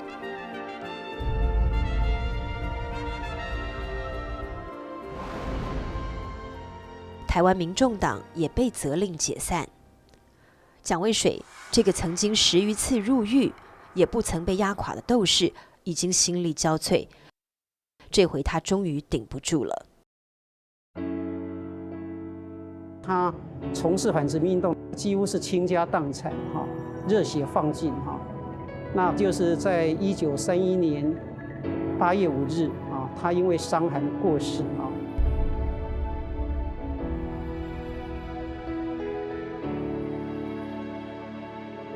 那他过世以后，台湾人跟他举行一个蒋渭水式台湾大众葬。他的场面太浩大，我们可以看到那个队伍它是越走越长，然后人越来越多，拒绝越多。报纸是说台北的所有武装警察都来到了大稻埕，配备武力的，而且是北警察署长他亲自作证。那这个葬礼呢，也被称为死渭水下破活总督，就是说渭水先生虽然死了，但是他的精神能够让总督来下破蛋。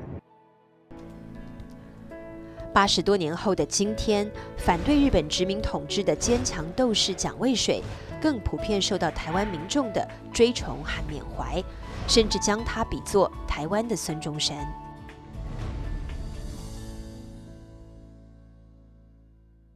8月8日，林献堂抱病前往台北，来到大安医院蒋渭水的灵堂前，面对故友的遗容，林献堂边乡告别，失声痛哭。林献堂和蒋渭水成为莫逆之交的10年，是台湾近代民族运动风起云涌的10年。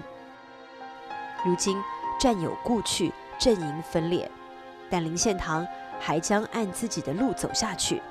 他对议会请愿运动还抱有最后的幻想。台湾议会设置请愿运动从1921年到1934年进行了15次，陈情15次，中间14年。林献堂因此被称为日据时期的台湾议会之父。我想他花的财力跟他花的精力，那就不用说了。他能够这么长的时间去做这样的一件事情，事实上启发了很多台湾的民众关心到自己基本权利的问题。到东京去请愿的这些代表，出发的时候有台湾民众的欢送，那么回来的时候，尽管说请愿失败了，也是获得台湾民众的广泛的欢迎，就像欢迎凯旋的将军一样。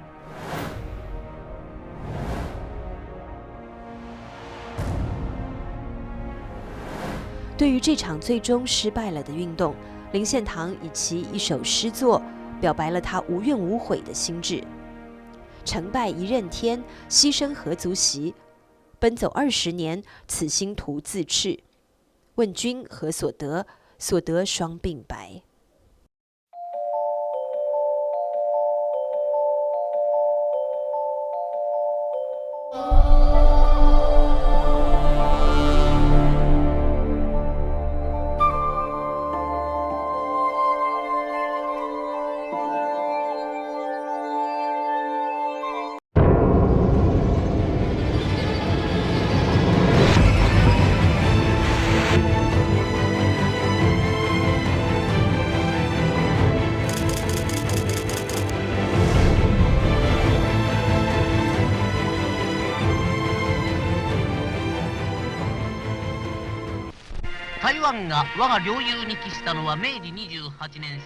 在这个阴雨迷蒙的日子，台北的学生被列队走向总督府，接受新任台湾总督的检阅。海军预备役大将小林基造，1936年9月成为第17任台湾总督。台湾经历了9任文官总督之后，再次进入武官总督统治时期。小林基造推出统治台湾的3大政策，就是皇民化、工业化、南进基地化。它的核心是皇民化。1930年代到来，随着蒋渭水的故去和台湾民族运动的消沉，大稻埕贵德街已经听不到文化协会的斗士们在港厅文化讲座激情澎湃的演讲声了。代之而起，流行歌曲在这个年代开始盛行了起来。贵德街转角处，这座阁楼上住着永乐座戏院的职员李林秋。李林秋是福建安溪移民的后代，少年时家道中落，因此没读几年书。16岁到永乐座戏院当茶童，凭着对中国古典诗词的偏好和戏院多年的耳濡目染，李林秋展露出歌词创作的才华。1933年，24岁的李林秋写就一首歌词，交给当时的新锐作曲家桃园客家人邓雨贤。邓雨贤很快谱出曲子，选中台湾第一位流行歌手纯纯演唱。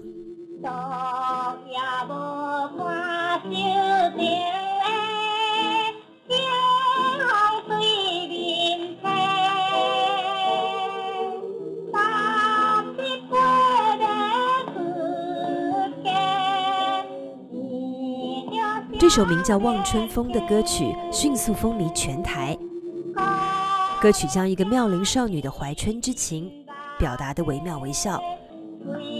不过，不同的台湾人借着那哀婉的曲调，都能哼唱出各自不同的情怀。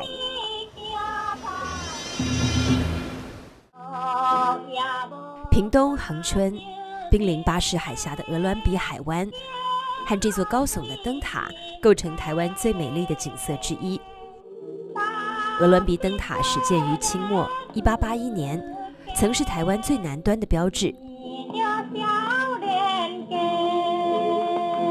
1935年，恒春姑娘李桂兰16岁了，正是望春风的年龄。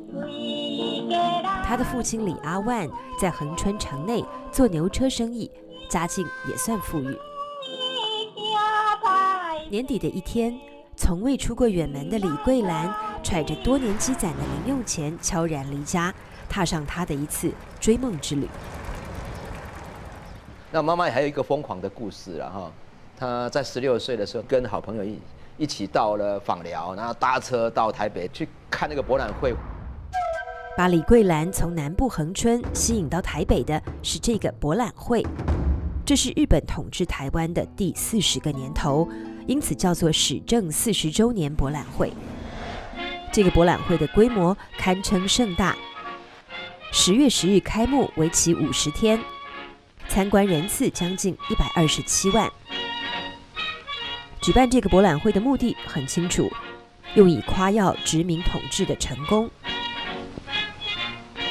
在草山分会场，李桂兰穿着漂亮的裙装，留下一张倩影。她有点流连忘返。去了1个礼拜哈，回来的时候听说被我阿嬷骂死了，说哇你去了花那么多钱啊。博览会之后，这部名叫《南进台湾》的纪录片，此片由日本总督府支援拍摄。定位为南进国策宣传片，将日本统治台湾40年的经济建设成果，从各方面加以展现。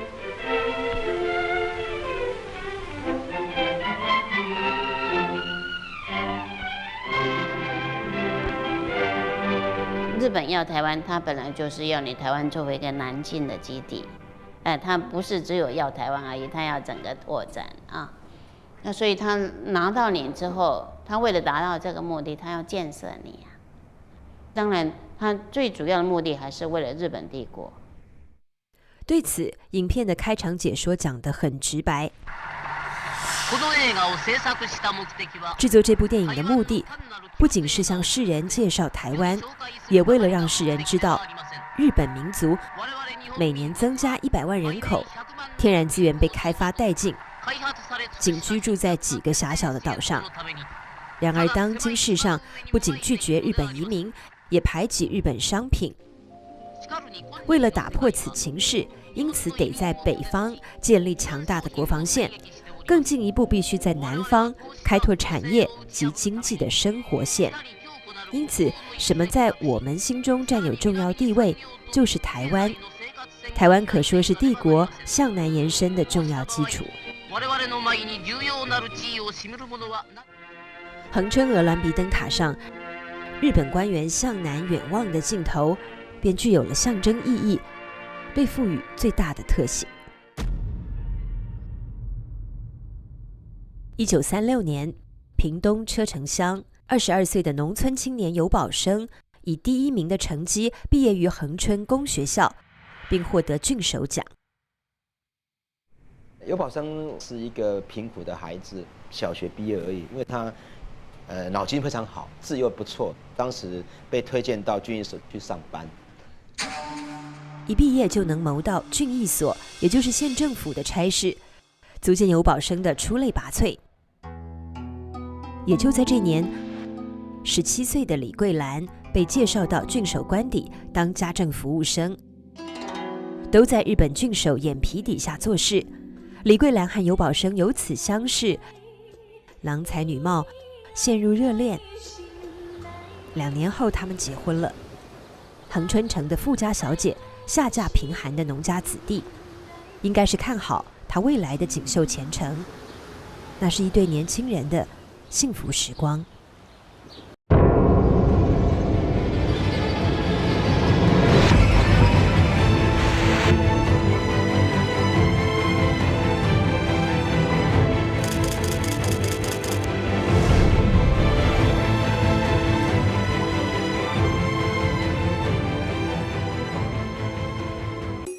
55岁的林献堂，则处于人生一段暗淡的岁月。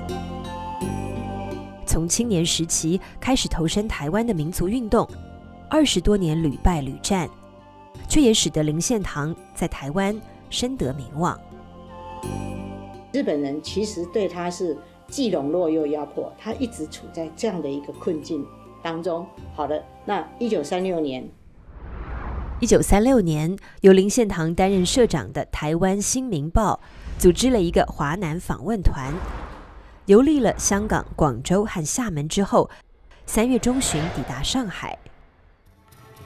3月20日，上海华侨联合会在青年会大厦设宴，隆重欢迎来自台湾的林献堂一行。林献堂作为代表来致辞，他说：“我这番回到祖国。”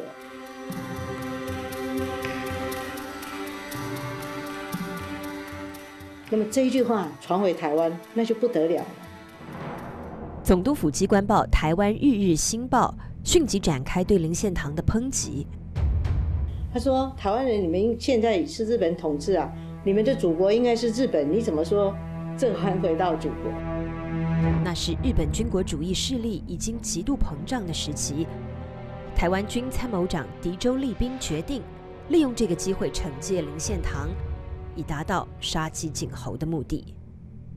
他们就找了一个日本籍右翼的大日本生产党，一个像流氓一样叫麦间善兵卫。1936年6月17日是日本所谓的始政纪念日，台中公园举办游园会。这个园游会上，一碰到林献堂，这个麦间善兵卫不由分说就打他一个巴掌。在那个年代可以说林献堂他走到哪里都很受尊敬跟欢迎的我们台湾人啊都说林献堂讲伊是台湾第一个公民，那从拍迄个对伊来讲打击嘛足大那台湾的百姓对林献堂是相当的一个尊敬的。那有这种一个侮辱的行动，当然对我们台湾人也是一种侮辱嘛。这就是发生在日据时期台湾的祖国事件。这个事件被在台日本漫画家国岛水马收入1936年的历史漫画年鉴。打向林献堂的这个巴掌，用林献堂的秘书叶荣钟的话说，标志着台湾暴风雨时代的开始。叶荣钟写道：“霎时全岛震动，风声鹤唳，鸡犬不宁，台湾士绅惶惶不可终日。以林某的地位声望尚且不免，则我们的将来遭遇还堪设想吗？”祖国事件发生2个多月后，1936年8月27日，国民政府西京筹备委员会委员连振东的儿子在西安出生。新生儿的祖父连横没能等到看上孙子一面，他在6月间病逝于上海。临终的时候，跟我的父亲谈了很多的事情。他知道中日必将一战，中国人民的这个能够忍耐的这个程度已经到了极限了，势必这个是兵戎相见一决生死。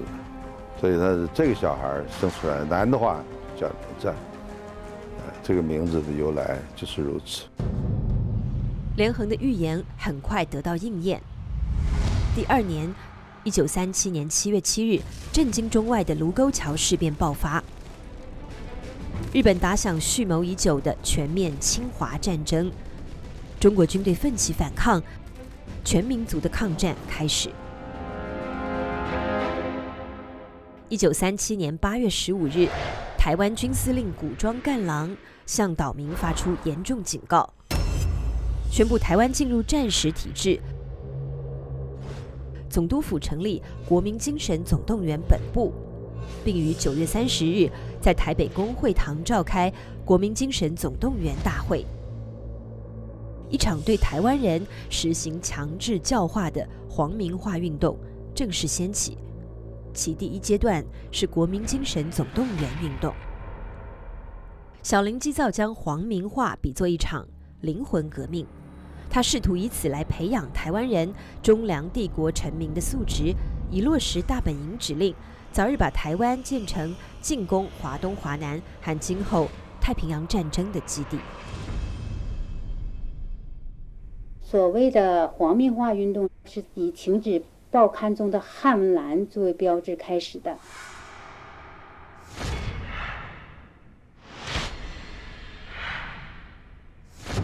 皇民化运动第一个方面就是国语运动，所谓的国语运动就是让台湾人来说日语、讲日语，同时呢禁止在那个学校中这个汉语课的这个讲授，这样就达到了一个去中国化的目的。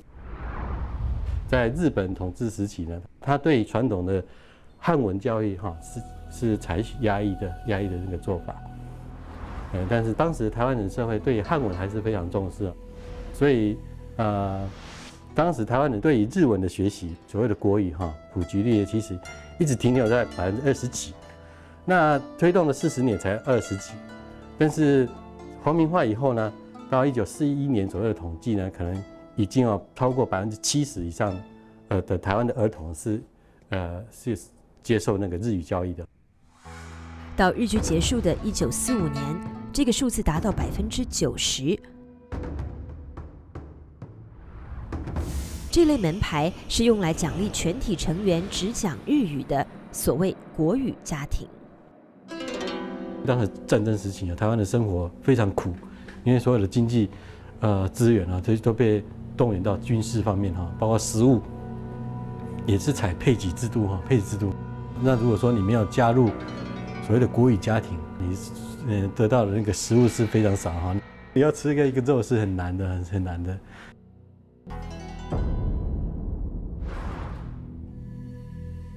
皇民化被要求渗透至岛民生活的每一个细节，于是汉民族各方面的生活习俗面临被革除的命运。从1937年7月开始，陆续对台湾戏剧实行严格限制，台湾民众喜欢的歌仔戏被禁演，取而代之的是这种皇民剧或皇风剧。1938年11月5日，小林基造在台湾总督府正厅颁布日本神道教的神功大麻以及神功力，宗教改造运动开始了，这是皇民化运动的一项重大内容。所谓的宗教改造呢，就是说以日本的神道教来代替我们中国传统的各种宗教，泯灭台湾人对中华民族这个传统宗教的一个信仰。台湾汉民建房屋，无论是闽南合院还是客家围屋，大致都依照原乡习俗，将祖先和神灵供奉在屋子的中央部位，叫做公妈厅，又称为正厅。宗教改造运动的第一个动作是正厅改造，标准的正厅样式被强行规范成这样，老祖宗也被皇民化了，九泉之下不知该作何想。原乡的神祇没有了，取而代之的是这尊天照大神。阿玛提拉斯阿弥陀佛，天照大神，日本人的天照大神，每个家都要供奉。你若咧拜神明这是个民间的这文化袂使讲啊拜甲讲什么咧王爷咧妈祖就是甲因的宗教较同款。台湾人的保护神自身难保了。台南七甲代天府的这尊李府千岁王爷遭遇了一次劫难。日本人因为因要实施这个皇民政策，要要求着咱这个台湾人来祭拜因的天照大神，所以将这个民间的神像拢集体去伫这个赤山龙湖岩遐要来火化。因阵咱礼务千岁嘛去用请去伫遐要准备火化。庆幸的是，赤山龙湖岩的住持梵山法师是七甲人。伊伫这个火堆中间发现着咱的礼务千岁，所以将咱的礼务千岁偷偷甲请起来藏的，甲佮送倒来，互咱分增加。李府千岁未被焚毁，但火焰中的其他神灵就没有这么幸运了。中国神灵遭难之日，却是日本神社兴盛之时。日据50年，日本官方在台湾共兴建神社68座，其中38座在皇民化时期建成。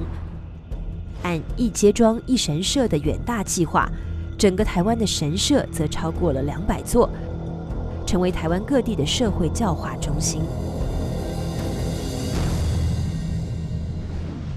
1940年2月11日，总督府宣布所谓恩准台湾人改用日本式姓名，从而在台湾掀起改姓名运动。中国人对姓氏非常重视嘛，行不改名，坐不改姓嘛。但总务长官森冈二郎给出的理由是，本岛土地已是帝国完全的领土，作为台湾本岛人，也必须在实质上和形式上都与日本内地人毫无相异之处。用日本姓氏，你的待遇就跟日本人一样嘛，如果是你不愿意改也可以，你就变成2等国民了，因为日本人是1等国民嘛，不同的待遇嘛，所以有的就开始改。于是就出现了这些隐藏着中国式智慧的日本姓氏，雷姓改为羽田，张姓改为宫长，钟姓改为金钟，吕姓改成宫下。台湾新民报记者黄州干脆将自己的名字改成吴黄州也。苗栗后龙望族蔡家则将蔡姓改为丰田。他叫蔡志堪，早年随父亲到日本经商，曾经相当富有，而且身怀特殊使命。1955年，国民党中央党史委员会认定，在1927年冒着生命危险从日本皇宫秘密抄写出田中奏折的功臣就是蔡志堪。欲征服世界，必先征服中国；欲征服中国，必先征服满蒙。田中奏折是日本武力侵华的总方针。中国政府获得田中奏折后，于1931年东北918事变爆发之际，将其公诸于世，使得日本侵略野心昭然天下。蔡志堪的命运也因此而转变，不仅被日本政府关押，巨额财产也被没收，变得一贫如洗，最后回到苗栗后龙老家。这是蔡志堪在日本期间亲笔写的家史。1943年决定改蔡姓为丰田的时候，再度重抄。他告诉家族后人，祖先本居于河南光州固始县，明末清初从河南举家迁徙到福建省泉州府晋江县丰田。22世祖作为郑成功的先锋官，来到台湾南部。那先父呢，他就是说我们是从晋江石狮的丰田那边出来的，所以假使要改的话，就改成丰田2个字，这样也可以记得说我们是从哪里来的，不会忘了我们。家父一直在勉励我们要饮水思源，台湾话叫假规矩拜请桃，就是这样的意思。你要追溯你祖先从哪里来，你今天有你这个身体是从哪里来，你的从源头哪里来你都不知道，你的妹来。蔡志堪表明，写家谱的一个目的是唯恐后代子孙忘本灭源。而皇民化运动正是要达到让台湾人忘本灭源的目的。不晓得呢，我们祖上是中国人，根本不晓得。像我们这一代呢，从小的时候就你灌输啊，你是日本人。歌歌每天唱啊，不是经常唱，每天那个朝会就唱歌歌。小学的迄吼，每一早起就迄个叫做调会，啊调会是就画口令，啊画口令，拢爱要求这学生啊吼，足有精神的，拢精神教育。伊讲活得苦都无活，来日本帝国困难，人民的阿里马斯，伊讲咱大家拢是大日本帝国的新民。太阳旗上，学生们以日本姓氏的签字，可以看作皇民化运动的直接成果。它印证了总督府总务长官森冈二郎的话：皇民化运动就是使本岛人成为真正日本人的运动。把台湾人呢培育成真正的日本人，或是说更像日本人的台湾人。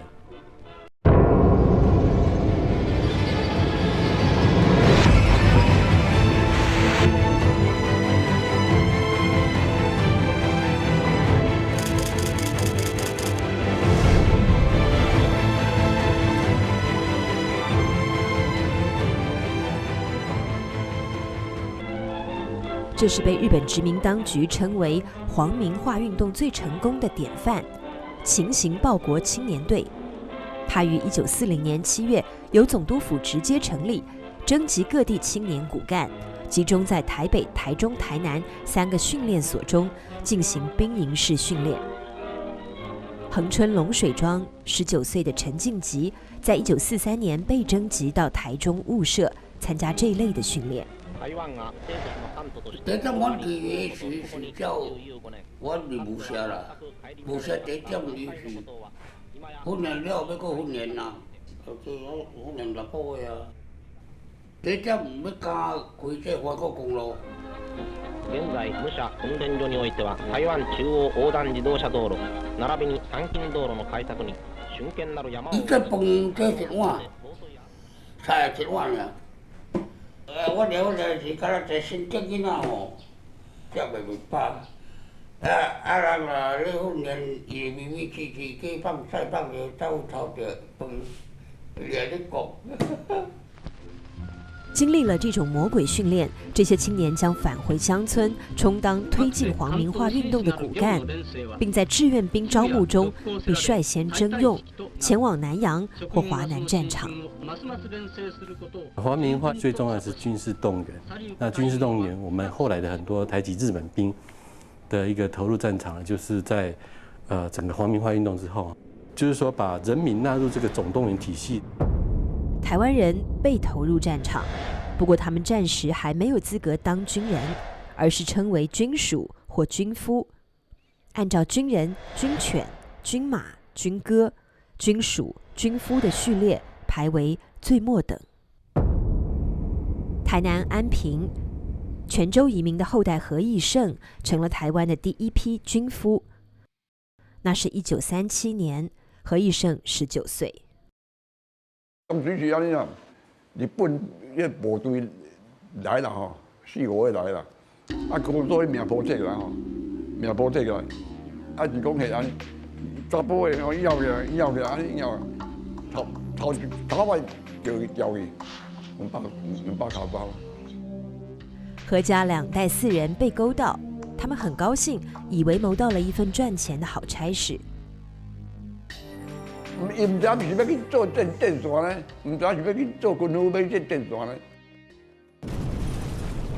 1937年9月下旬，淞沪会战打得正激烈的时候，第一批台湾军夫到了上海，共850人，其中包括被连骗带拐征召来的安平军夫约200人。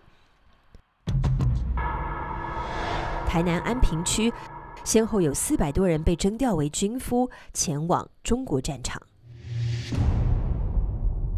1939年，何义胜一行人回台整训，来到安平这个公墓。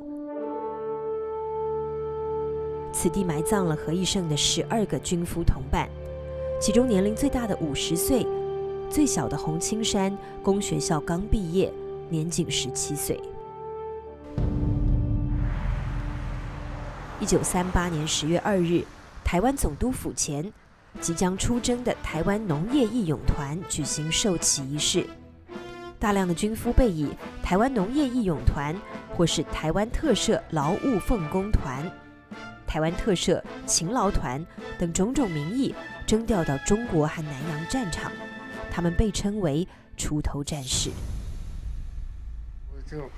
这是阮哋啊，在种菜，这是你军营的头前在桥那边的，这是我本人。因为我7岁就无老爸啦，13岁毕业了后就去人欺负啦，无前途吼，所以我才去参加这个台湾特赦劳务奉公团，才过去菲律宾去种菜。所以讲种菜实在去做这个部队的后援，咱就台湾的去做后援。无啊，到高中回来就去做这个军属。这个大堂这喊来，咱就是无经过训练啊，走看通来味话啊。阮走吼，迄日本人偌歹，你走拢叫啊，来，拜日等拜几日吼，拜几日吼，即摆拜2日吼，会包我包你包我，若伤细啦吼，迄日本那边的。对，你都搁甲你战了，你才会当拍对面大咱呢，拍甲安这拢会行个啦。讲后摆看你要搁惊，阮有拍甲叫唔敢。你这跑你有怨叹？袂安怎怨叹？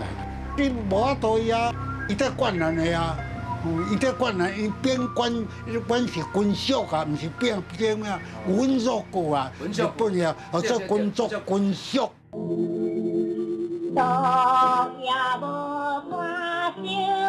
在黄春玲当了军夫前往南洋的1941年，脍炙人口的爱情歌曲《望春风》被重新填写日语歌词，改成了日本军歌《大地在召唤》，成为最热门的征兵歌曲。从1938到1945年，恒春这座工会堂已不知经历过多少回这种军夫撞别的场面。恒春军夫的这些照片是李桂兰的丈夫游保生传下来的。在军营所，他的工作是庶务课，是从事这种有关兵役啦、有关总务啦、事务这些事情，是很重要，而且是很机密的。很受郡守重用的游保生，在1941年闯了个大祸。事情的起因其实很小，跟台北的这所学校有关。1941年，16岁的谢天主幸运地考取了台北的拓南工业学校。这座学校堪称一流，被称为开拓南洋的人才养成所。毕业不久后，当了军夫，前往印尼巴厘岛。他的拓南同学数百人也先后去了那里。我伫南洋捌咧拍棒，迄个中间桥边啊，甲迄个袂行哦。迄死伤率比平啊较济，嘛骗着臭臭瓦计，就是一个人嘛是碰甲像牛遐大就是剩只骨头啊伫遐啦。谢天主的服役单位是巴厘岛第2警备部队医务部，职务是医务助手。这个身份使他必须定期接触一批特殊的女性，给他们检查身体。几人女哦？有哦，有人女哦，有6个迄个韩国人，韩国查某。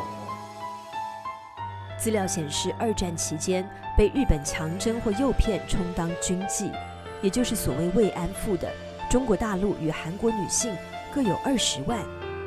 台湾有这样悲惨命运的人群吗？敢咱台湾去？有那6个，迄6个查某拢是去着。我听无，日本人咧设计和服啊。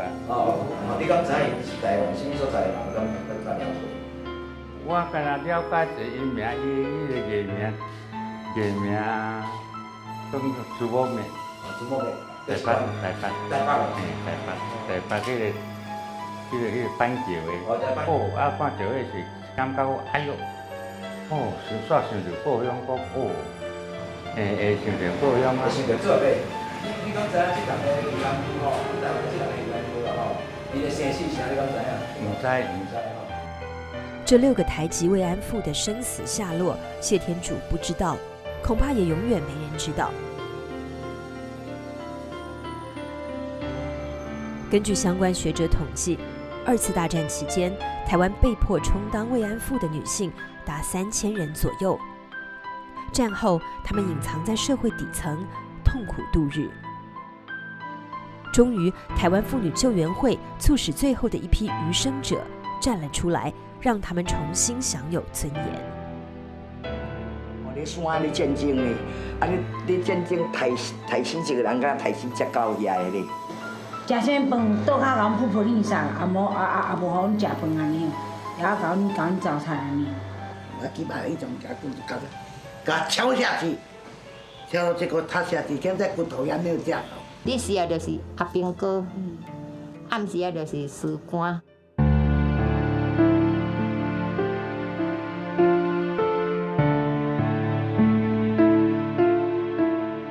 当他们当年在受害的时候，年纪都还非常的小，像这位原住民蔡芳美阿嬷，她那时候才13岁，到营区里面去帮日本军人打扫、洗衣服、煮饭，可是被强暴及被迫提供性服务。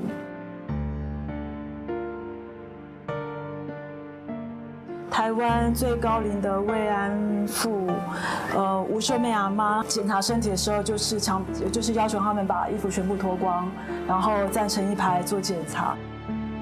在那个天窗上爬满了其他的日本士兵，你可以看他的眼睛，其实往上一打开，就是看到其他士兵的这个脸庞，所以这段记忆一直是阿嬷非常不堪的一段回忆。这是我们另外一位在卖椰子的陈桃阿嬷，她也曾经试图要自杀，喝消毒水自杀，可是没有成功。那回到台湾之后，她的婚姻也是一样是不顺遂的，然后也没有办法生育孩子。其实阿嬷一直有很大的心愿，是如果有一天她能够念书做一个老师，那当然这也一直只能是一个梦想。这是卢奶奶阿嬷，前夫是因为她的身份后来离开她。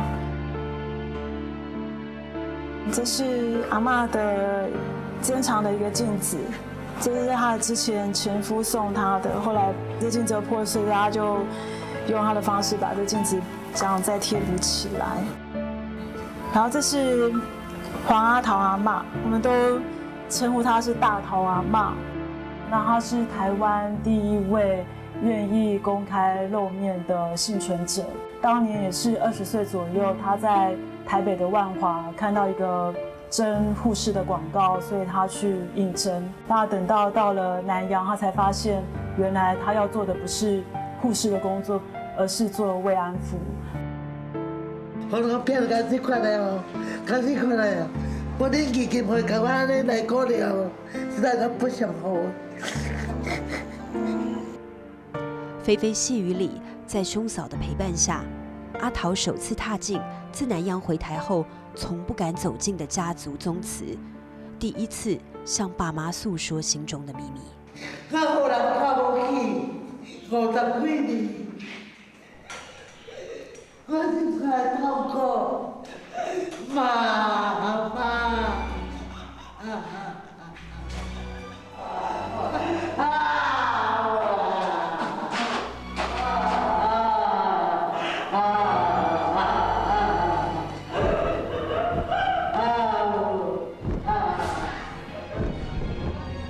慰安妇，我们在台湾称为阿嬷，他们出来之后，最重要的目标就是觉得日本政府应该对这件事情有一个正式的道歉跟赔偿。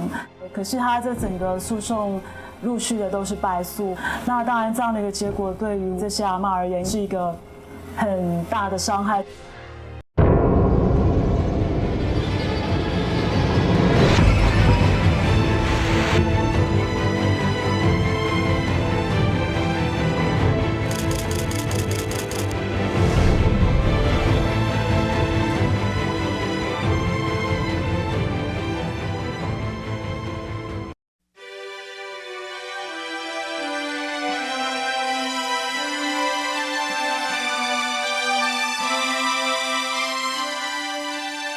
与这些灵肉被摧残的女性相比，宜兰县苏澳镇南澳乡的泰雅少女沙央，则被卷入另外一种命运黑洞。1938年9月，日本教师田北应征从军，17岁的沙央和几个青年人奉命为他搬运行李。在经过南澳溪独木桥时，沙央失足坠入湍急的溪流。一个意外事故，此后被放大，再放大。1941年4月，皇民化运动由国民精神总动员进入皇民奉公运动阶段。总督长谷川清隆重颁赠沙央之钟，沙央被罩上爱国少女的光环，成为皇民奉公臣道实践绝好的宣导教材。1941年，日本发动太平洋战争，为了协助他们的增援要到南洋作战，所以透过电影他们就用满映，就找最好的导演，就清水纯，最红的那个女明星李克兰、李香兰，通过最好的阵容来把它拍成营造一个很凄美、很悲凉的一个爱国的时代故事悲剧。这部悲情电影由台湾总督府全额出资，拍摄地点很有意味地选在雾社。12年前，莫纳鲁道率领赛德克人殊死抗日的战场。原本淳朴无邪的山地少女沙央，被政策性地改造成一个具有报国效忠觉悟的成熟女性。她甚至爱上了她的日本老师，含情脉脉地鼓励她英勇出征，最后香消玉殒，以身殉国。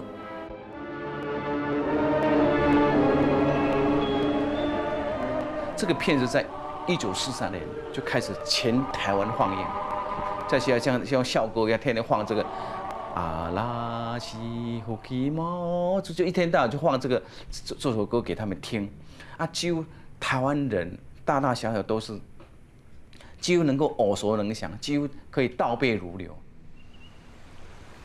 影片被特别送往原住民部落放映，哪怕是山高路远、交通不便的村落。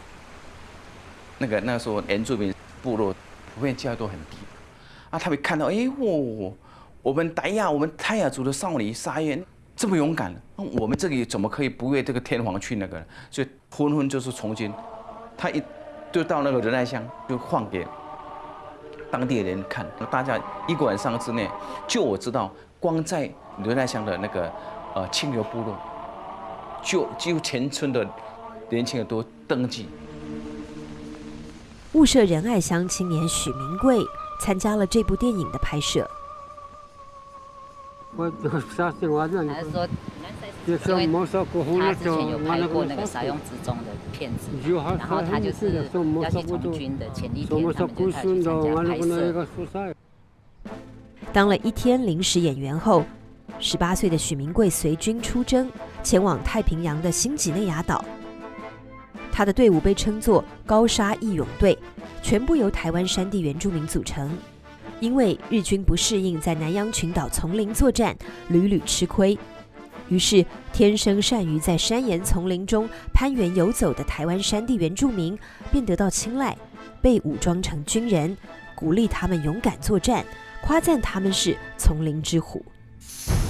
原住民参军是6000多人，回来台湾人不到3000人，几乎以台湾的那个族群来比例的话，死亡率是最高的。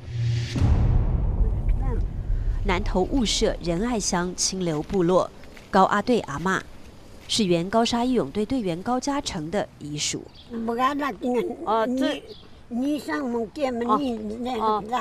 但是没演那个部落去当日本兵，那时候只有2个回来，啊，一个是他的老公，一个是他的哥哥。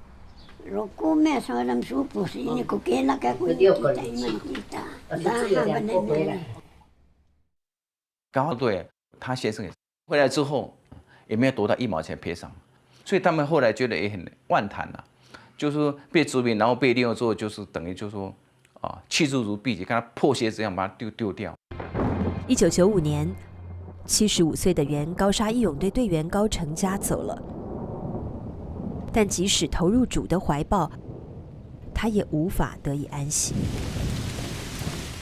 他们确实很可怜，这辈子因为没有国家保护，因为台湾割让给日本，变成无祖国保护，所以任人家予取予求，要杀要宰就随便他们。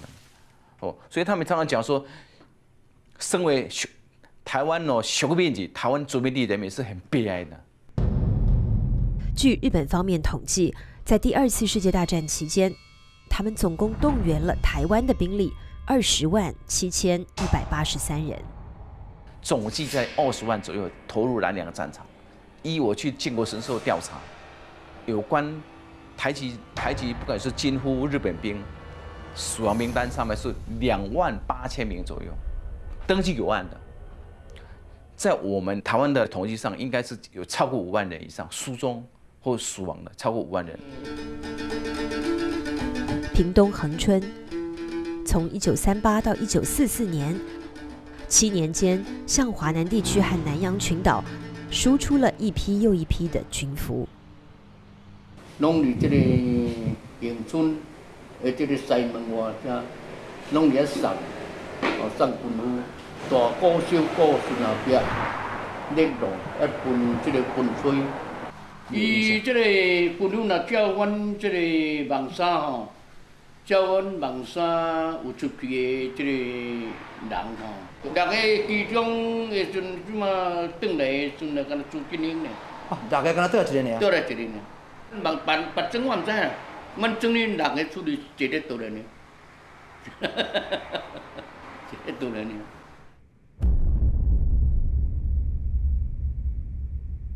我的老爸，这个蔡清本调去做军夫。我听阮爸爸讲，拄好7个山海里调过南洋的啦。我干阮爸爸换命转来啦，阮爸爸换命转来就是讲，伊伫遐算这7个人，伊骨头伊拢甲压一块仔吼，炸伫身躯边的，若上山落海要过桥坐船，伊拢甲叫。我伫南洋5年，阮的同学伫遐死250个啊。安尼是有严重甲无严重你知？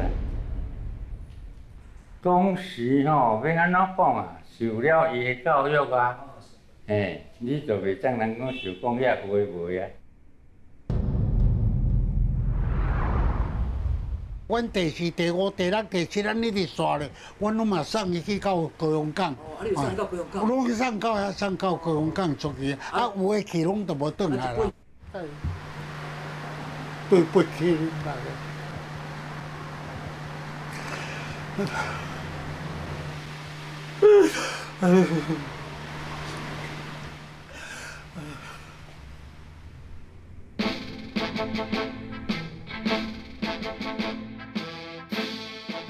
1938年恒春军夫出征和送行的这批照片，尘封了70年之后，在游保生的妻子李桂兰家中被发现。1942年，游保生也当了军夫，前往菲律宾，行前将这批照片留给李桂兰。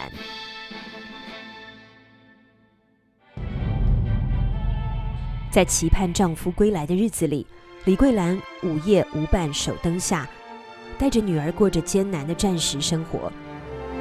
1944年更遭遇了盟军对台湾的大轰炸，她被燃烧弹烧伤，青春容颜失去了美丽，少女时的梦幻化为泡影，靠着丈夫的零星汇款和报平安的来信支撑度日。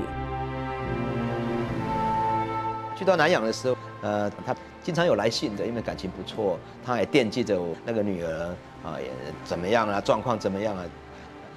到了台湾光复以后，就没有消息。游保生没有了消息，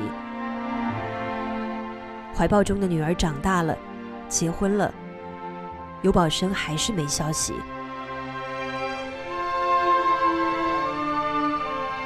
终于后来有传闻，游保生还活着，但又娶了妻子，留在菲律宾不回来了。要啦，是安讲我是讲若有命就好，安怎拢袂要紧啦，有命就好啦。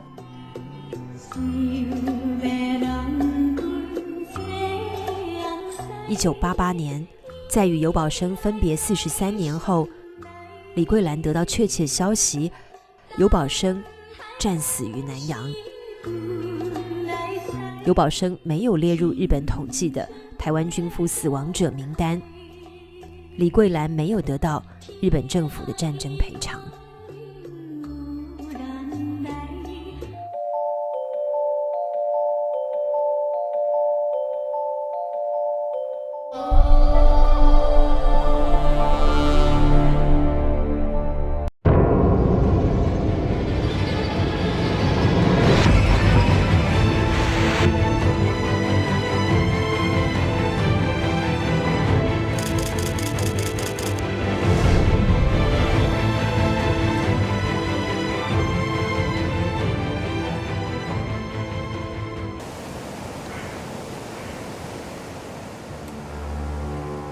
1944年，中国远征军上尉军官林正亨赴缅甸作战前夕拍下了这张戎装照。他是台湾雾峰林家第8代传人。林朝栋呢，我这个曾祖父啊，就他死在上海，死的时候他在我爷爷的手就说这个台湾呢是在我任内丢失的，希望将来能收复它。收复台湾成了祖父和父亲2代人的遗愿。林正亨从小铭记在心。抗战爆发，林正亨舍弃他从小热爱的美术，报考南京中央陆军军官学校。毕业后，他舍妻别子，走上抗日前线，从昆仑关一直打到缅甸战场。1945年，在与日军的一次搏杀中，他身中16处刀伤，血肉模糊的身躯躺倒在血海尸山的疆场。在中国的抗日战争中，有数以万计像林正亨这样的台湾志士，辗转奔赴大陆，投身抗日救亡的前线。当时我们想，那怎么样才可以把这个台湾的民众从日本人的统治下解放出来？一定要有台湾的抗日的力量啊，要跟祖国的抗战力量结合起来，我们才可以打胜这个日本，才有办法保护台湾。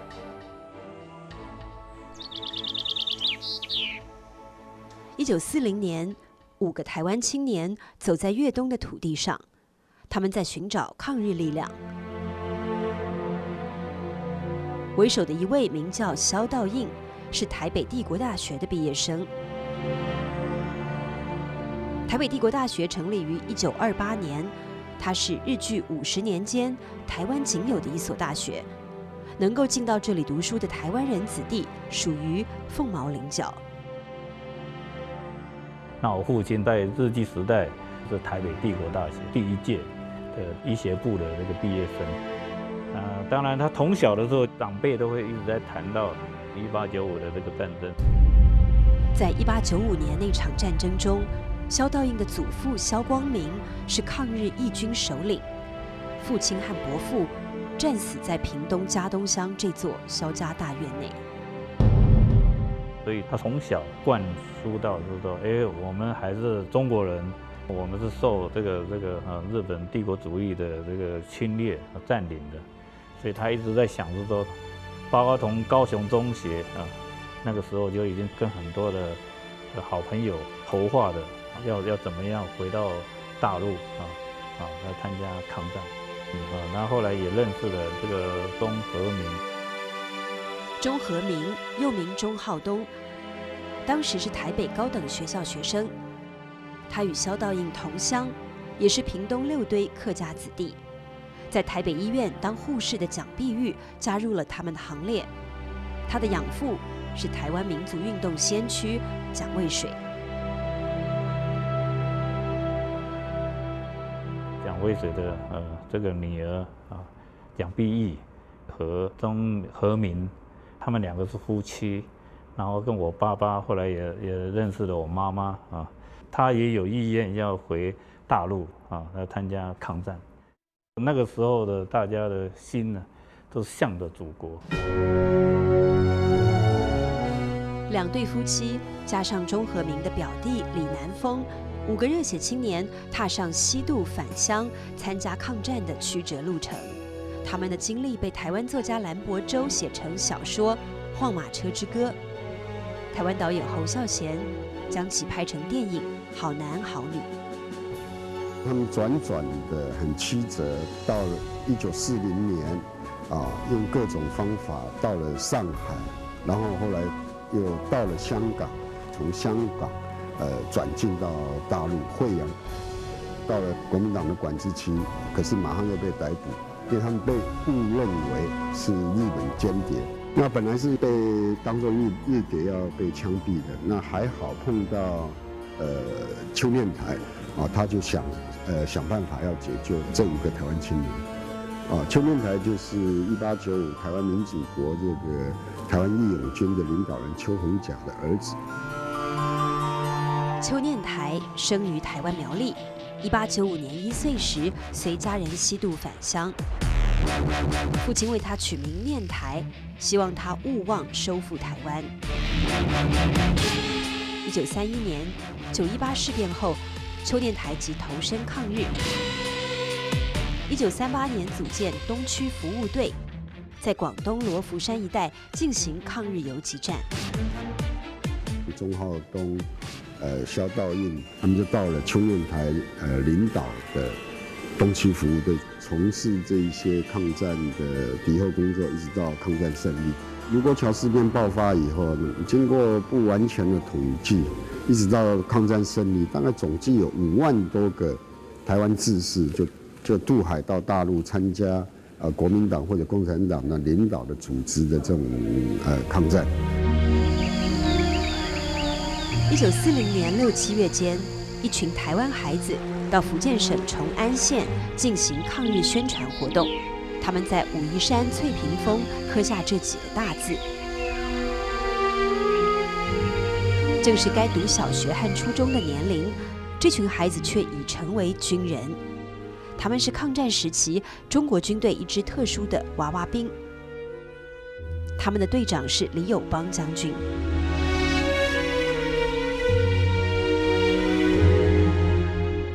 1906年，李友邦出生在这座泸州李宅，他是泸州李氏来台第5代。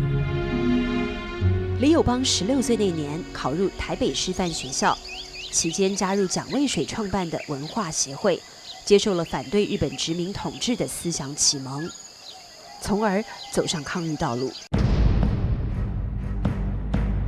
1924年3月，李友邦突然从学校消失。普遍的说法是他遭到当局的通缉，连夜出逃。在那个红楼旁边有个派出所，我父亲他就跟了一些人就捣毁这个派出所，捣毁以后，他就从高雄投奔到大陆。大陆那时候刚好黄埔军校第2期，他就加入黄埔军校。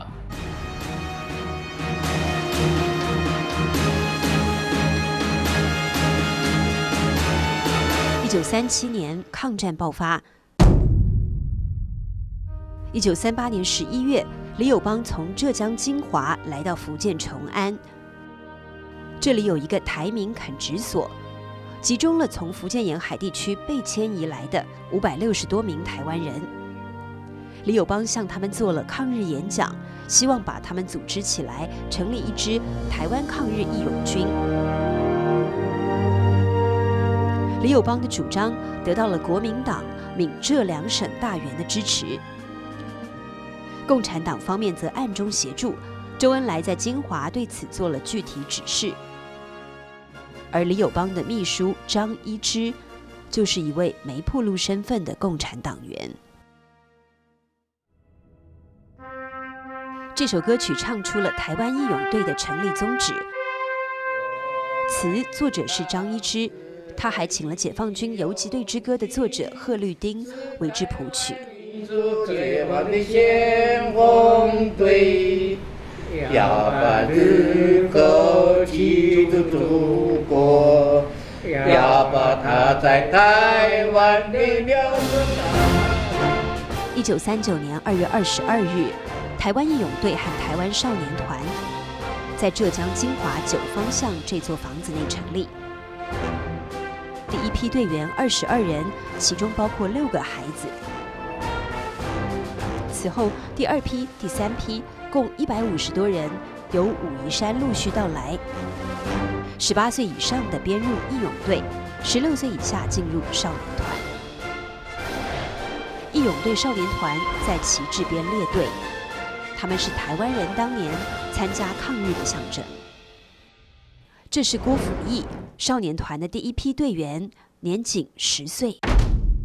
义勇队都是大人，他们主要的工作，在台湾本岛的，在敌后的，而且参加战斗的，也有从事生产，像这个樟脑或者是制药各方面的，还有最主要的，后来设立了很多的台湾医院，为老百姓、为居民来服务。1939年9月，义勇队总部外挂上这块牌子。第一家台湾医院在金华成立。之后，义勇队又陆续在浙江的衢州、兰溪以及福建建阳成立另外3家医院。台湾医院医术精良，收费低廉，广受抗日军民欢迎。那么少年团的工作是以文艺的各种方式来鼓吹抗日。到处写标语，办壁报，那么唱歌、演街头剧，慰劳伤兵慰劳前线的将士反正抗战的工作，我们都一一的进行。当年的郭辅义是少年团演剧的主角，拥有不少粉丝。郭辅义他演话剧台湾小主人他是主角。他表演得很好，所以我们那时候就跟2、3位同学讲说，还是我们来参加义勇队好吗？郭辅义的一场演出，让泉州孩子曾海涛加入了少年团，从此变成了台湾人。福建闽侯这座乡村老宅，住着一位当年少年团的歌舞明星，她是一位台湾医生的女儿。在襁褓中被父母抱回故乡福州。1941年10岁时，跟小哥哥一起参加了少年团。跳舞唱歌我经常，我那个时候我去唱了黄河大合唱、松花江上好多。在少年团孩子们的心目中，李友邦将军是严厉的队长，也是他们慈祥的父亲。李友邦原先抱定台湾不光复、终身不娶的主意。一个出生于杭州大户人家的女游击队员，也曾发誓抗战不胜利，终身不嫁。但命中机缘让2人改变了初衷。因为母亲当时她是有加入游击队，加入游击队，然后跟我父亲就这样接近了。1941年，李友邦和严秀峰结为夫妻，成就了一段抗战佳话。他们牵手走过10年风霜雪雨路。1942年，浙赣会战爆发，金华沦陷。李友邦率义勇队南撤到福建龙岩，在军事委员会政治部直接领导下，主要从事对敌政治工作。随着抗日形势发展，义勇队被扩编为义勇总队，李友邦升任总队长。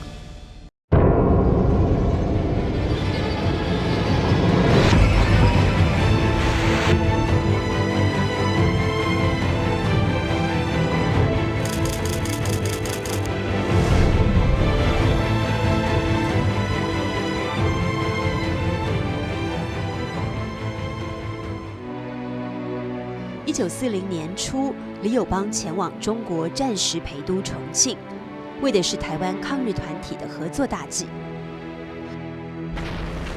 遭受着日本狂轰滥炸的这座山城，汇集了近100位台湾志士，他们成立了多个抗日团体，但力量单薄，组织涣散。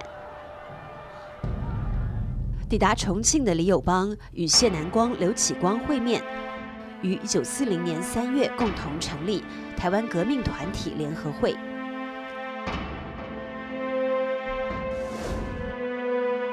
1941年2月，台湾革命团体联合会发展为台湾革命同盟会，它由李友邦、谢南光、张邦杰等人领导的5个台湾抗日团体统合而成。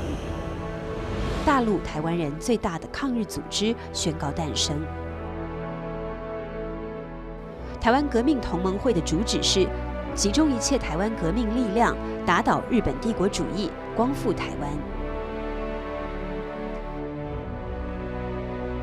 台湾革命同盟会展开轰轰烈烈的复土复省运动。台盟会有关收复台湾的建议一次次呈递到中央政府。台湾原属我国所有，台湾民族即系中华民族，乃被倭寇强横占领，则我政府应视为沦陷区域，力图克复，以卫国人。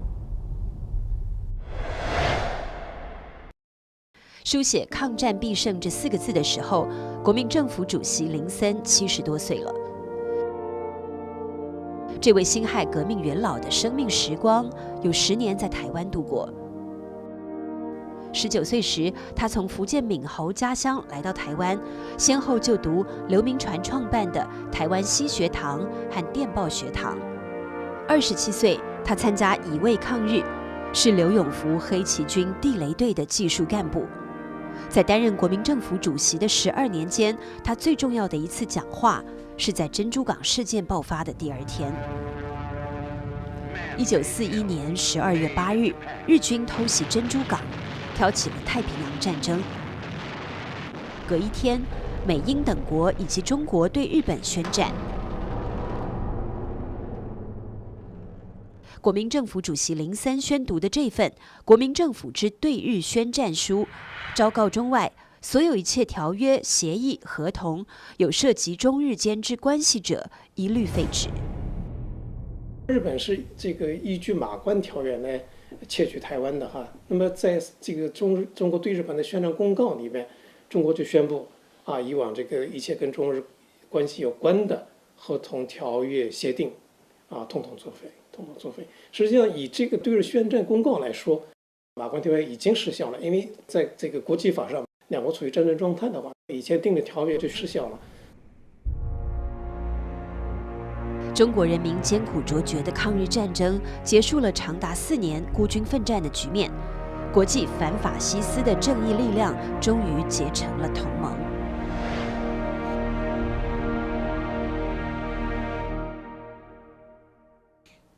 1943年11月，中国国民党直属台湾党部由漳州迁往福建战时省会永安城外的这座古堡。一群台湾人在古堡大门悬挂上一副对联：“光复台湾，振兴中华。”他们将这座清代建筑取名为复兴堡。台湾党部于1943年3月在漳州成立。当年在台湾第一个加入中国同盟会的翁俊明医师，被蒋介石任命为台湾党部主任委员。台湾党部致力于培植台籍人士，收集日军在台情报，发展台湾抗日组织。1943年11月间，翁俊明在漳州寓所疑遭日本特务投毒暗杀。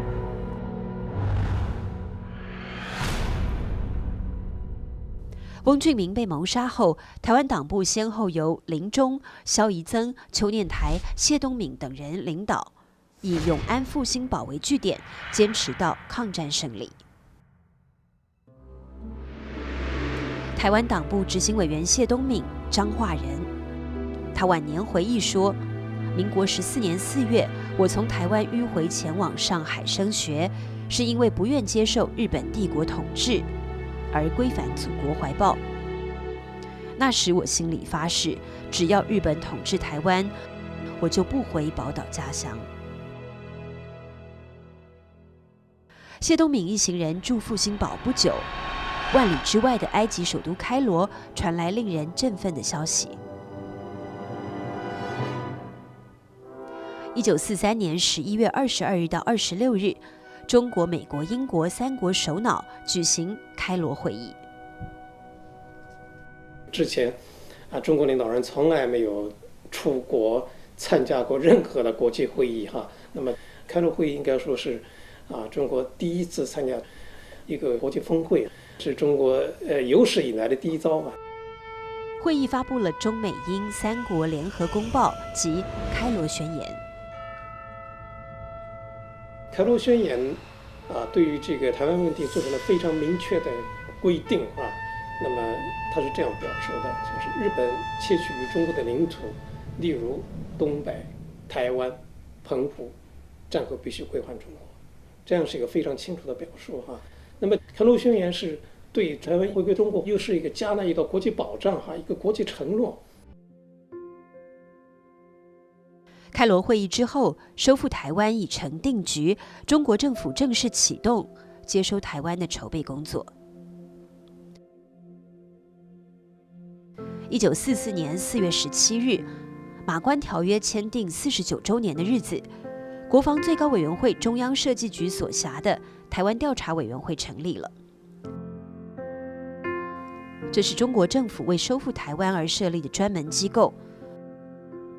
行政院秘书长陈仪被任命为主任委员。时年61岁的陈仪是浙江绍兴人，曾2度留学日本，并娶日本女子为妻。1935年，在福建省主席任上，曾应邀率团赴台，参观始政40周年博览会，对台湾做过实地考察，是个日本通、台湾通。台调会委员共11人，其中包括台籍5人，他们是黄朝琴、游弥坚、邱念台、谢南光、李友邦。台湾调查委员会的主要任务是调查台湾现状，设计接收台湾方略，培养接收台湾的各种专业人才。在人员和资金都非常紧促的条件下，台调会艰难地征集资料，对日本统治下台湾的政治、经济、社会民生、远景司法等各方面做出详尽调查。这是台调会为中央训练团所开办的台湾行政干部训练班编印的参考资料。这个训练班于1944年12月25日开课，为期4个月，学员118人，包括连震东等5位台湾学员。1944年10月，中央警官学校开办台湾远警干部讲习班，隔年改在福建办班，共培训各级警务人员900多名。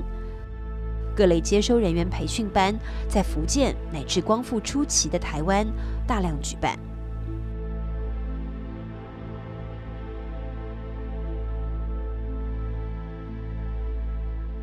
台调会在充分咨询台籍人士意见的基础上，于1944年10月拟就台湾接管计划纲要草案，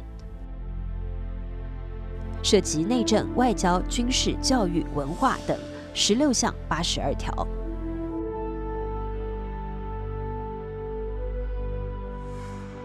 1945年3月，草案经蒋介石审定，正式形成台湾接管计划纲要。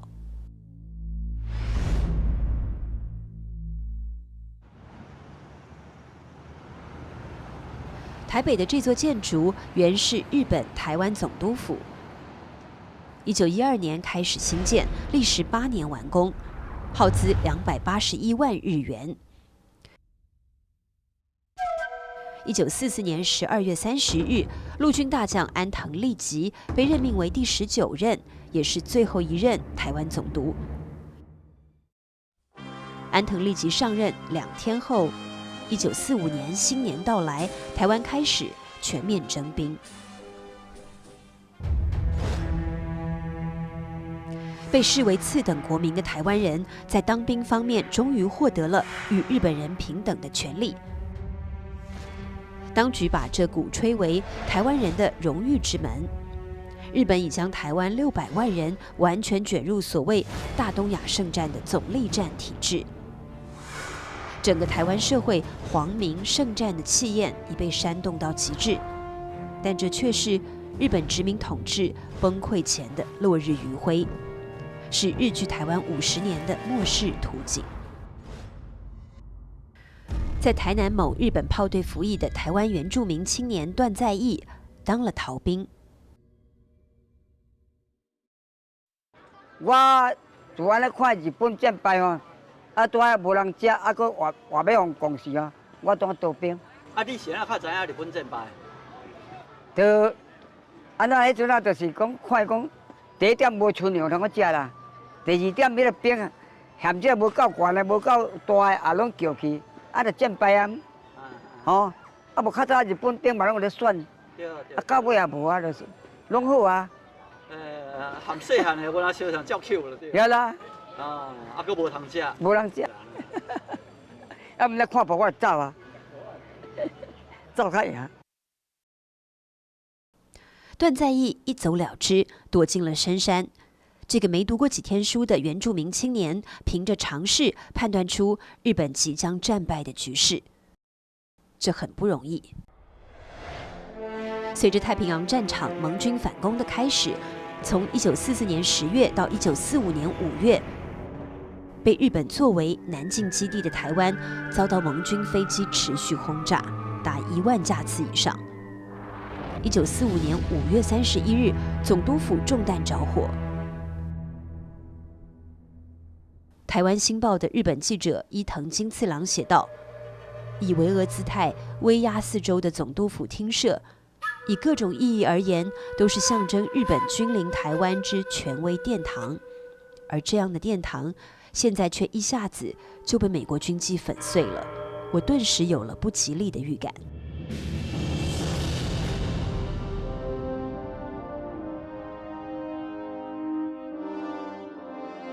1945年7月17日到8月2日，美英苏三国首脑在柏林郊外波茨坦举行会议。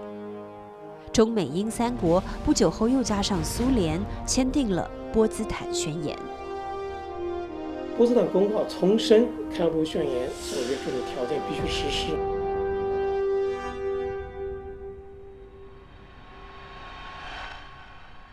开罗宣言和波茨坦公告就构成了。 关于台湾问题的一个国际文件，波茨坦公告实际上又是一个最后通牒，敦促日本必须投降。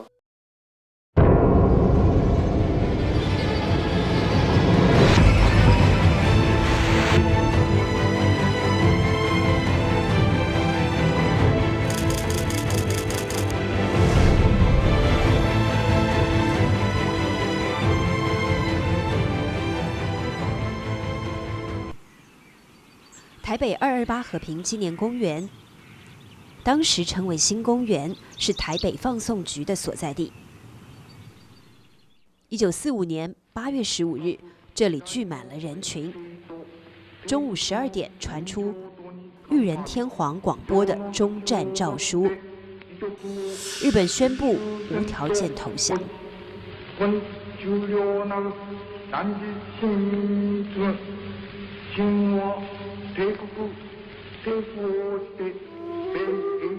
整个日本顿时陷入一片哀鸣之中。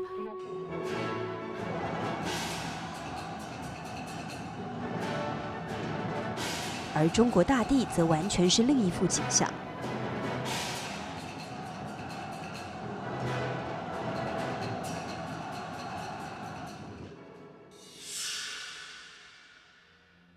8月15日，晴，日本投降。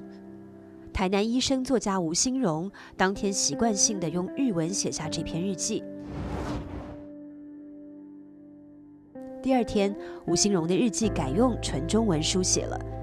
这天早晨，他漱口洗脸后，即献香祖灵神佛，然后同友人驱车外出，各脱衣装，跳下溪中，洗落10年来的战尘及50年来的苦旱。起了岸，个人向海面大声绝叫：自今日起，无人要开新生命了。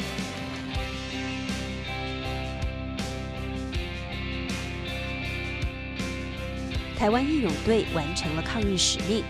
闽西龙岩地方人士欢送总队长李友邦、严秀峰伉俪荣返台湾。抵达厦门后，台湾义勇队举行抗战胜利庆祝集会。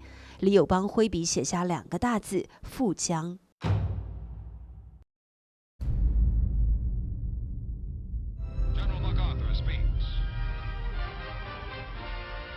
1945年9月2日，日本东京湾，美国海军密苏里号战舰上，中美英苏等9国代表接受日本投降。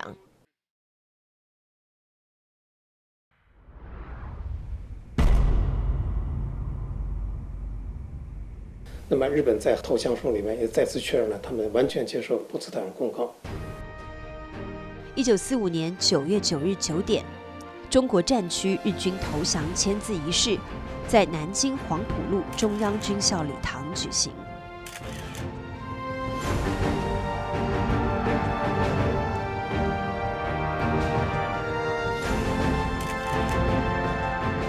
中国军民以伤亡3500万人以上的巨大牺牲，赢得了抗日战争的伟大胜利。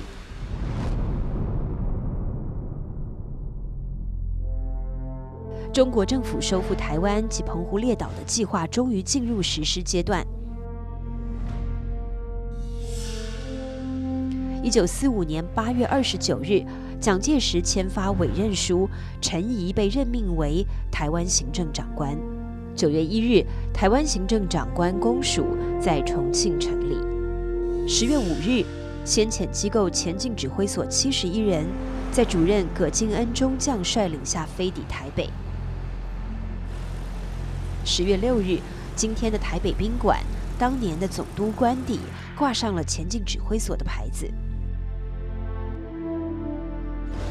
下午2点，前进指挥所主任葛敬恩率全体官兵举行第1次升旗仪式，在这根旗杆上飘扬了50年的太阳旗，终于被青天白日满地红的国旗取代。日本是8月15号投降，正式的受降典礼是10月25号，这里面真空了70几天。那么70几天，台湾的大部分的几百万的人，都几乎是在废墟之中等待新的政权。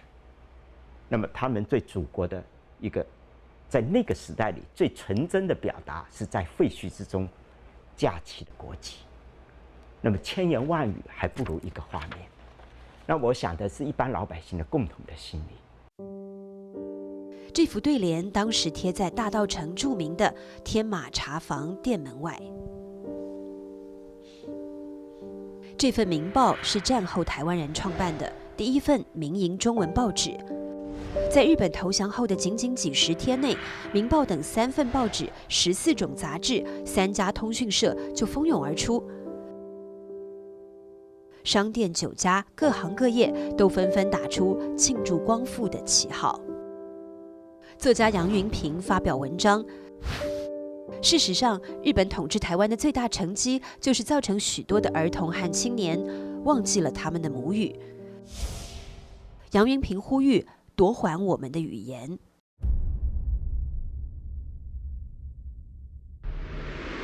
奉命接收台湾的中国军队是70军和62军。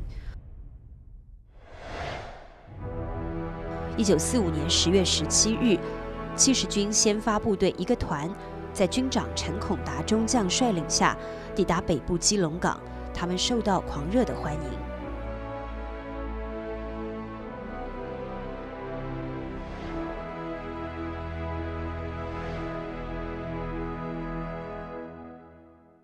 10 10月24日下午，台湾省行政长官兼警备总司令陈仪由上海飞抵台北松山机场，数万民众夹道欢迎。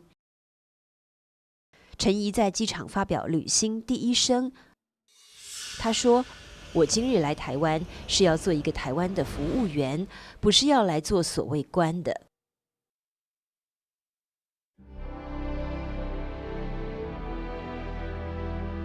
今天的台北中山堂，那时叫做公会堂。1945年10月25日，大约有30万人一大早就涌向这里。中国战区台湾省受降仪式即将在此举行。中国政府的代表、台湾人民的代表、美国总统的代表、盟军代表，共250多人出席。上午10点整，礼炮声中，受降仪式开始。中国战区台湾澎湖列岛受降主官陈仪上将向日方安藤利吉大将下达第1号命令。安藤利吉在受领证上签字，然后由日本台湾军参谋长剑山春树向陈仪呈递上这份投降文书。受降仪式就此结束。短短5分钟，结束了日本对台湾50年的统治。随后，陈仪即席发表广播演讲。从今天起，台湾及澎湖列岛已正式重入中国版图，所有一切土地、人民、政事皆已置于国民政府主权之下。这种具有历史意义的事实，本人我特报告给中国同胞及全世界周知。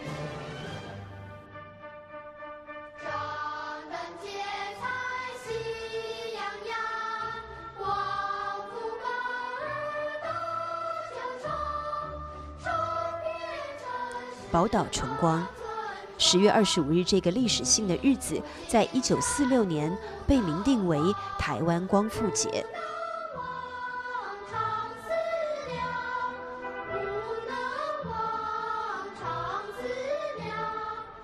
从10月25日光复这一天起，台湾人民一律恢复了原有的中国国籍。日据时期被改为日本姓名的台湾人恢复了中国姓名。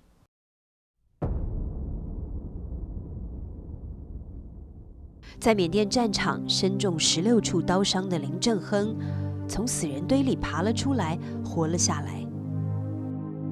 台湾光复了，他用已经半残废的手艰难握笔，给在台湾的母亲写了这封信。台湾的收复，父亲生平的遗志可算达到了。要是有之，一定大效于九泉。我的残废不算什么，国家能获得胜利强盛，故乡同胞能获光明和自由，我个人粉身碎骨也是值得。亲母亲不要为我的残废而悲伤，应该为家族的光荣来欢笑。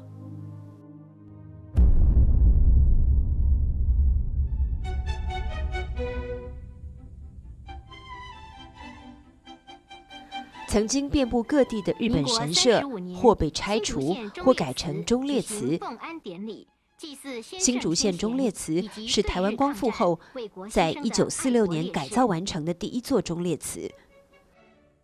6月17日曾被日本定为始政纪念日，而台湾人称之为始政日。选择这个特殊日子，新竹县忠烈祠举行奉安典礼，祭祀先圣先贤以及对日抗战、为国牺牲的爱国烈士。1岁离开台湾的邱念台回来了，他站在父亲的遗像前焚香祭告。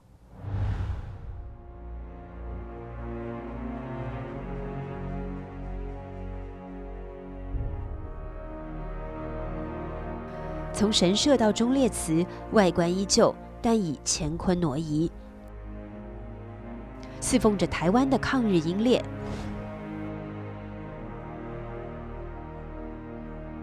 曾经供奉日本天照大神的至尊位置，被中华民族始祖皇帝的神位所取代。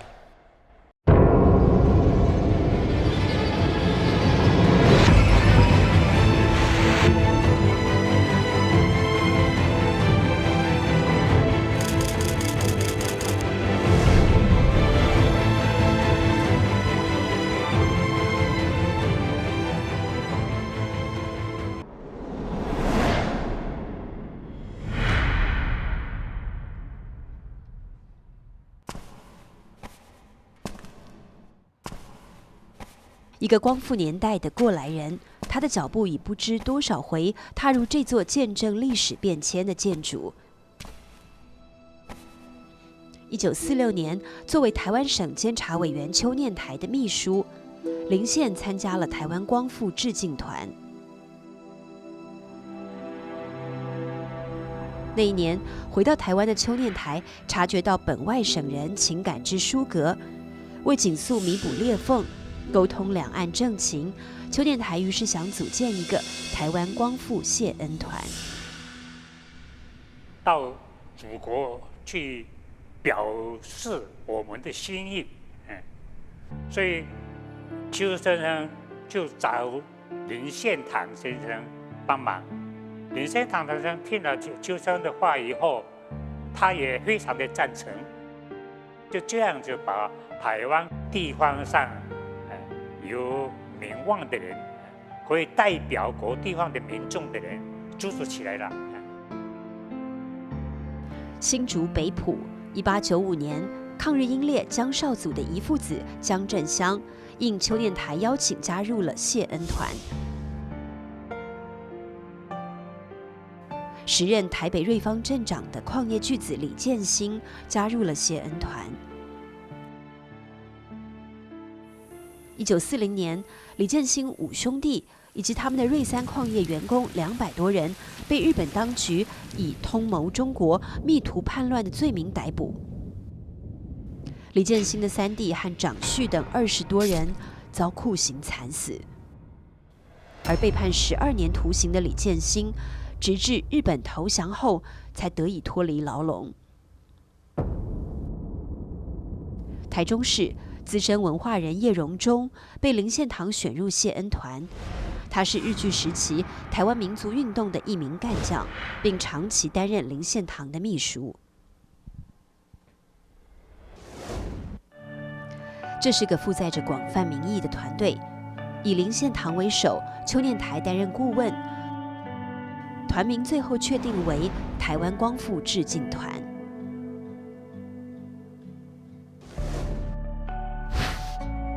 1946年8月29日，那天的天气如同今天这样晴朗。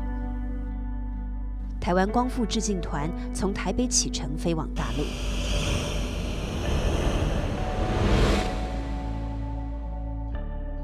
到达南京的第2天，8月31日上午，致敬团一行15人来到紫金山拜谒中山陵。我们台湾光复致敬团有3个主要的目标任务，一个是到南京去祭谒中山陵，中山先生要振兴中华就是一个新生会把光复台湾也是当做一个很重要的一个任务现在台湾光复了，我们也应该到南京去向他致敬第二就是在这个抗战的这个期间呢，我们大陆这个民众还有军队死伤了很多，抗战牺牲这么大，我们台湾才可以光复，可以恢复到祖国怀抱里面来所以我们呢也是应该到那边去，向大陆的这个人民，向全国死难的同胞还有他那个遗属表示这个谢意。为此，致敬团和台湾民众为大陆抗日阵亡将士遗属募集捐款5000万元。第三呢，我们应该到我们的原族皇陵去祭拜我们的原族表示我们跟大陆就同胞一样，大家都是炎黄的子孙。黄帝陵坐落在陕西省黄陵县乔山之巅，世称天下第一陵。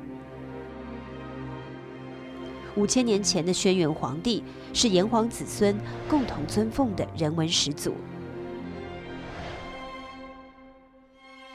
祭拜皇陵、认祖归宗是台湾光复致敬团的3大宗旨之一。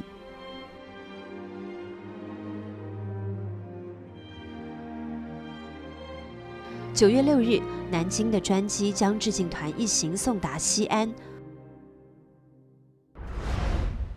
当天晚上，西北党政军3大员联合宴请致敬团。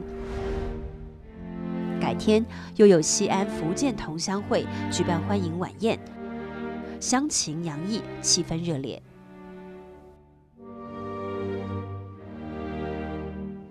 叶荣中保留下这些精美的请柬，从中可看到致敬团抵达大陆后所到之处无不受到隆重欢迎，还热情款待。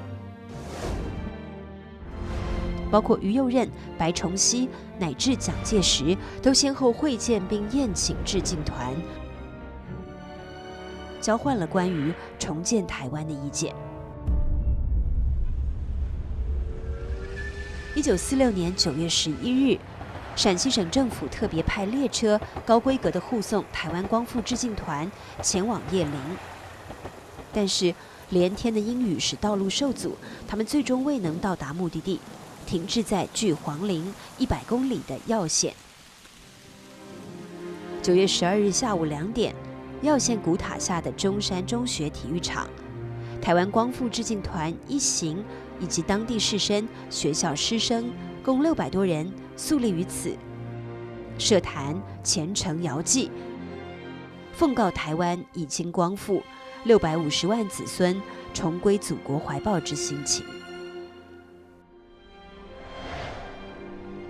好像光复后回到我家里，见到我自己的父母，像到我们祠堂去拜祖，更那个更激愤的那个心情，在那边呢摇拜摇祭，我们皇帝我们老祖先，这篇祭皇陵文由叶荣中撰稿。林献堂邱念台审定，担任主祭官的李建兴将他高声地诵读出来。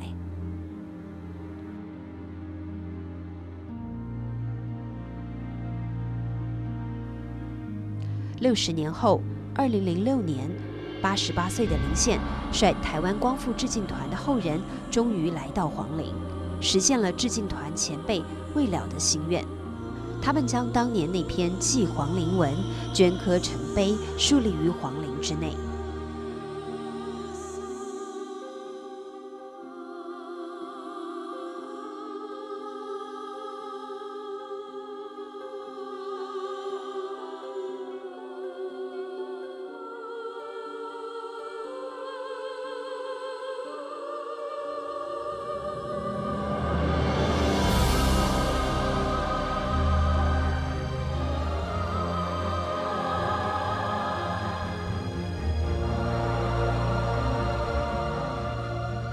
当年在离别西安前夕，林献堂代表台湾光复致敬团发表了一篇语重心长的辞行文章，其中说到：光复后已觉有可爱护的国家，可敬重的民族，永不愿再见到有破碎的国家、分裂的民族。